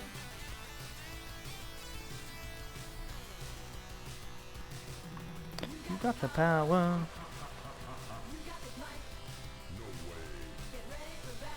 Alright, cool. So, yeah, we got the footprint. Oh, how do I get rid of this? There we go. So let's go ahead and save real quick, because we made a big bit of progress there.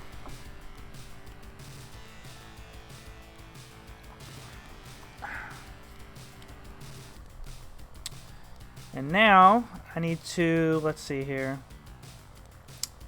Let's go out into the layout mode. And then take this and nudge it back over here. Because I'm using these because these are roughly the size of like the actual pieces of metal that are already on the pinball machine. So I'm using the height of these to determine like kind of where I need to make the elevation of these ramps so will clear everything.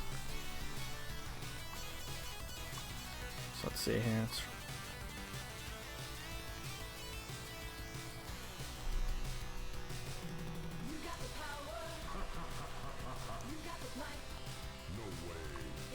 Oop.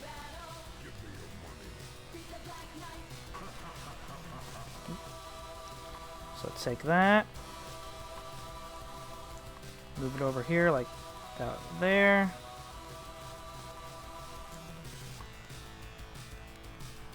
And do the same thing with these parts right here.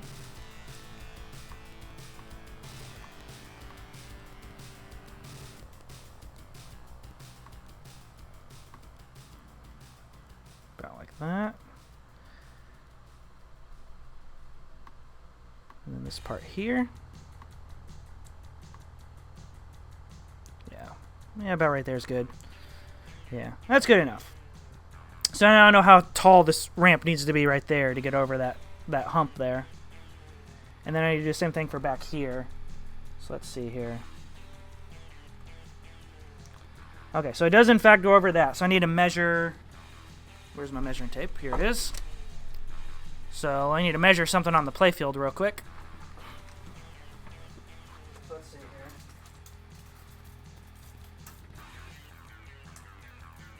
inches is about. So that's. Say that's about.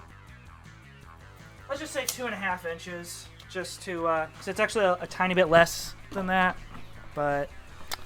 So I'm gonna say like 2.4 inches is the clearance on this side over here, and that's the same on both of these sides, right? Okay, so no.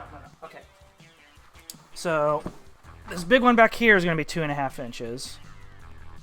Let's go back to layout. Select this piece, and then change the dimensions to. Whoop, not that much. To 2.5, and then go to X, and then move it to lines up with that, like that, and go to modeling, and then whoop. Actually, let's go back to layout and move that up here like that.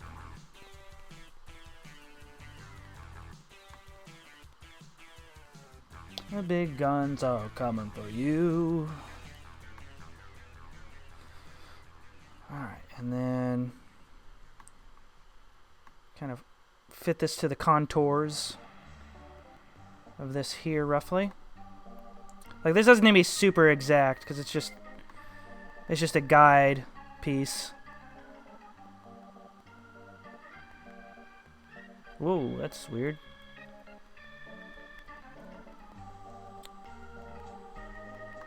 There we go. Oh, forgot to switch camera back. There we go.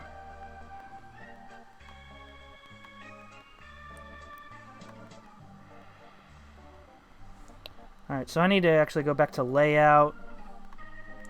Select this thing. And location. Let's copy that real quick. So I can paste that back in, make that like 5. There we go. So now I can see what I'm doing down here.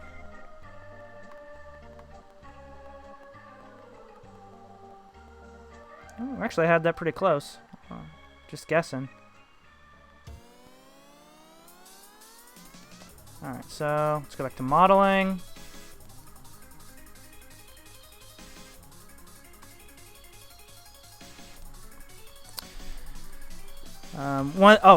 One of the best, worst endings to a TV show, season 1. A fake out using one of the most annoying and overdone memes of all time. Yeah, that was pretty good. I'm not going to spoil it for anyone who hasn't seen Nirvana the band, the show. But yeah, like, the season 1 finale is pretty great.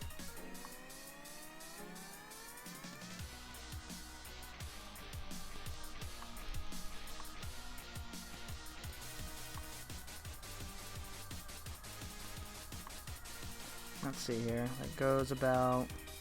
Actually, this needs to go on the inside of that. So that's going to be about right there.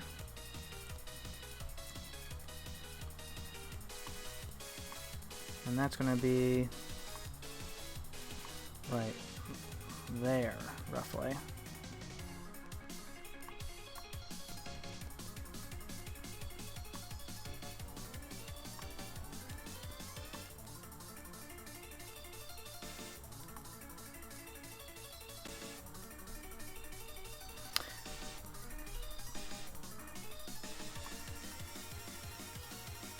About right there.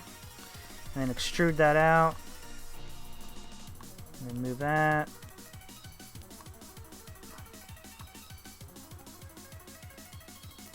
About like that. And extrude it again. And then, oop.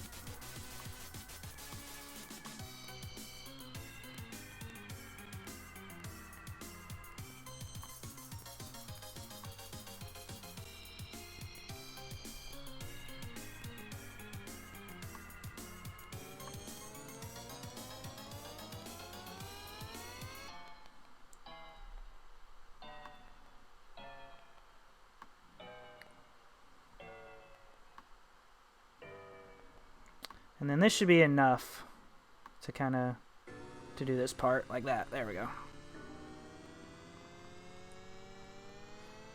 And then, let's see here. What's a smaller side? I think this one's about 2 inches, I want to say. Yeah, this one's 2 inches, So let me go back into layout mode. Let's copy, actually let's copy this.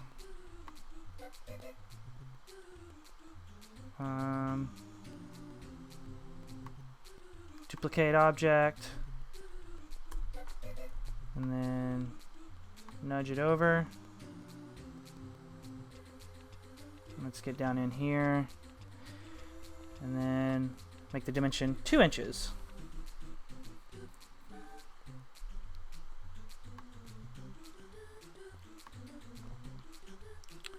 And then go back to the Y and lower it till it's level with the ground there, just about. There, like that. Cool.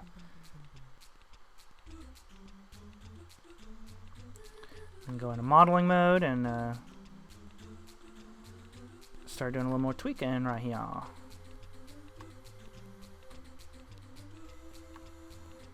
And put that over here. Like there, roughly, let's say.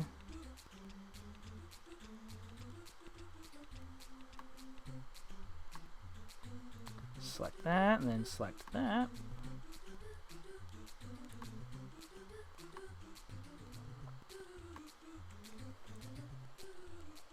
Okay, so yeah, that goes about right there.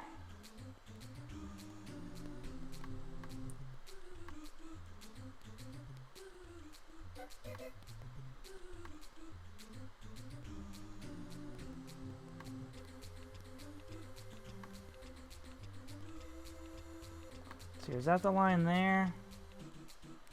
It's kind of hard to tell. Okay, so it kind of intersects right there. So it goes about right there, it looks like. Like I said earlier, this part doesn't need to be exact. This is just a guide to know how tall the ramp needs to be to clear all the walls on the machine. So that goes about right there. And I think that's about all I need. So, so I'll delete these ones over here.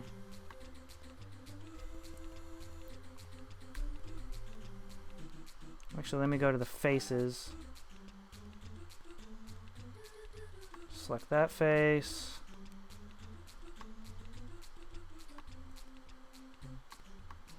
Go. Delete faces. And then... Oop.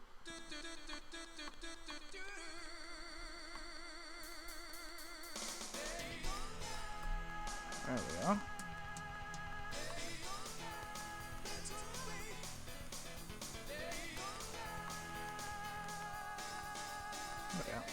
There. So now I know. And actually, I need to move this down a little bit. So let's go to layout. Because it needs to be like down here. Because that's the main part I need to worry about, it clearing it. It's about right here. And actually, this will be easier because then I can just delete parts of it that I don't need. I can delete like a big chunk of it I don't need.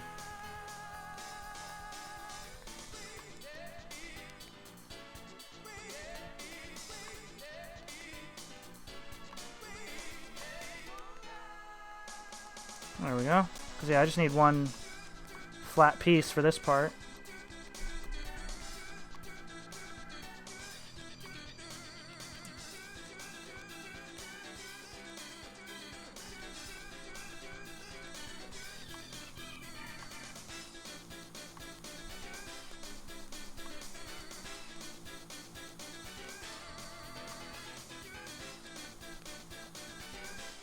There we go, and then stretch out the other side, and that should be good.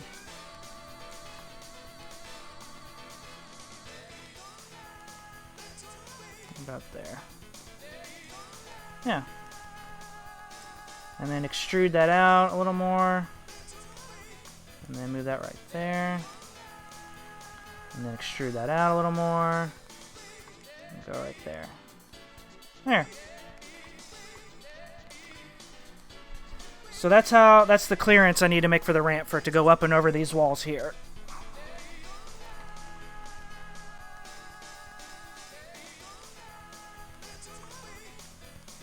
So let's go back out into layout mode. Select that. Let's paste in that number from earlier. Bring that back down. Yeah, 90s Sega music was pretty dope. Yeah. I'll definitely agree there. Just like Sega in general was like at the top of their game in the 90s for sure.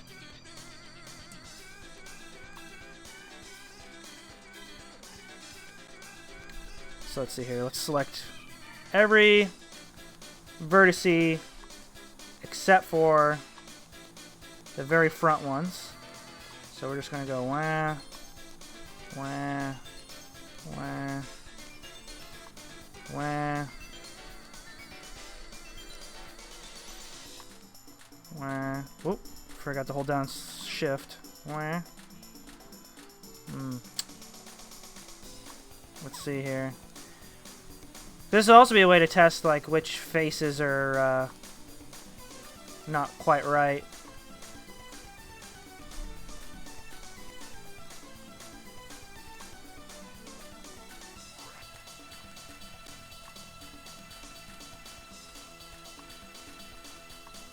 So it looks like one of the faces I'll need to tweak real quick, but that'll be easy. Yep, that one there. See, since it's not highlighted in orange, that means like that there's something weird going on with that face. And it's all the way around, so yeah. Like this would be a quick fix.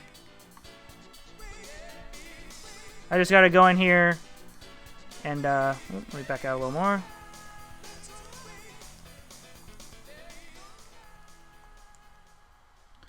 And let me make sure which one it was again. Okay, so this one. Let's see here, let's get the face selector out.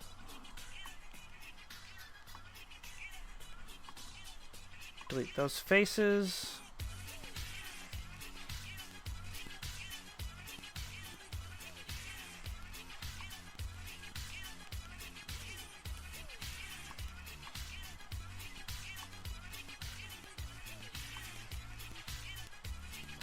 Alright, and then delete those faces. And then go back to the vertices and go like this and go back in and just manually make those faces again.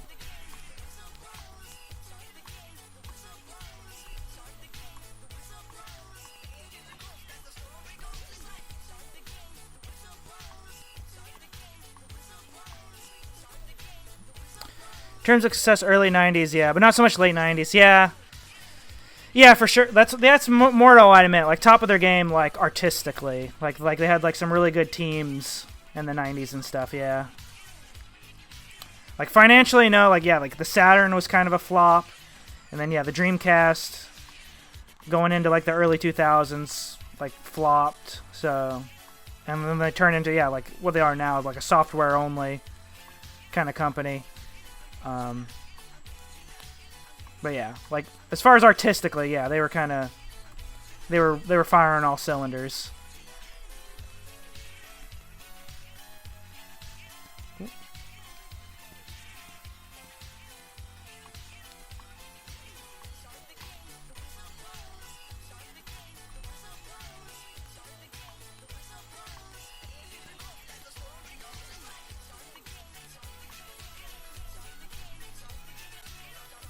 There we go. That polygon should be fixed now. Let's see. Yep, that's good. Yep, cool.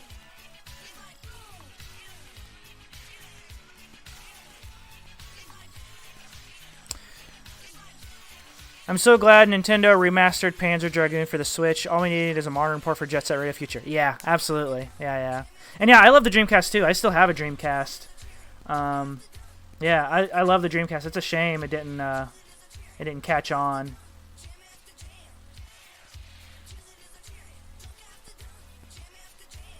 Like imagine the world where the Dreamcast did good and Sega is still like a big contender.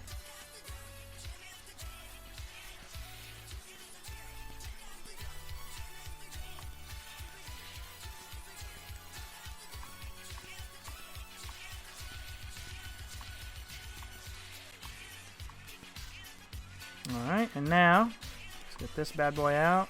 And go. So the whole ramp needs to clear at least that much.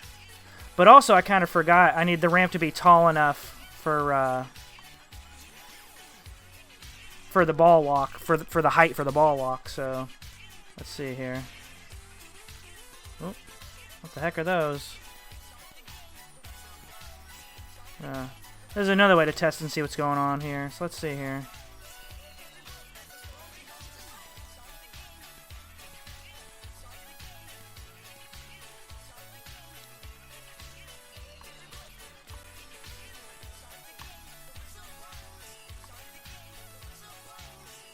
There we go. It was my first console as opposed to early Genesis, PS1, and 64 my brother had. Yeah, my first console, well, technically, my first console was a handheld. My first console was the Sega Game Gear. And I played like Sonic 2 and Sonic Spinball and like some Disney games and like Batman, stuff like that on the Game Gear. So that was my first console. Like, that was like it was a handheld. That was my first like video game thing that could play video games, basically. But my first home console that you had to hook up to a TV was the original NES. Like, it was a hand-me-down from like my cousin or something. And yeah, so like my first home console was an original NES. And then from an original NES, I eventually jumped to a PlayStation. So that was like that was a huge leap when I was little.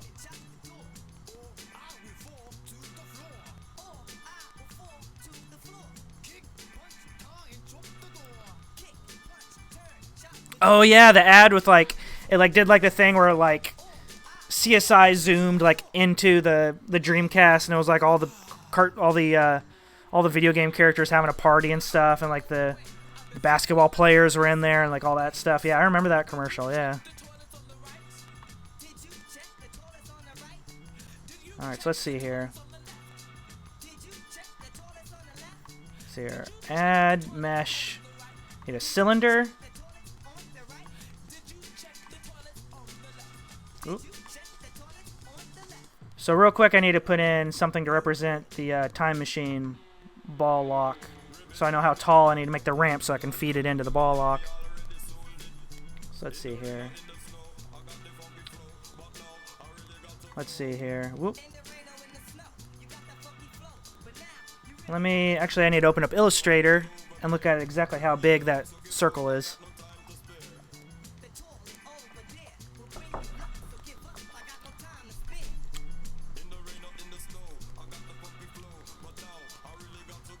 So let's see here. File. Playfield.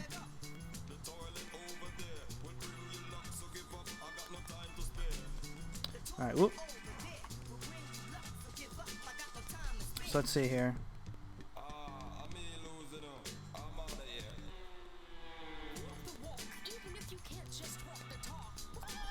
Let's get out the measure tool. Let's see here. It's about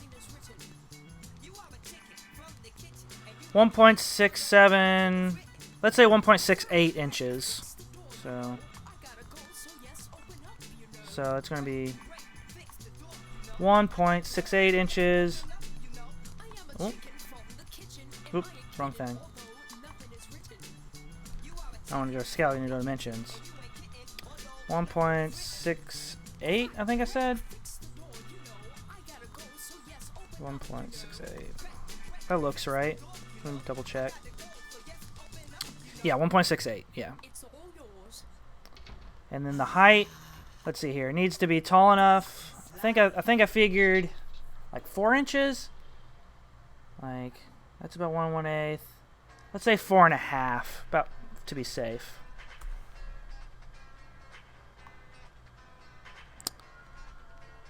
My younger brother would watch me rage at Sonic Adventure 1 and 2 and Toy Commander. Yeah, I actually never played Sonic Adventure on the... Well, I did play it eventually on the Dreamcast, but the first time I played Sonic Adventure was Sonic Adventure like Deluxe and Sonic Adventure 2 Battle on a GameCube. Was the first time I actually got to play those games. Because I didn't have a Dreamcast when they were still like in stores and everything.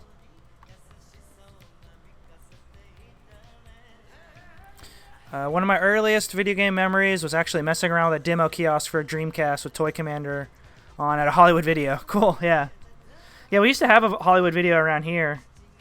And then when I went to college in Chicago, and up in Chicago they actually had a Hollywood Video that had like one of the Game Crazies inside of it, and I remember I would pre-order a bunch of games there because mainly just because they had like really cool pre-order bonuses. Because I used to be like a real sucker for like dumb novelty like physical pre-order bonus things. Like I got like the I pre-ordered Little Big Planet at Game Crazy, and they gave out like these little kind of pouches for like art pouches that you can put like pencils and stuff in, but they were made out of like burlap, so it looked like it was made out of like the same material Sackboy is made out of and stuff. And Game Crazy is also the place where they gave out the infamous the Resident Evil 5 snow globe thing, which let me bring up a photo of that if you haven't seen it before. So, Resident Evil snow globe. So as you probably know, yeah, Resident Evil 5 took place in like a humid, like hot environment with like a lot of sand and stuff like that. So instead of making it a snow globe, it was technically a sand globe. Like, so yeah, look at this thing. Like, it's so goofy. Like, and because they actually put like sand in there instead of like the little particles for snow.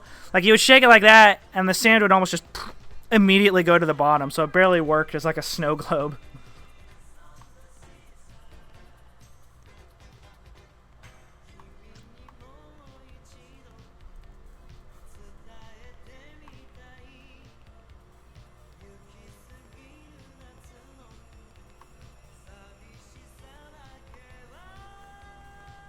Go.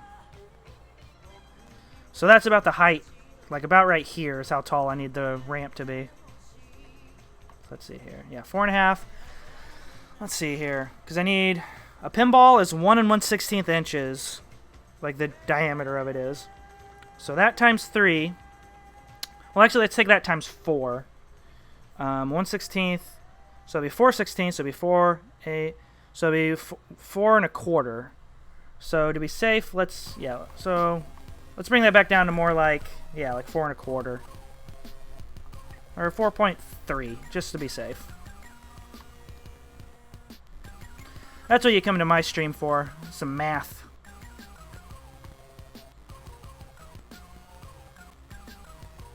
There. So the ramp needs to be as tall as this cylinder.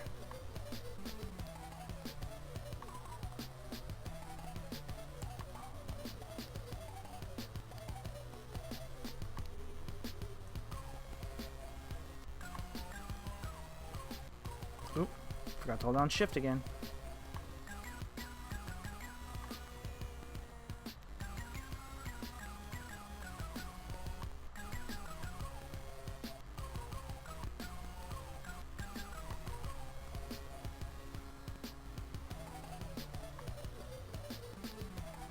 There we go.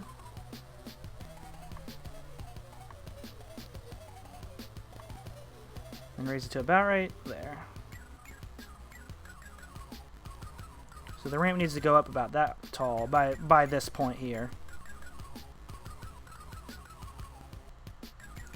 And then this part actually needs to be just this part right here probably needs to be a tiny bit higher so that it goes down a little bit.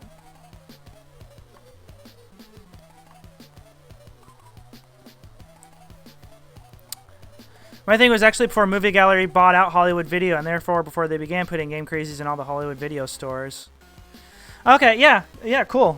We actually had a Movie Gallery and a Hollywood Video around here. Like the closest one was a Movie Gallery, and then if you went a little bit further, you could go to the Hollywood Video. And then for a little while across the street from that Hollywood Video was a Blockbuster, but the Blockbuster... Surprisingly, before Blockbuster even like went out of business in general, that Blockbuster kind of went away first of all the movie rental places around here.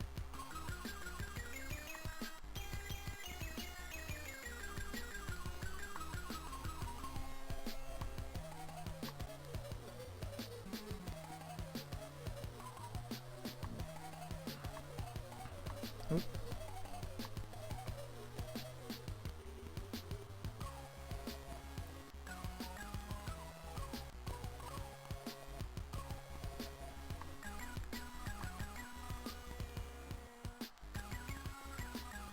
There we go, kind of like that.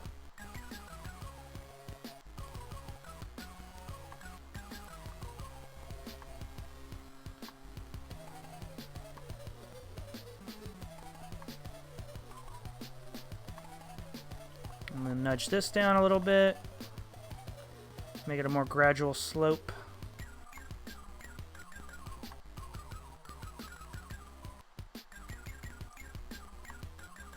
Man, I love the music for the Dungeons and Dragons pinball machine. It sounds like something like Tobacco from Black Moth Super Rainbow would make. Like especially like the drum samples. Like it really sounds like a Tobacco song. Like it just sounds like they're like forcing this old microchip to just to its limit to like pump this music out.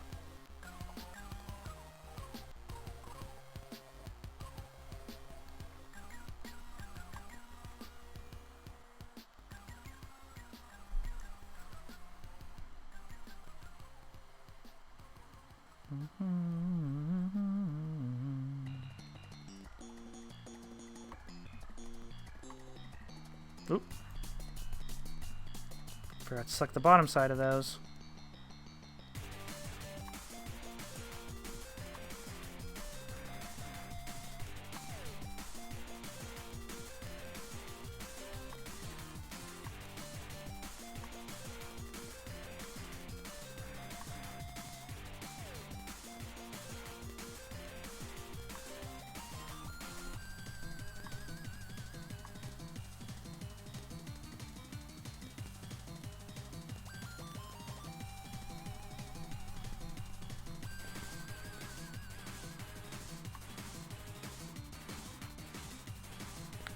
Yeah, needs to be about right there.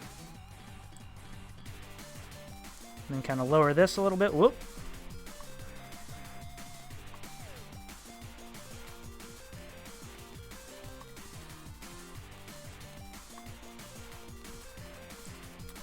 Still had a Blockbuster nearby for years after Hollywood Video closed down, since you know, Movie Gallery went out of business years before Blockbuster did. Yeah, it's funny, yeah, like, because yeah, for a while, like now that because yeah, that Hollywood Video shut down, and then like Movie Gallery was kind of one of the only movie rental places like near me for a while, and then that went out of business too, and now there's just like Red Boxes is basically the only place to rent movies and stuff around here now.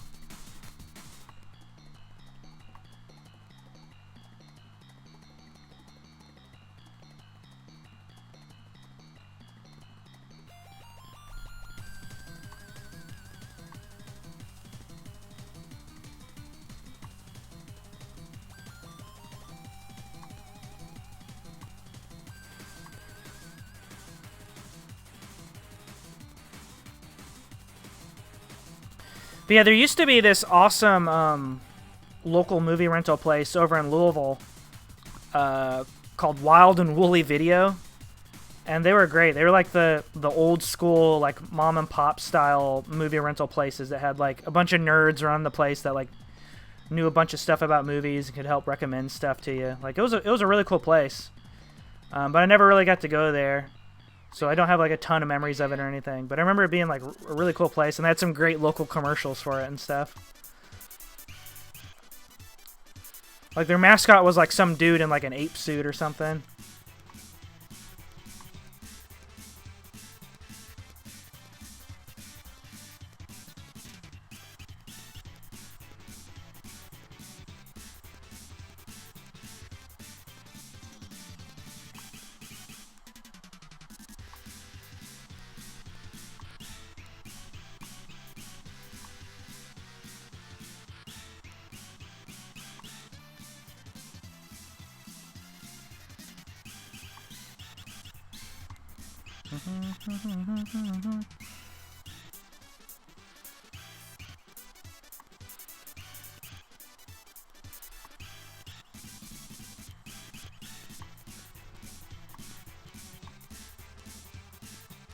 There we go. Let's see here. I need to highlight all of these.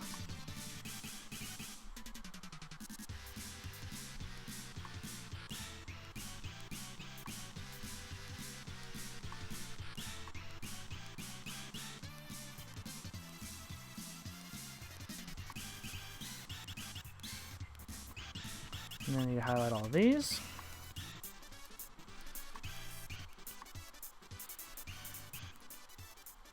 Oh, plus that one.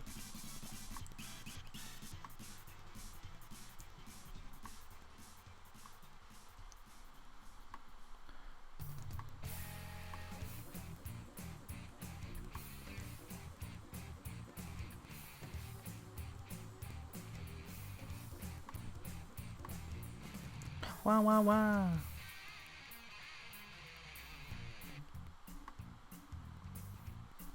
I'm wild, Woody.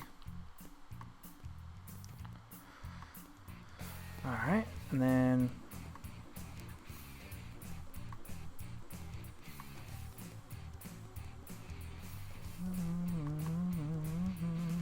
Wow, wow, wow.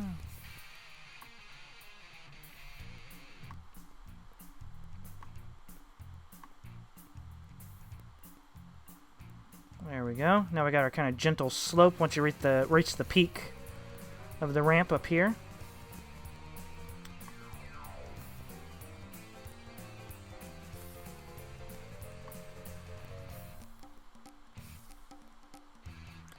So let's see here. Let's take this part now over here.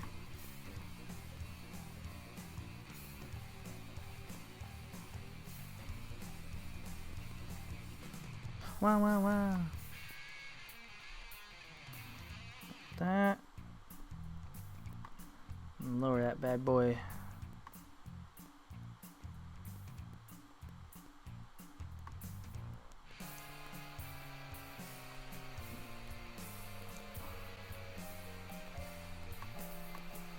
Oop.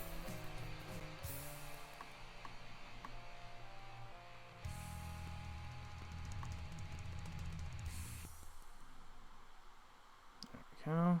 Oop.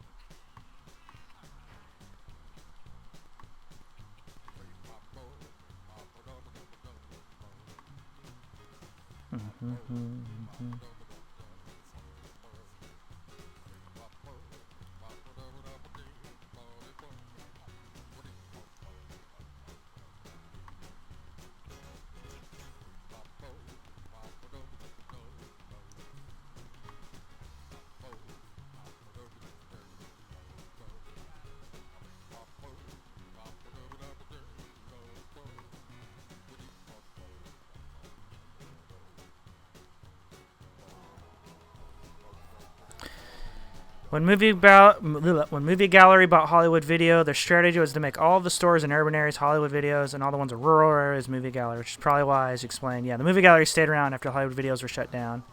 The rural areas still had to use for physical stores. Yeah, because, yeah, there was... Basically, there's a little area near me called Highlander Point, and it's where basically all the stores are. And, yeah, they have, like the grocery store... Like, Movie Gallery used to be there. Like, there's, like, a Pizza Hut, Subway, a Dairy Queen. Stuff like that is, like, there. Like, the bank is there.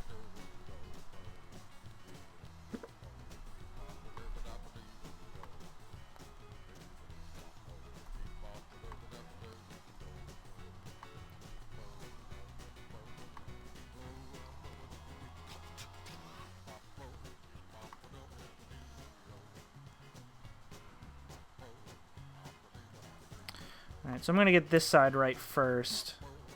And then kind of adjust the outer side. Because I'll need to, actually, I probably should do this the other way around. I should probably... Oop. Let's see here. Tweak this first here. Yeah. So that needs adjusted a little bit. Like that.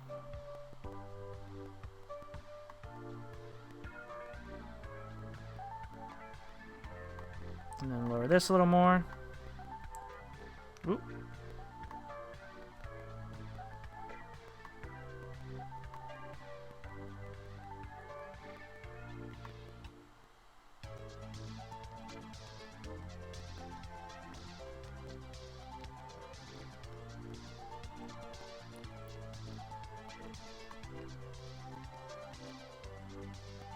Yeah, about like that, and then actually lower this one a little more.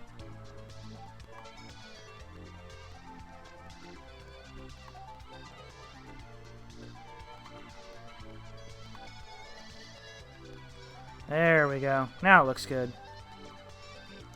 Now we sitting pretty, boyos.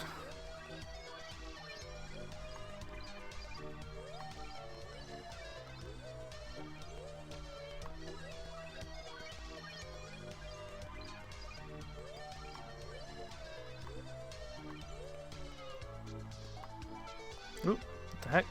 What the heck? There we go.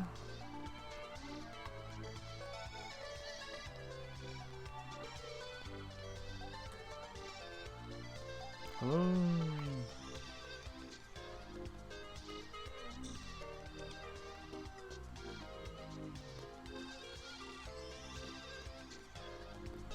Yeah, that's looking about right as far as the trajectory.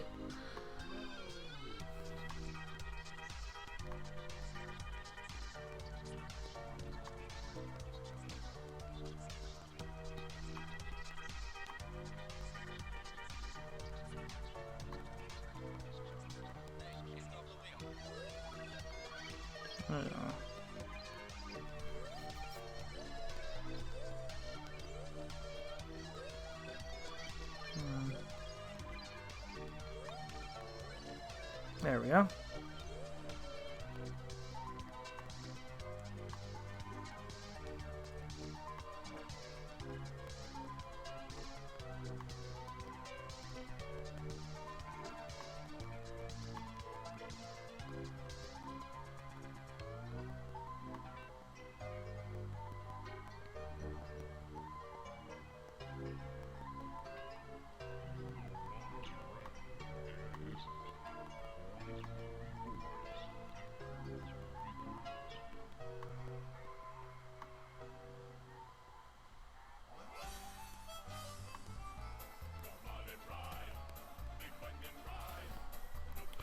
There we go. Yeah, the trajectory of this is looking good.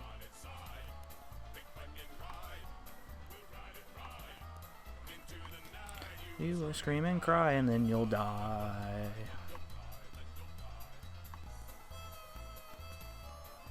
Yeah, I love the part of this song that just goes like full Danny Elfman, like Tim Burton Danny Elfman. Like specifically Beetlejuice, I feel like. Like right about here.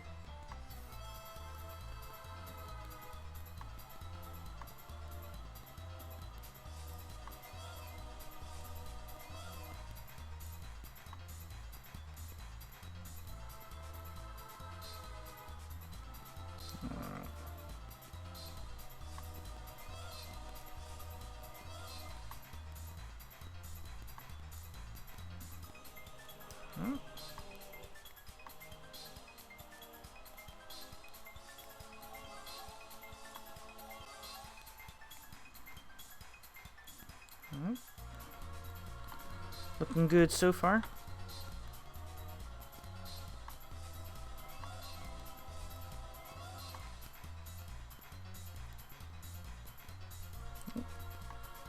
Almost got a vertice. That would have been bad.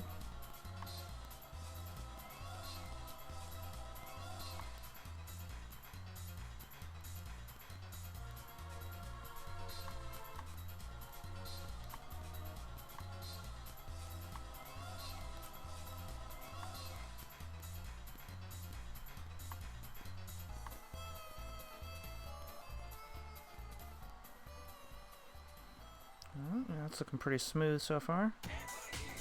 It's definitely on track to kind of ramp up to there pretty evenly, it seems like. Oop.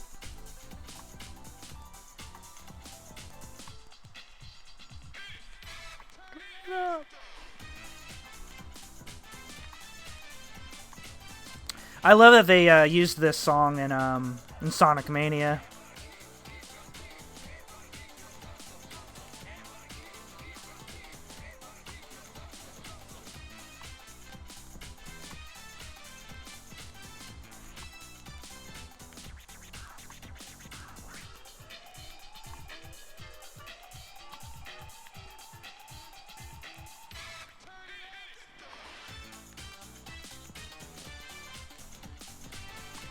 Yeah, I was saying earlier, yeah, the Japanese soundtrack for Sonic CD is so good. Like, the American soundtrack has its merits, but I like the Japanese soundtrack more.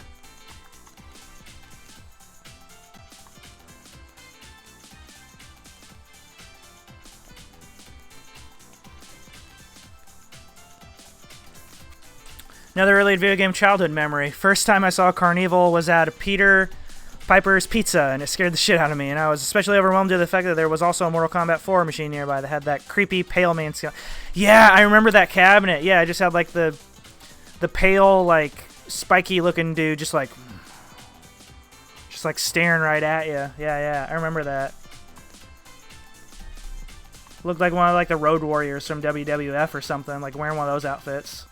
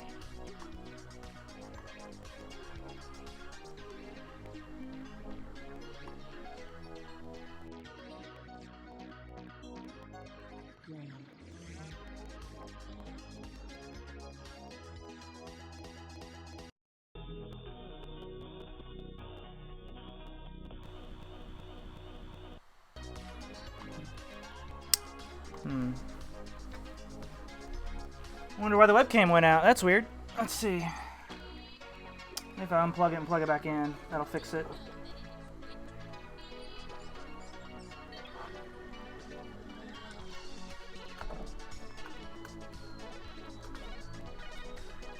There we go.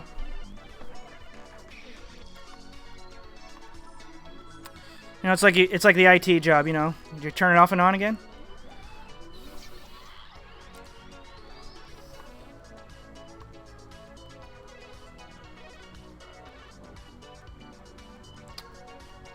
Which I used to actually have an IT job, and unlike real life, there is a surprising amount of times where you have to ask people to do that to their computers and stuff.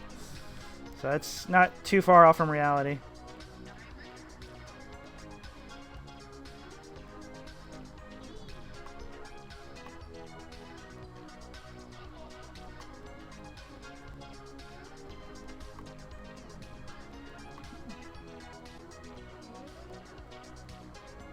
Go.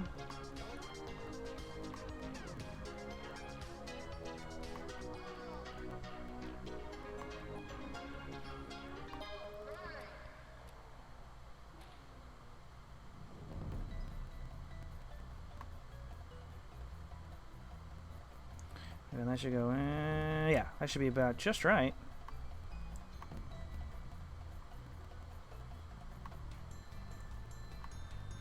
I need to play those Spyro remasters, because I remember I've only played the original one, and I never got a chance to play any of the sequels. And I heard that the remaster was actually pretty good. Like, apparently they did a better job with the Spyro remaster than they did the Crash remasters, where like some of the physics are a little off in that Crash remaster I heard. Oop.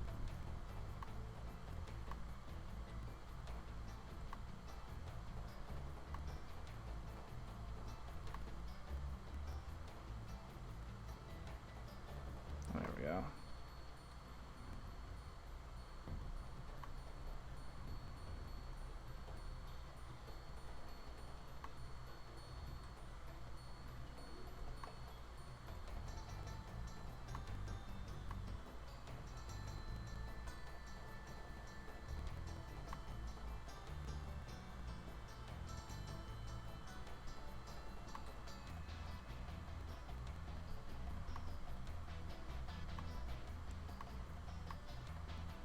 Because yeah, I actually never owned Spyro, but I played it sometimes at friends' houses, and then I used to play the demo of like the first like couple of levels of Spyro. Like I played a ton of that when I was younger. I would just play the demo like over and over.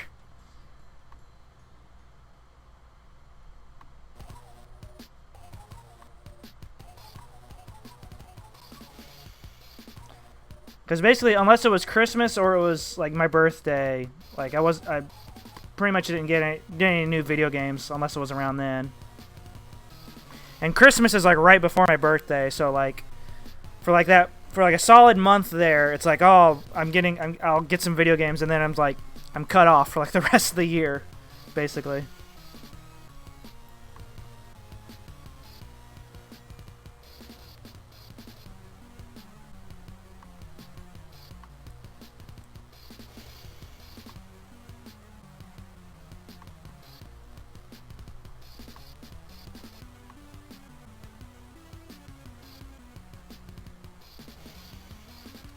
Go.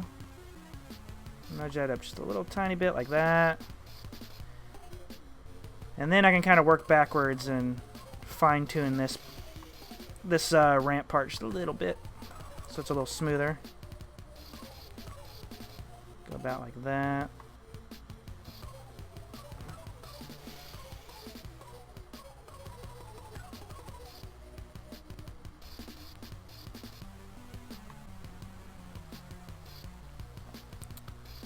Yeah, I think we borrowed the first one and played the demo for 2 or 3. Yeah, that was funny. I remember. Yeah, the original PlayStation came with this demo disc that had like 20 demos on it, and I played those demos like so much.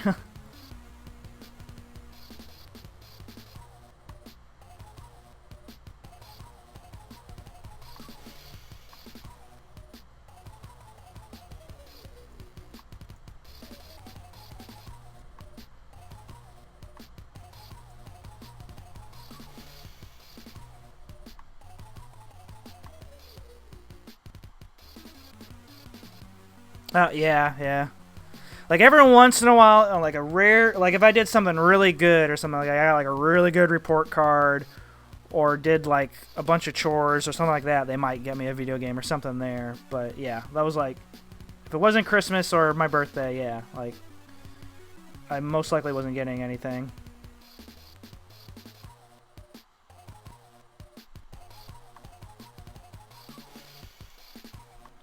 Like, one of the rare exceptions to getting, like, a video game when it wasn't, like, my birthday or Christmas was, when I got some test shots for allergies. So it's like that thing where, like, they bring you into the doctor's office and they have, like 40 different syringes with, like, different kind of things you can be allergic to, and they just, one after the other, go, and a bunch of, and, like, a couple of rows on each arm to test, like, to see just like what stuff you're allergic to. So they drew, like, they did all the needles, and then they took like a pin and drew a little circle around each of them. And if like my skin started to break out a little bit from that shot, then that means like, oh, you're allergic to that, you're allergic to that.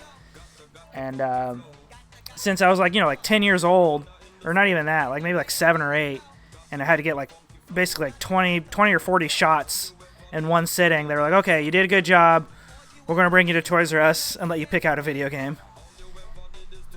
And I remember I picked out, it was a Batman the Animated Series game for my Game Gear, was the game I picked out. Let's see here.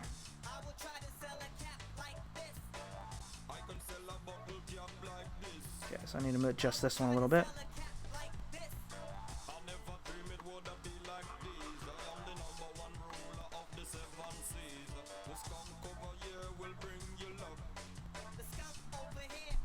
In the rain or in the snow. The bomb over here comes with a truck.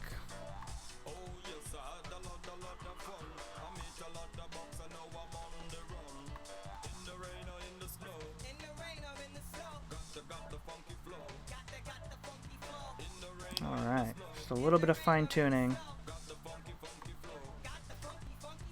Hey, we almost have this ramp done. Like, we're getting there. Like, once I have this part fine-tuned, the rest is going to be pretty, like, really straightforward. Just got, like, 2 steps. Basically, after I smooth out this ramp here.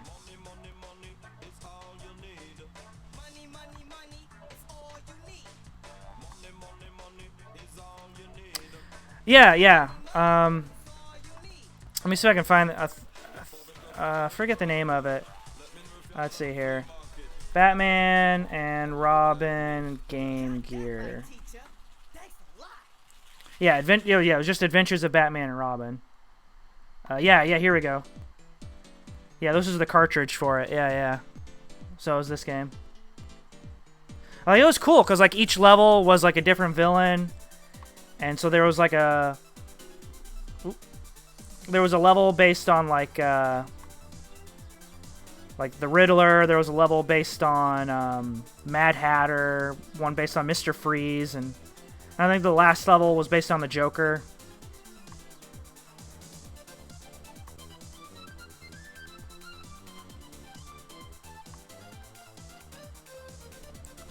Good behavior doing chores didn't even get us anything. For our dad, that was the bare minimum. My dad was kind of like that too. Like, we never got like we never really got an allowance or anything like that. But yeah, every once in a while, it was super rare. I can only think of like 2 or 3 times that happened where like I did something and he got me a game. But yeah, that was like the exception and not the rule. Yeah. Oh yeah, that game was like really hard. Yeah. Yeah, that Batman and Robin game.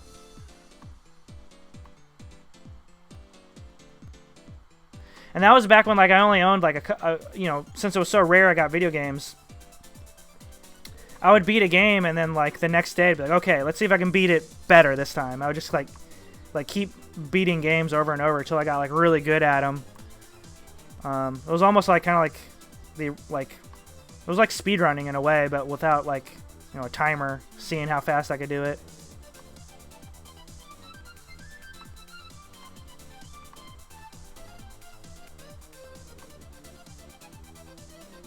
Alright, I think this ramp is just about evened out now. There's still kind of a couple of weird lumps in it, like right here. I think this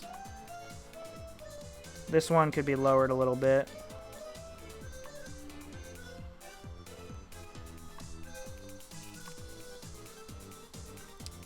And then I'll adjust the others around it accordingly.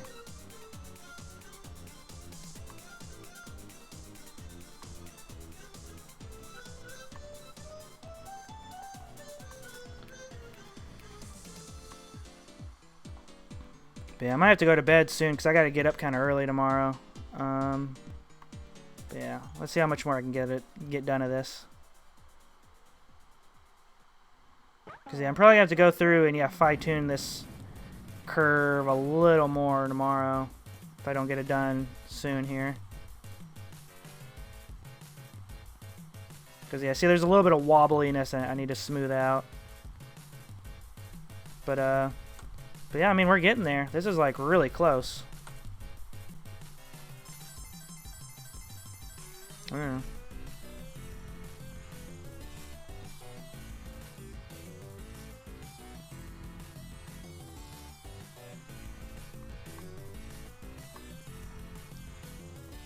I could lower that one just a little bit.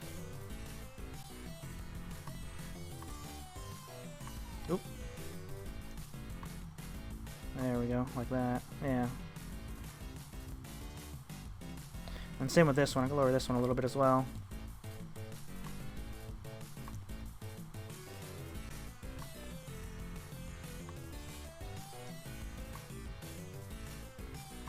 There we go.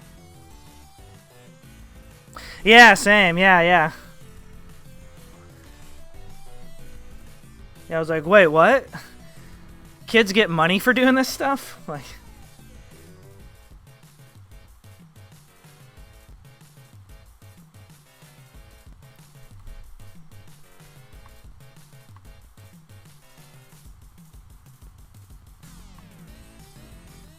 Yeah, I love that. Yeah, I would see on a TV show, like, oh, no allowance for a month. And it's like, wait, what's allowance?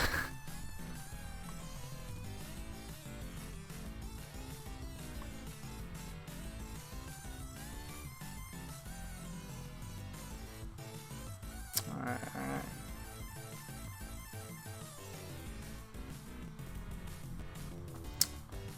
You know, I might need to, you know what I need to do? I need to go to layout.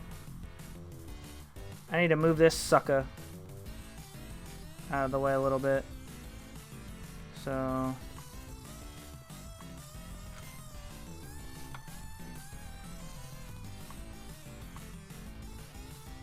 let's move the Y to 0. There we go. Get that thing out of the way for now.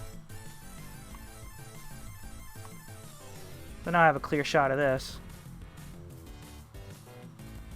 Yeah. Looking smooth, looking smooth. Kind of dips a little right here, it looks like. Yeah, kind of dips like... right here is kind of the middle of the dip. This is your new dad. It's time for things to change. They call me Mr. Experience for a reason. They call me Mr. Do that and then kind of raise the other ones around it. Oop. Let's go.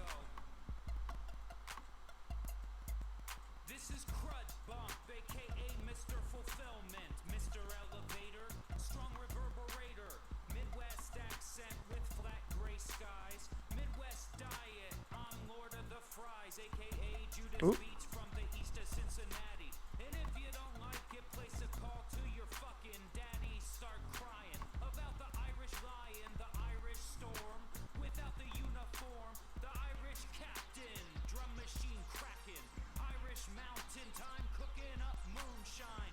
Turn it over to Mr. Experience. Tyrannosaurus Flex, pay respects.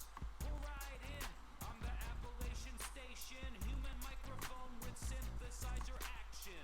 Krusty Crumbles, another thing they call me. I don't know where that's from. I like baking and muffins. Inversely, it shocked me when I discovered a standard punishment white middle-class suburban parents give to the kids was no supper. Yeah, like that's... yeah, like... yeah, I always thought that was kind of... that's straight up, that's some... yeah, that's some straight up, like, cruel and unusual punishment there. That's just child negligence. Like, saying, oh, yeah, you don't get to eat... like, you don't get to get the thing you need to survive today. Piece of beef.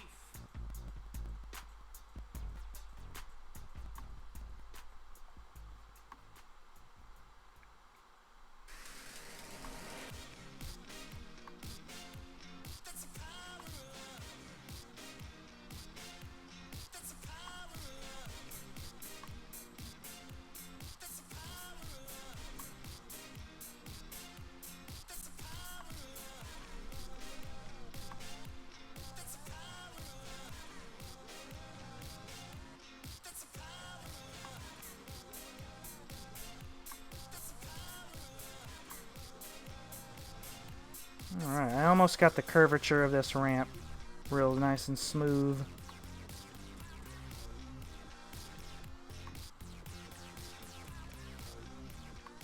Yeah.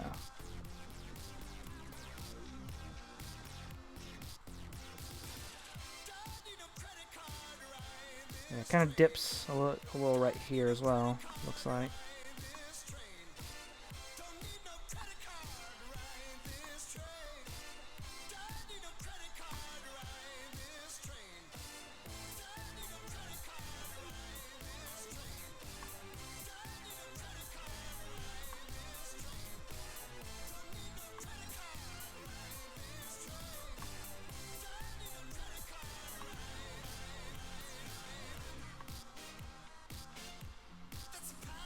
Not saying it's accurate since I'd never witnessed allowances or starving your kids IRL. Only on TV where our target demographic was white, middle-class, suburban children and families. Like, I think that used to be sort of a thing. Like, not giving your kid dinner before people realize, like, how inhumane that is. Because I think I've heard my dad say stories about him, like, going to bed with no dinner and stuff. So I think that's just something that, like, writers in the 90s were just kind of writing from experience or something kind of situation. Like when they were kids, like that kind of stuff happened to them. At least that's my guess.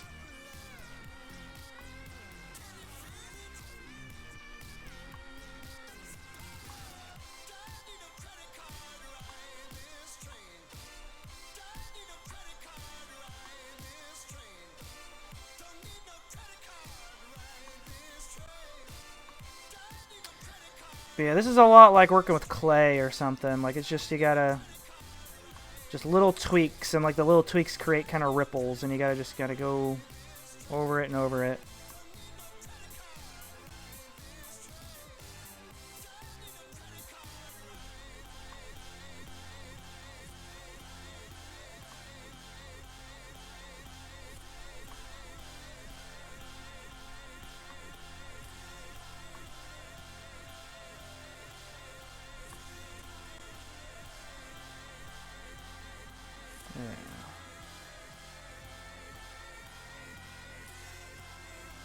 And then right here, it kind of does the opposite. It kind of dips up a little bit. Ooh.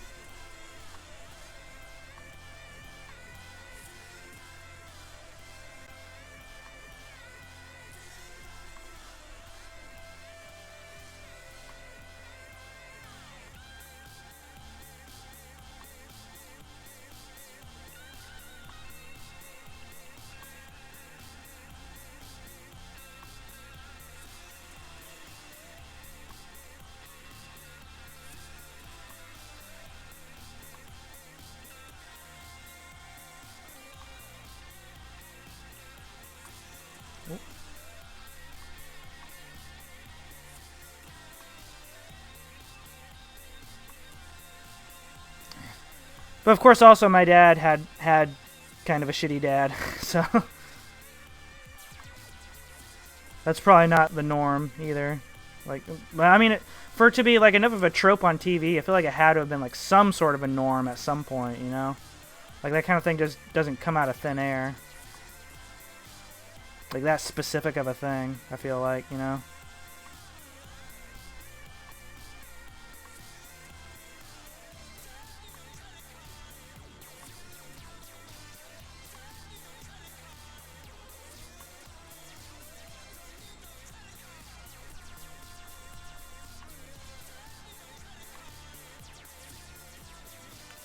Alright, I think I got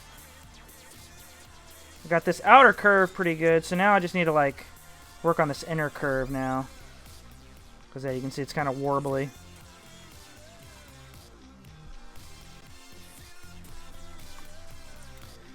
But yeah, let me work on that for just a little bit longer. I'm probably like another 15 minutes or so. I might call it a night, just because I'm getting tired, and like I said, I gotta get up somewhat early tomorrow.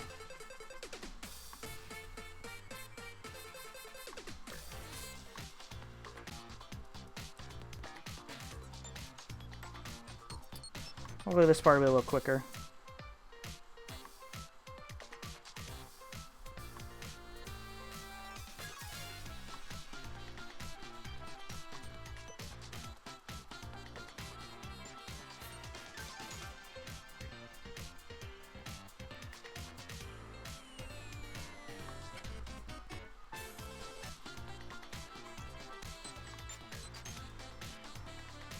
Ba-ba-ba-ba-ba-bum-ba-bum.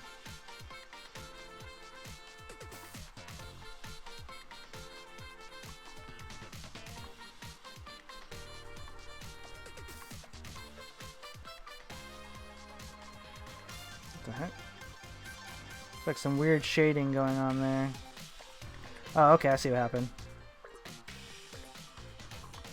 You do that, and there's... Yeah, that's what I thought.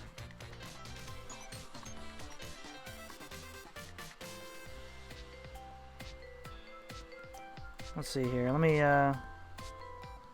select these ones as well.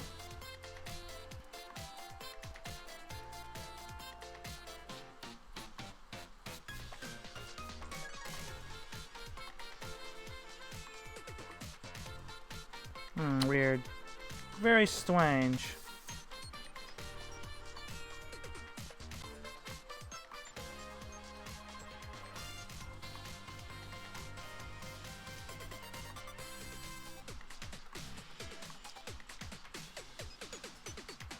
What the heck? Okay, cool. So that is good. That is good. Okay. I was like, what the heck's going on there? But no, it's good. We good. Oop.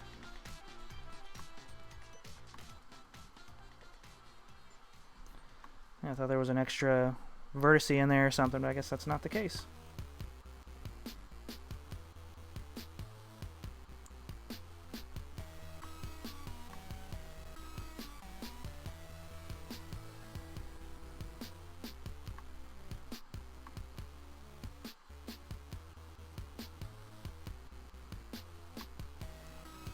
There we go, yeah.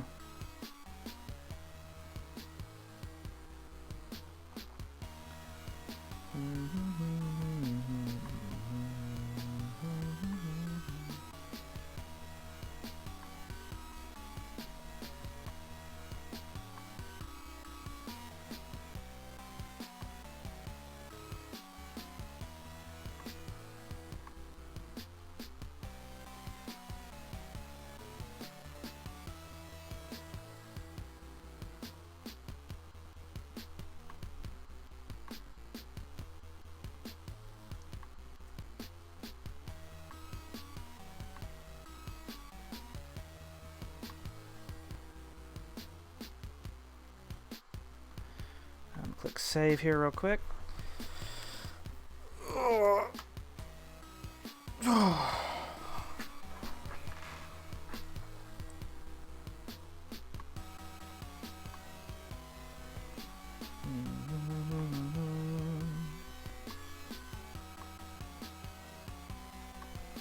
There we go.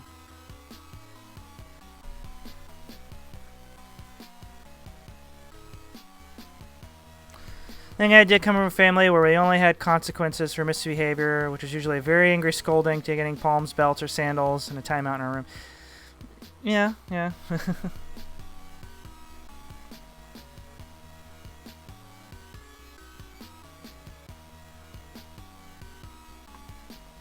Yeah, I think my dad spanked me once when I was little and hated it so much that he never did it again. Like, he told me later, like years later, like, oh, I felt so bad about that. Like, I cried about after I'd done that to you. Like, he felt like terrible for doing that.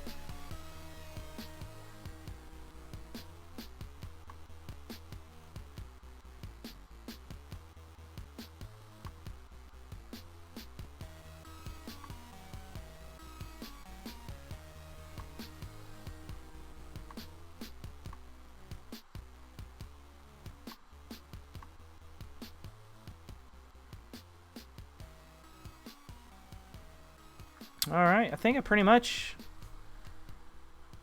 got the curve of this ramp about right. Like, I might have to go in there and tweak it just a tiny bit, but I pretty much got it.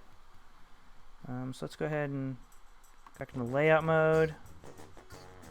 Select that bad boy. And paste that location back in.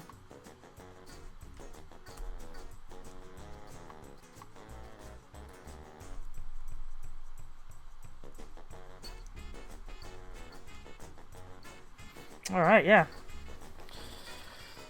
Ugh. So I think I'm going to call it a night. 'Cause yeah, I need to get ready for bed and try to get some snoozing in before I got to wake up tomorrow morning. But yeah, thanks for everyone who tuned in. Thanks again to Frank for that raid. That was awesome. Thanks, DP Music for the follow. Thanks, J-Rod James. Has been in the chat for a while now. Thank you for the follow as well. And Jooby Dooby Doo. Thanks again for the follow. Yeah, thanks everyone who showed up. Like, I really appreciate everyone who follows and just comes in and says hi. You know, just I always appreciate it. So yeah, thanks everyone who came by, and I'll see everyone next time on Build a Ball Workshop, where we build that ball and have a ball doing it.